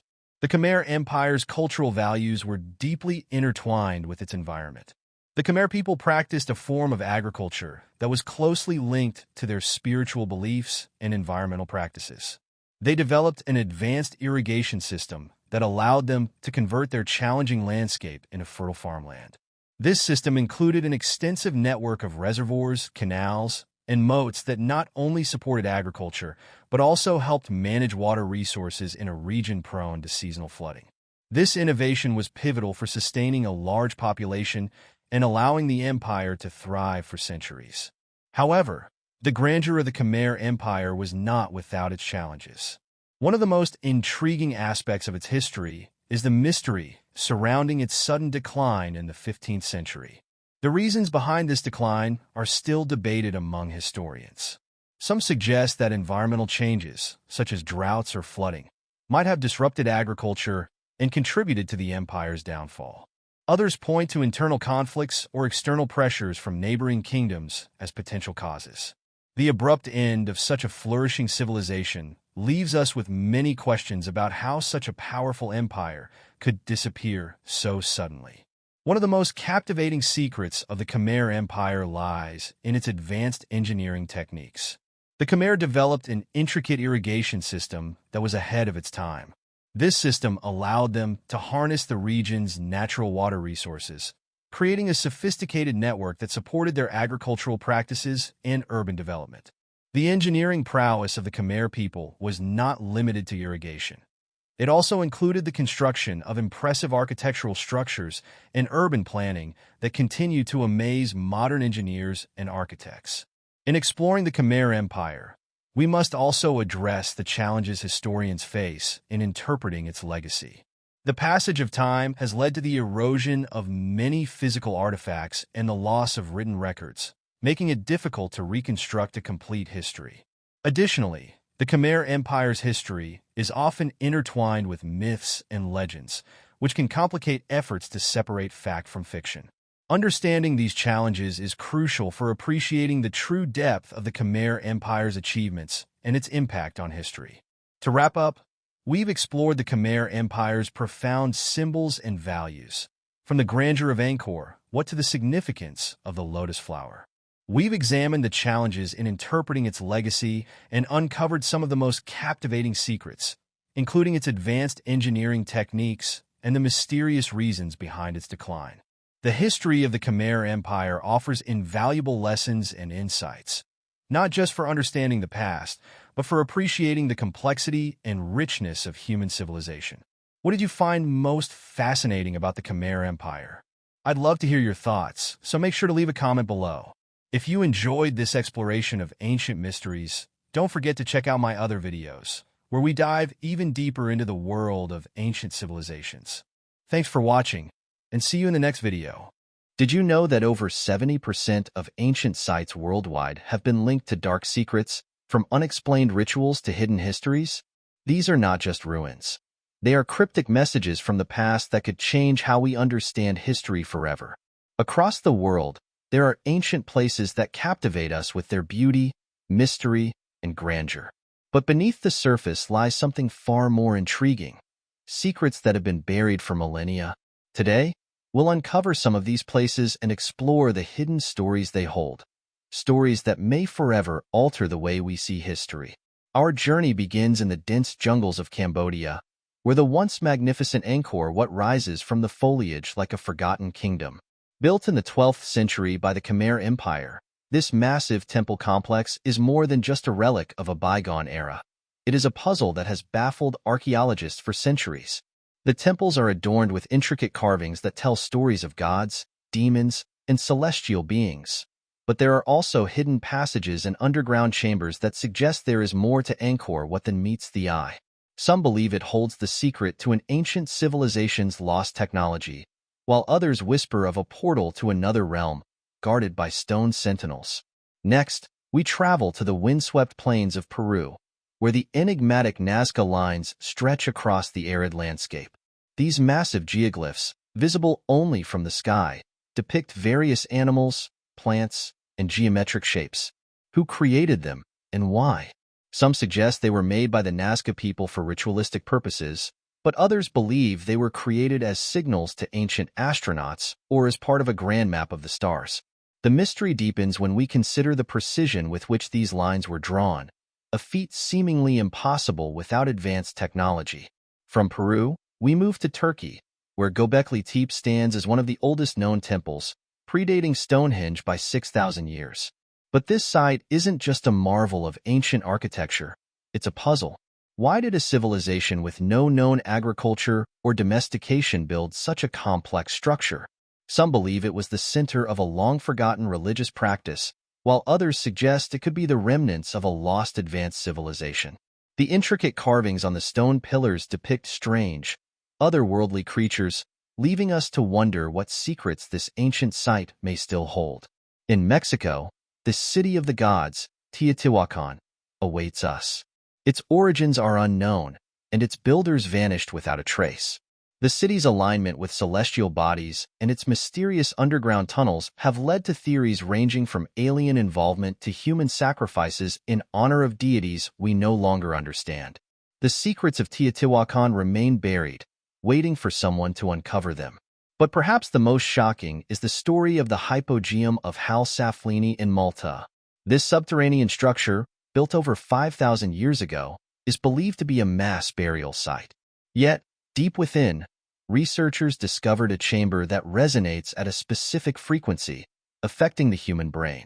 Some theorists argue this was no coincidence, hinting at an ancient technology used for ritualistic or even mind-altering purposes. This discovery could change our understanding of ancient practices and the extent of their knowledge.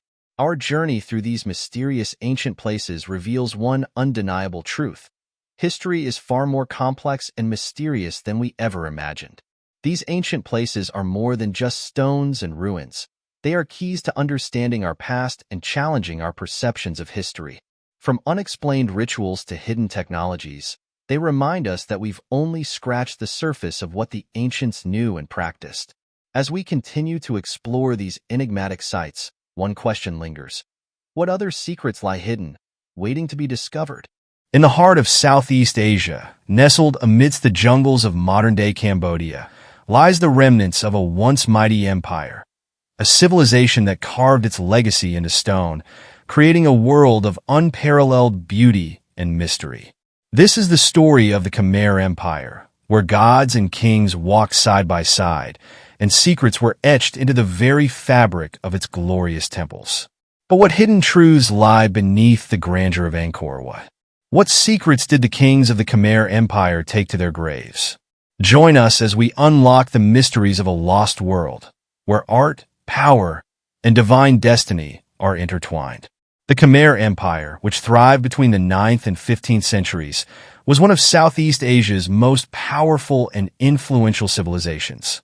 At its height, the empire spanned much of what is now Cambodia, Thailand, Laos, and southern Vietnam. The Khmer people left behind an enduring legacy, most notably through their monumental architecture and intricate art, which continues to captivate the world. But beyond the temples and statues, there were kings who ruled with an iron fist, expanding their territories through both warfare and diplomacy. These kings were seen as divine rulers, bridging the gap between the gods and the people. Their images were immortalized in the stunning reliefs and sculptures that adorned the walls of their temples, creating a visual narrative of their power and piety. Yet, for all their achievements, the Khmer Empire's history is shrouded in mystery. How did they manage to build such grand structures with the limited technology of their time? What led to the empire's eventual decline? And what hidden stories lie within the intricate carvings that adorn their temples? These are the questions that historians and archaeologists have grappled with for centuries. To understand the Khmer Empire, we must first explore the art that defined it. The Khmer artisans were masters of stone, creating elaborate bas-reliefs that depicted everything from epic battles to scenes of daily life. These carvings, found in temples like Angkor Wat and Bayon, are not just beautiful. They tell the story of the empire's rise and fall. Take, for example, the Temple of Angkor Wat. Built in the early 12th century under the reign of King Suryavarman II, it was originally dedicated to the Hindu god Vishnu. The temple's walls are covered with bas-reliefs that depict scenes from Hindu mythology, as well as historical events. One of the most famous is the churning of the ocean of milk, a mythical scene that represents the struggle between good and evil. But the art of the Khmer Empire was not just religious. It was deeply political. The kings used art as a tool to legitimize their rule, depicting themselves as god-kings or devarajas. These rulers were often portrayed in a manner that emphasized their divine status, with serene expressions and elaborate headdresses that signified their connection to the heavens. King Jayavarman VII, who reigned in the late 12th century, is perhaps the most iconic of these rulers. Known for his extensive building projects, including the construction of Angkor Thom and the Bayon Temple, Jayavarman VII was depicted as a compassionate and wise leader. His face, with its enigmatic smile, is immortalized in the many stone faces that adorn the towers of Bayon. But Jayavarman VII was also a fierce warrior, expanding the empire's territory and consolidating power in the region. Yet, despite their grandeur, the Khmer Empire was not invincible. By the 14th century, the empire began to decline, and the reasons for this are still debated. Some suggest it was due to internal strife. Others point to environmental factors, such as the changing climate and the overexploitation of resources. And then there are those who believe that the very gods the kings claimed to represent turned their backs on them. One secret story that has intrigued historians is the mystery of the royal court's connection with esoteric knowledge. It is said that the Khmer kings were not just warriors and builders, but also seekers of ancient wisdom. The hidden chambers within the temples, the alignment of structures with celestial bodies, and the cryptic symbols carved into the walls suggest that the empire's leaders were privy to knowledge that has since been lost to time. Some believe that this knowledge included secrets of the universe, codes of divine power that could harness the energy of the cosmos.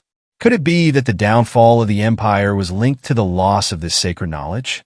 Or perhaps it was hidden away, waiting to be rediscovered by those worthy enough to unlock its secrets? The Khmer Empire, with its magnificent temples and mysterious kings, remains one of the most fascinating chapters in human history. Its art, architecture, and the stories carved into stone continue to inspire awe and wonder. But even as we uncover more about this ancient civilization, many questions remain unanswered. The empire may have fallen, but its legacy lives on in the ruins of Angkor, where the faces of long-forgotten kings still gaze out from the stone, keeping their secrets close. As we continue to explore and learn from the remnants of the Khmer Empire, we are reminded that history is not just a record of what has happened, but a puzzle that we must piece together one stone at a time. If you found this journey through the Khmer Empire as fascinating as we did, make sure to like this video, share it with others who love history and mystery, and subscribe to our channel for more deep dives into the ancient world. Let us know in the comments what other ancient civilizations or historical mysteries you'd like us to explore next.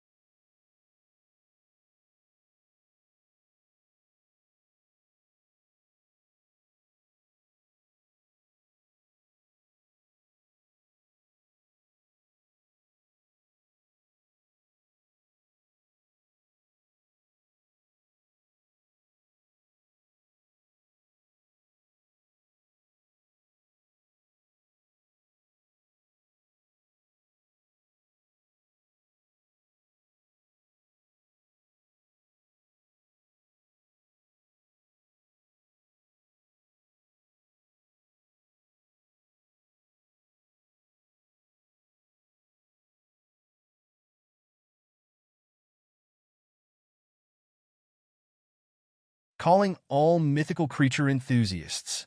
We're diving into the fascinating world of mythical creatures from every corner of the globe. Whether it's the legendary Yeti from the snowy peaks of Nepal, the mysterious Chupacabra from Puerto Rico, or the elusive Bunyip from Australia, these incredible beings have captured our imaginations for centuries. But we need your help to bring this project to life. If you have images or artwork of any mythical creatures from the list below, or if you know of other mythical beings not listed, please share them with us. We'd also love to hear your thoughts, stories, or any local legends you know in the comments. Your contributions could be featured in our upcoming video, showcasing the rich tapestry of mythical creatures from around the world. Let's fill this video with the most amazing images and stories together.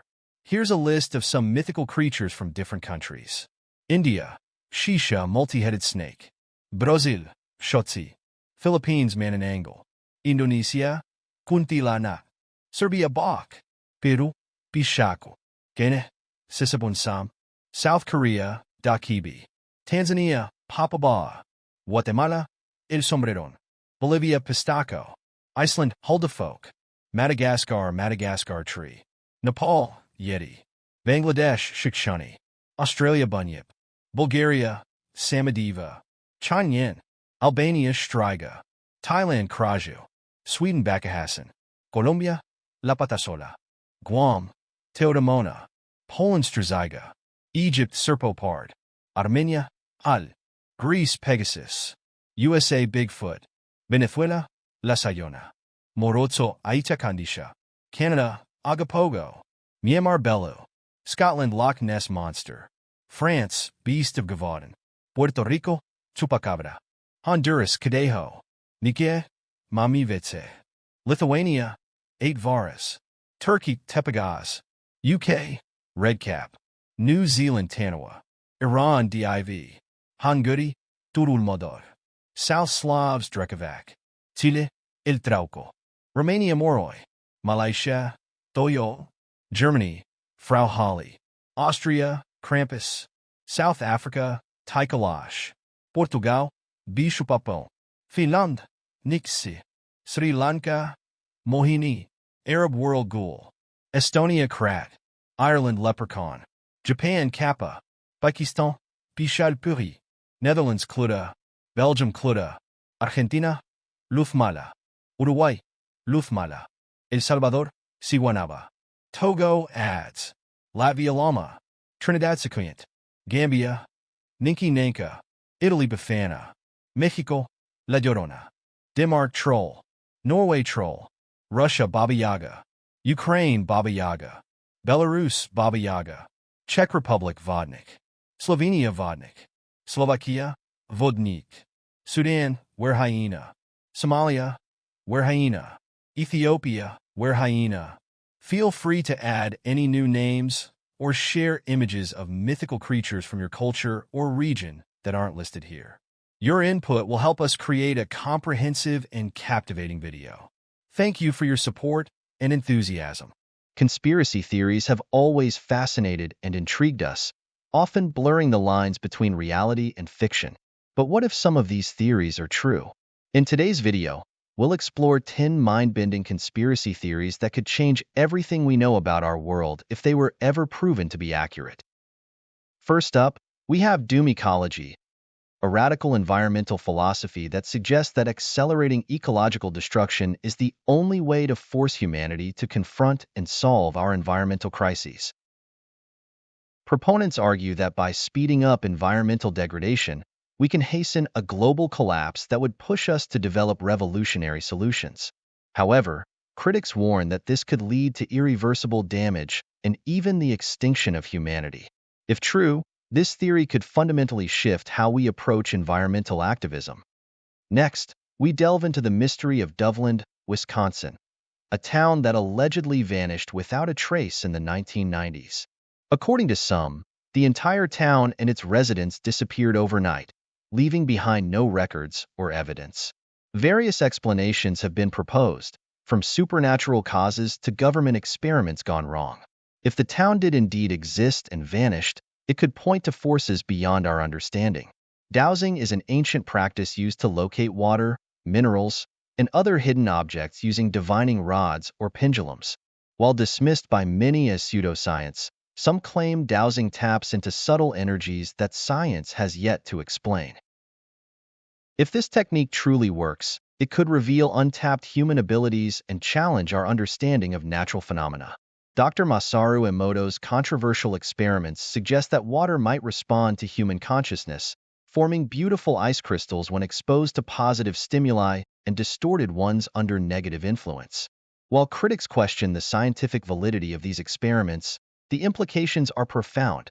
If water can hold and transmit information, it could change how we view the physical world.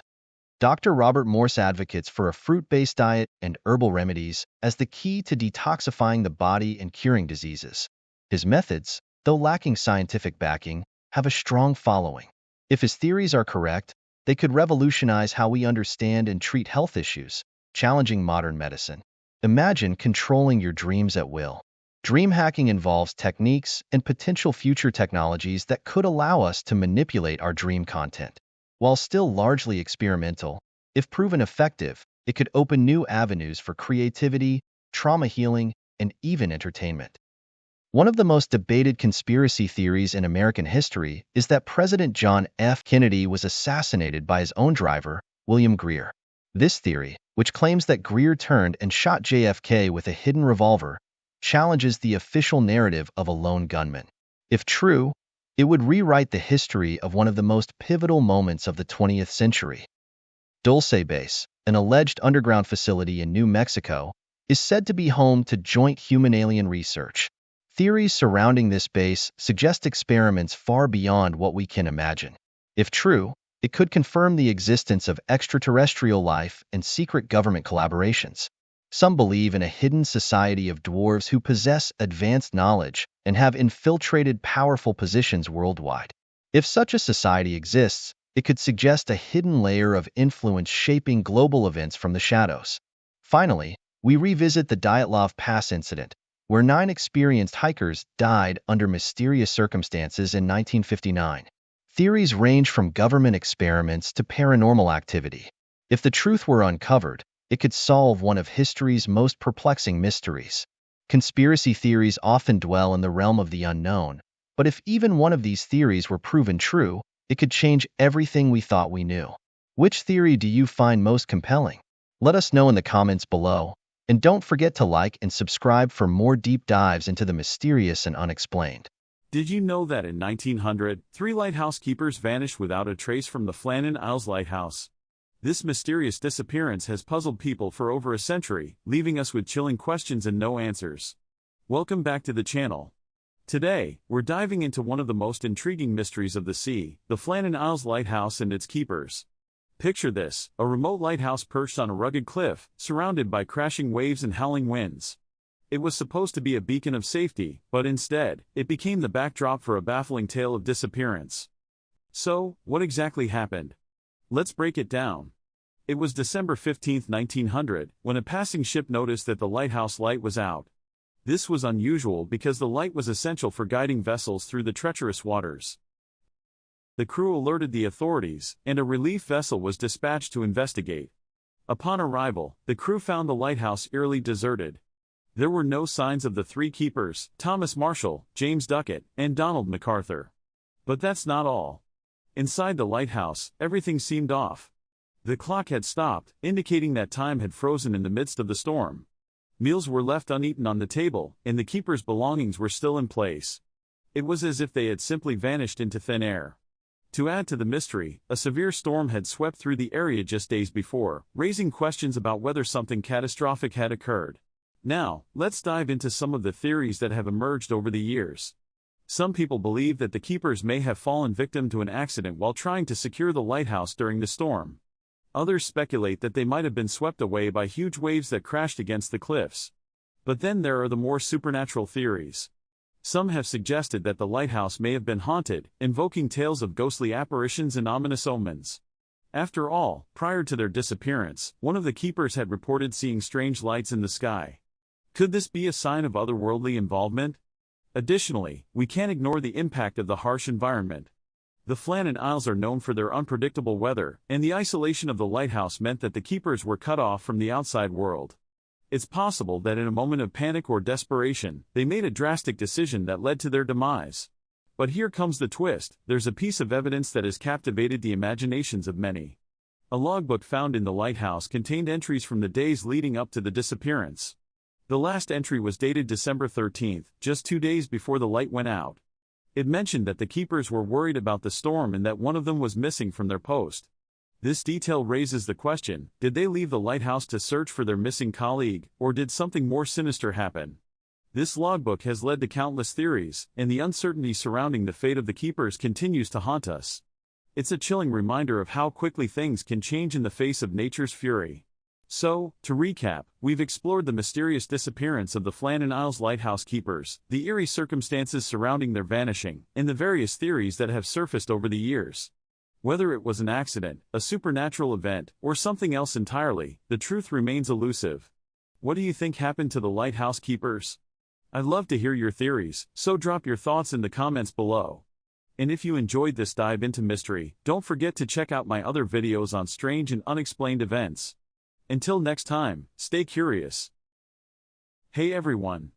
Did you know that Voyager 1, a spacecraft launched over 45 years ago, is still sending back incredible data from the edge of our solar system? What if I told you it just made a discovery that has left scientists absolutely stunned? Stick around, because this is one for the history books. So, what is Voyager 1? Launched in 1977, this tiny spacecraft has traveled further than any other human-made object. Its mission? To explore the outer planets and then venture into interstellar space. And after all these years, it has just made a surprising discovery that could change everything we know about our universe. Now, let's talk about the challenges that Voyager 1 has faced over the decades. First off, distance. Voyager 1 is currently about 14 billion miles away from Earth. That's mind-boggling. Communication takes over 21 hours for a signal to travel back to us.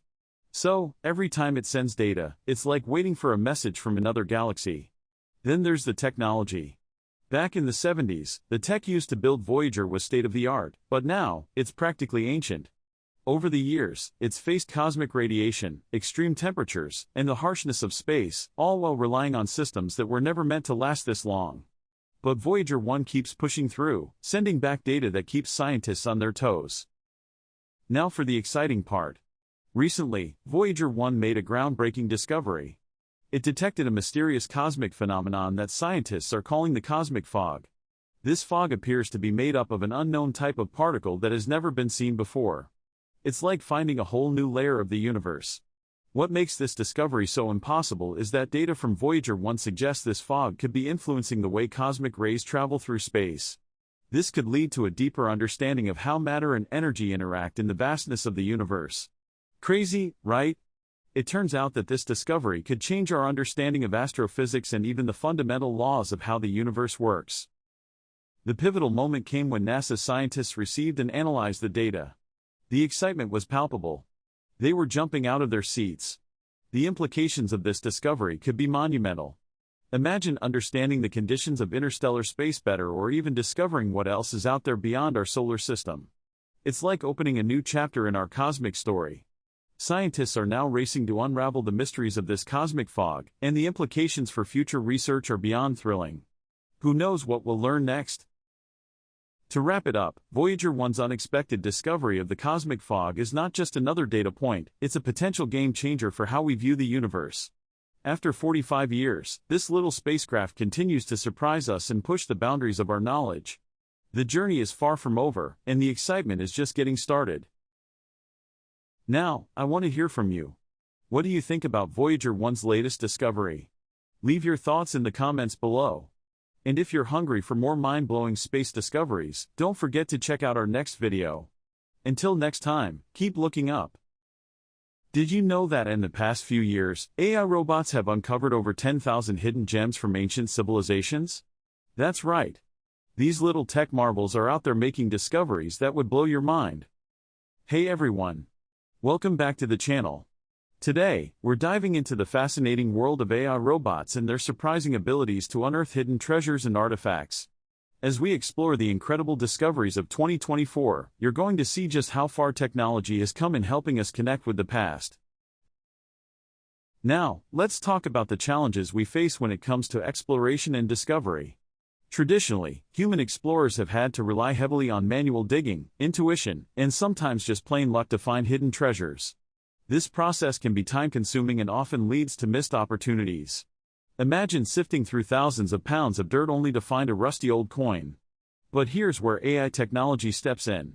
These advanced robots are equipped with cutting-edge sensors and algorithms that allow them to analyze vast amounts of data quickly. They can detect subtle changes in the ground, identify potential sites, and make discoveries that would take humans ages to find. It's like having an ultra-smart assistant that never gets tired. So, let's jump into some of the mind-blowing discoveries made by AI robots in 2024. One standout example is the discovery of an ancient Roman villa in the UK. Using ground-penetrating radar, an AI robot scanned the area and pinpointed the exact location of this magnificent structure buried beneath layers of soil. Can you believe that? It's like finding a time capsule. Another fascinating find was an ancient burial site in Egypt. An AI robot helped archaeologists uncover a series of tombs that had been hidden for centuries. The technology allowed researchers to map the site digitally, making it easier to explore without causing damage. And let's not forget about the underwater robots that are exploring shipwrecks. Some robots can dive deep into the ocean and uncover artifacts that have been resting on the seabed for hundreds of years. It's a treasure hunter's dream come true. But wait, it gets even better. The most astonishing discovery made by an AI robot in 2024 was a long-lost treasure from a sunken pirate ship off the coast of Florida. The robot, equipped with advanced sonar technology, detected the shipwreck and began to retrieve gold coins, jewelry, and even artifacts like cannons. The excitement generated by this discovery was palpable. This wasn't just about finding treasure, it was a glimpse into a world of adventure and history that captures our imagination. The find not only thrilled treasure hunters but also provided valuable insights into maritime history. Can you imagine the stories behind those coins? It's incredible. So, to wrap it all up, we've seen some amazing examples of how AI is revolutionizing the field of exploration and treasure hunting. From uncovering ancient civilizations to diving deep into the ocean, these robots are changing the game. They're not just tools, they are partners in helping us unlock the mysteries of our past. Now, I want to hear from you. What do you think about the role of AI in discoveries? Have you heard of any cool finds that you think we should cover next? Drop your thoughts in the comments below. And don't forget to hit that subscribe button and check out my next video, where we'll explore even more exciting trends in future technology. Thanks for watching, and I'll see you in the next one. Did you know that by 2025, AI is expected to influence over 50% of all travel bookings? What if I told you there's more to this technology than meets the eye, and it could be reshaping our travel experiences in ways we can't even imagine? Hey everyone! Welcome back to the channel. Today, we're diving into the intriguing world of artificial intelligence in tourism. It's an area that's growing rapidly, and while it brings a ton of benefits, there are some mysterious and darker implications lurking beneath the surface that we need to talk about. Alright, let's get into it. The use of AI in tourism isn't all sunshine and rainbows. One major issue is privacy concerns. With AI analyzing our preferences and behaviors, are we sacrificing our privacy in exchange for personalized travel experiences? It's a fine line to walk. Then there's job displacement. As AI takes over tasks traditionally performed by humans, many jobs in the tourism sector could be at risk. Think about travel agents, tour guides, and even hotel staff. It's not just about efficiency, it's about the very livelihoods of people who make our travel experiences special. We really need to consider the ethical dilemmas we're facing as this technology continues to evolve. Now, let's peel back the layers and explore some of the conspiracy theories surrounding AI in tourism. Have you ever thought about how AI could potentially manipulate your travel experiences? Imagine this: AI algorithms determining where you go, what you eat, and even how you feel about your trip. Some say that AI is designed to influence consumer behavior, nudging us toward certain destinations or experiences that benefit corporate interests rather than our own. It raises questions about who really controls our travel choices. Are we becoming puppets in a bigger game where our preferences are calculated data points rather than genuine desires? The implications of this are huge, and they could change the way we perceive freedom and choice while traveling. And here's the kicker, there's a particularly shocking conspiracy theory that ties everything together. Some believe that major travel companies are using AI not just for efficiency but as a means to create a kind of travel surveillance state. Picture this, tracking our movements, analyzing our spending habits, and using that data to craft experiences that cater to what they want us to feel, rather than what we actually desire. This raises alarming questions about autonomy and control in what should be a liberating experience. If true, it could redefine tourism as we know it, shifting from exploration and adventure to a carefully curated and manipulated experience, almost like a virtual reality where we think we're free but are really just following a script laid out by AI. So, to wrap things up, we've uncovered some eye-opening insights about AI in tourism. From ethical concerns about privacy and job loss to conspiracy theories that suggest we might be pawns in a larger game, it's clear that while AI offers advancements, we need to remain vigilant about its implications. Understanding these darker aspects is crucial as we move forward in this tech-driven world. What do you think? Are you excited about the future of AI in tourism, or does it make you a little uneasy? Drop your thoughts in the comments below.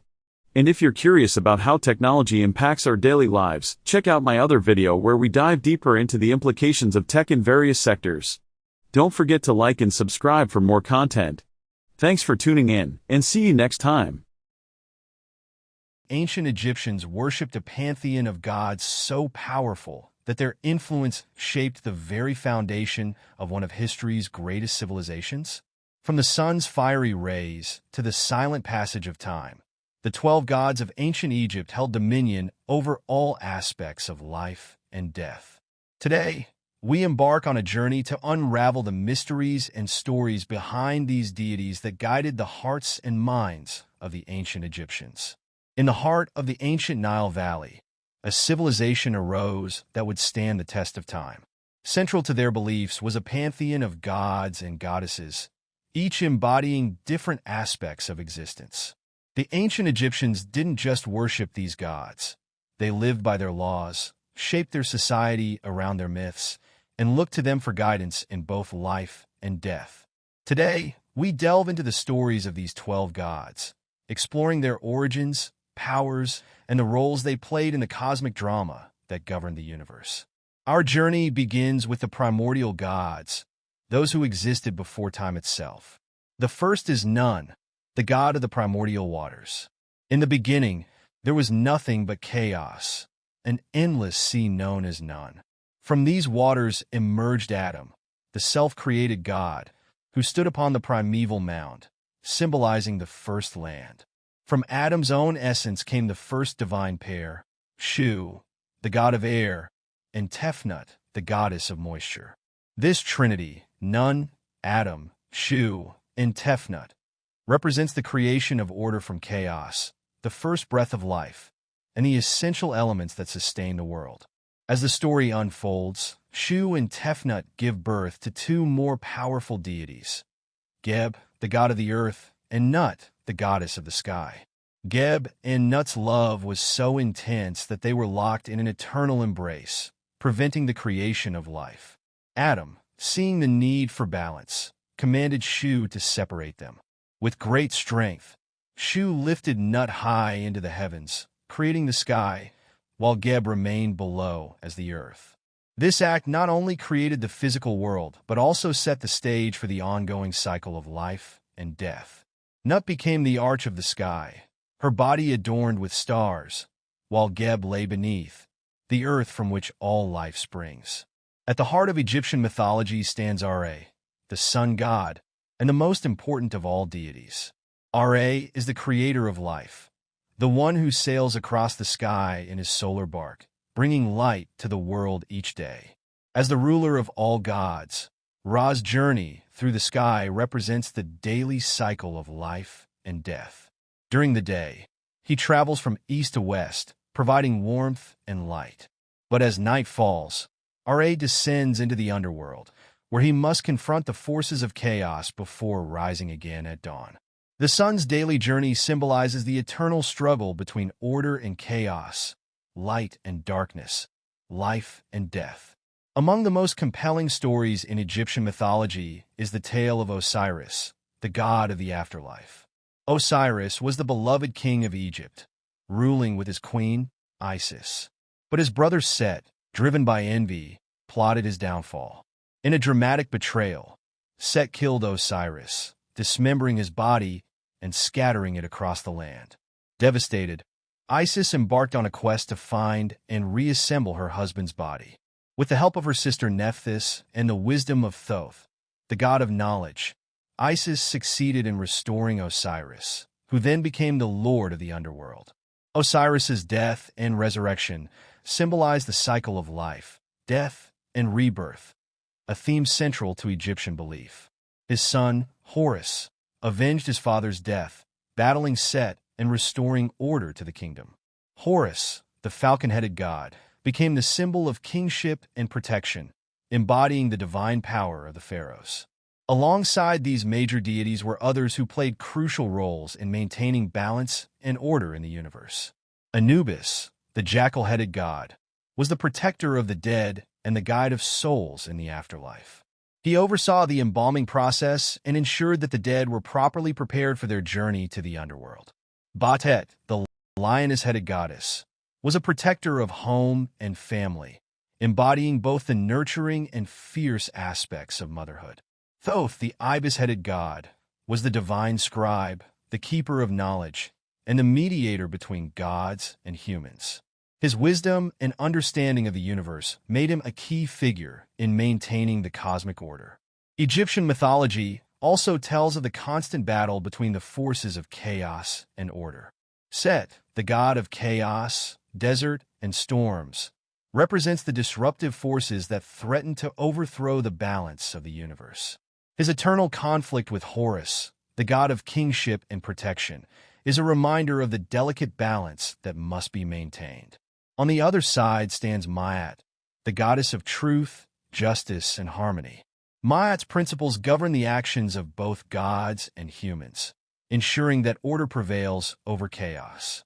Her feather is used in the weighing of the heart ceremony, determining the fate of souls in the afterlife. As we weave through the intricate stories of these 12 gods, a picture emerges of a complex and interconnected belief system. Each god and goddess holds a unique role, yet they all work together to maintain the delicate balance that governs the universe. The ancient Egyptians saw their gods not just as distant, powerful beings, but as integral parts of their daily lives. From the rising of the sun to the flooding of the Nile, from the birth of a child to the passing of a loved one, the gods were always present, guiding and protecting the people of Egypt. The legacy of these 12 gods lives on, not just in the stories and monuments they left behind, but in the very fabric of Egyptian culture. Their myths continue to inspire and fascinate, offering insights into a civilization that, despite the passage of millennia, remains one of the most intriguing and influential in human history. The gods of ancient Egypt represent the eternal quest for understanding the mysteries of life, death, and the universe, a quest that continues to captivate us to this day. Thank you for joining us on this journey into the heart of ancient Egyptian mythology.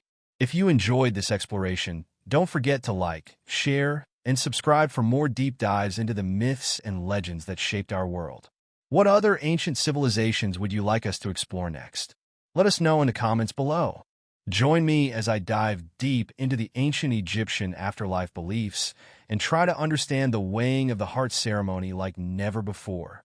Did you know that ancient Egyptians believed in a journey through the underworld that would determine their eternal fate? This journey was filled with dangers, but at the heart of it all was the pivotal moment when the deceased's heart was weighed against the feather of Maat, the goddess of truth and justice. What did this mean for the soul's future, and how did it shape Egyptian culture? In this video, you'll explore the fascinating beliefs surrounding the afterlife in ancient Egypt, focusing specifically on the duat and the weighing of the heart ceremony. The Egyptians had a complex view of the afterlife, one that intricately connected their spiritual beliefs with everyday life. They believed that the way one lived their life on earth would directly influence their journey through the duat, a mystical realm of the dead. At the center of these beliefs was a ceremony that would either grant the deceased eternal life or condemn them to non-existence: the weighing of the heart. The challenge for ancient Egyptians didn't end with death. It was just beginning. The journey through the afterlife was filled with trials, and the fate of every soul rested on how well they had lived in accordance with Ma'at, the principle of truth, balance, and order. To the Egyptians, the afterlife was not a place you simply arrived at. It had to be earned. They believed that the soul would face several obstacles, including demonic creatures, perilous waters, and complex mazes within the do-it. Each step of the journey required not just spiritual strength, but a pure heart. This is where their actions in life became crucial. Every lie, every misdeed could weigh their heart down when it was finally placed on the scales in front of the gods. The Egyptians understood life as a preparation for death. Tombs were meticulously constructed to house the body and provide for the Ka and Ba, aspects of the soul that would persist beyond death. They filled these tombs with objects and food to sustain the deceased in the afterlife. But no matter how well the tomb was stocked or how carefully the body was mummified, the true test lay ahead. Let's dive deeper into the do-it, the underworld that every Egyptian soul had to traverse. This mystical realm was not just a simple path to the afterlife. It was a landscape of challenges. Here, gods, spirits, and even terrifying creatures like serpents and demons awaited the souls of the deceased. The Egyptians believed that this journey was treacherous, filled with pitfalls and hazards that could end one's soul if they weren't prepared. To protect themselves, the deceased would carry spells from the Book of the Dead, a collection of magical texts intended to guide and protect them. At the heart of this journey, however, was the weighing of the heart ceremony. This was the moment of ultimate judgment, where the heart of the deceased was weighed on the scales of justice by the god Anubis, who presided over the ceremony. The Egyptians believed that the heart contained the sum of a person's deeds, memories, and character. It was weighed against the feather of Ma'at, the goddess of truth and balance. If the heart was lighter or balanced with the feather, the individual would be granted passage into the afterlife, to live forever in peace. But if the heart was heavier, weighed down by sin and dishonesty, a terrifying fate awaited them. The weighing of the heart was a dramatic moment. Anubis, with the scales in hand, would place the deceased's heart on one side and the feather of Ma'at on the other. It's important to understand that in Egyptian culture, the heart was seen as the seat of the soul and morality. Unlike other ancient civilizations that considered the brain as central, the Egyptians believed the heart contained a person's thoughts, emotions, and experiences. Standing nearby was the goddess Ammit, a fearsome creature with the head of a crocodile, the body of a lion, and the hindquarters of a hippopotamus. If the heart weighed heavier than the feather, it was immediately devoured by Ammit. This meant the soul was condemned to eternal destruction, essentially erased from existence, an idea more frightening than hell for the Egyptians, as they deeply believed in the continuation of life after death. For those whose hearts were light and balanced, the rewards were eternal. The soul would be led by the god Horus to Osiris, the ruler of the underworld, to live a peaceful afterlife in the field of reeds, an idealized version of life on earth. The Egyptians envisioned this realm as a place of abundance and tranquility, free from suffering. The ancient Egyptian beliefs about the afterlife were complex and profound. The weighing of the heart ceremony was a crucial moment, determining whether a soul would be granted eternal life or obliterated by Ammit. This ceremony, with its emphasis on moral integrity, reflected the values of Egyptian society and reinforced the idea that life and afterlife were inextricably linked. To them, death was not an end, but a passage to something greater, provided one lived in accordance with Ma'at. What are your thoughts on the weighing of the heart ceremony? Could you imagine living a life where every action you take is thought of as being weighed after death? Let me know in the comments below. And if you enjoyed this dive into Egyptian mythology, don't forget to check out my other videos on this fascinating civilization. Make sure to like, share, and subscribe for more intriguing stories from the ancient world. Ancient Egypt, a land of wonder, mystery, and awe, was deeply rooted in rituals that connected them to their gods, the afterlife, and the cosmic order. These rituals were not just religious practices, but the lifeblood of their society. They ensured the balance of the universe, known as Ma'at, which they believe sustained both the living and the dead. Today, we uncover some of the most unbelievable ancient rituals of this mysterious civilization. One of the most iconic of these rituals was the opening of the mouth ceremony, a powerful funerary rite. It was believed that when someone passed from this world, they required the ability to eat, speak, and breathe in the afterlife. Through symbolic gestures, the priest, often a family member, would open the mouth of the deceased by touching it with a ceremonial tool. This allowed the soul to live on, ensuring a comfortable and eternal existence beyond the grave. But the afterlife wasn't guaranteed without the weighing of the heart ritual, perhaps one of the most crucial judgments in Egyptian belief. After death, the heart, which Egyptians believed held all of one's thoughts and deeds, was weighed against the feather of Ma'at, the goddess of truth. If the heart was heavy with sin, the soul would be devoured by the fearsome demon Ammit, and that person would cease to exist. However, a light heart meant purity, granting the deceased passage into the eternal fields of paradise. Rituals weren't reserved just for the afterlife, though. The ancient Egyptians practiced Heka, magic, in their daily lives. Whether it was for protection, healing, or even influencing events, magic played a central role. Through chants, spells, and offerings, they believed they could manipulate the natural and supernatural worlds to their benefit. One particularly grand event was the Sed Festival, held after a pharaoh had ruled for 30 years.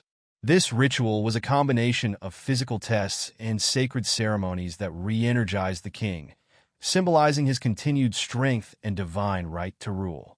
The festival included a reenactment of his coronation and even a ceremonial race, demonstrating his vitality and connection to the gods.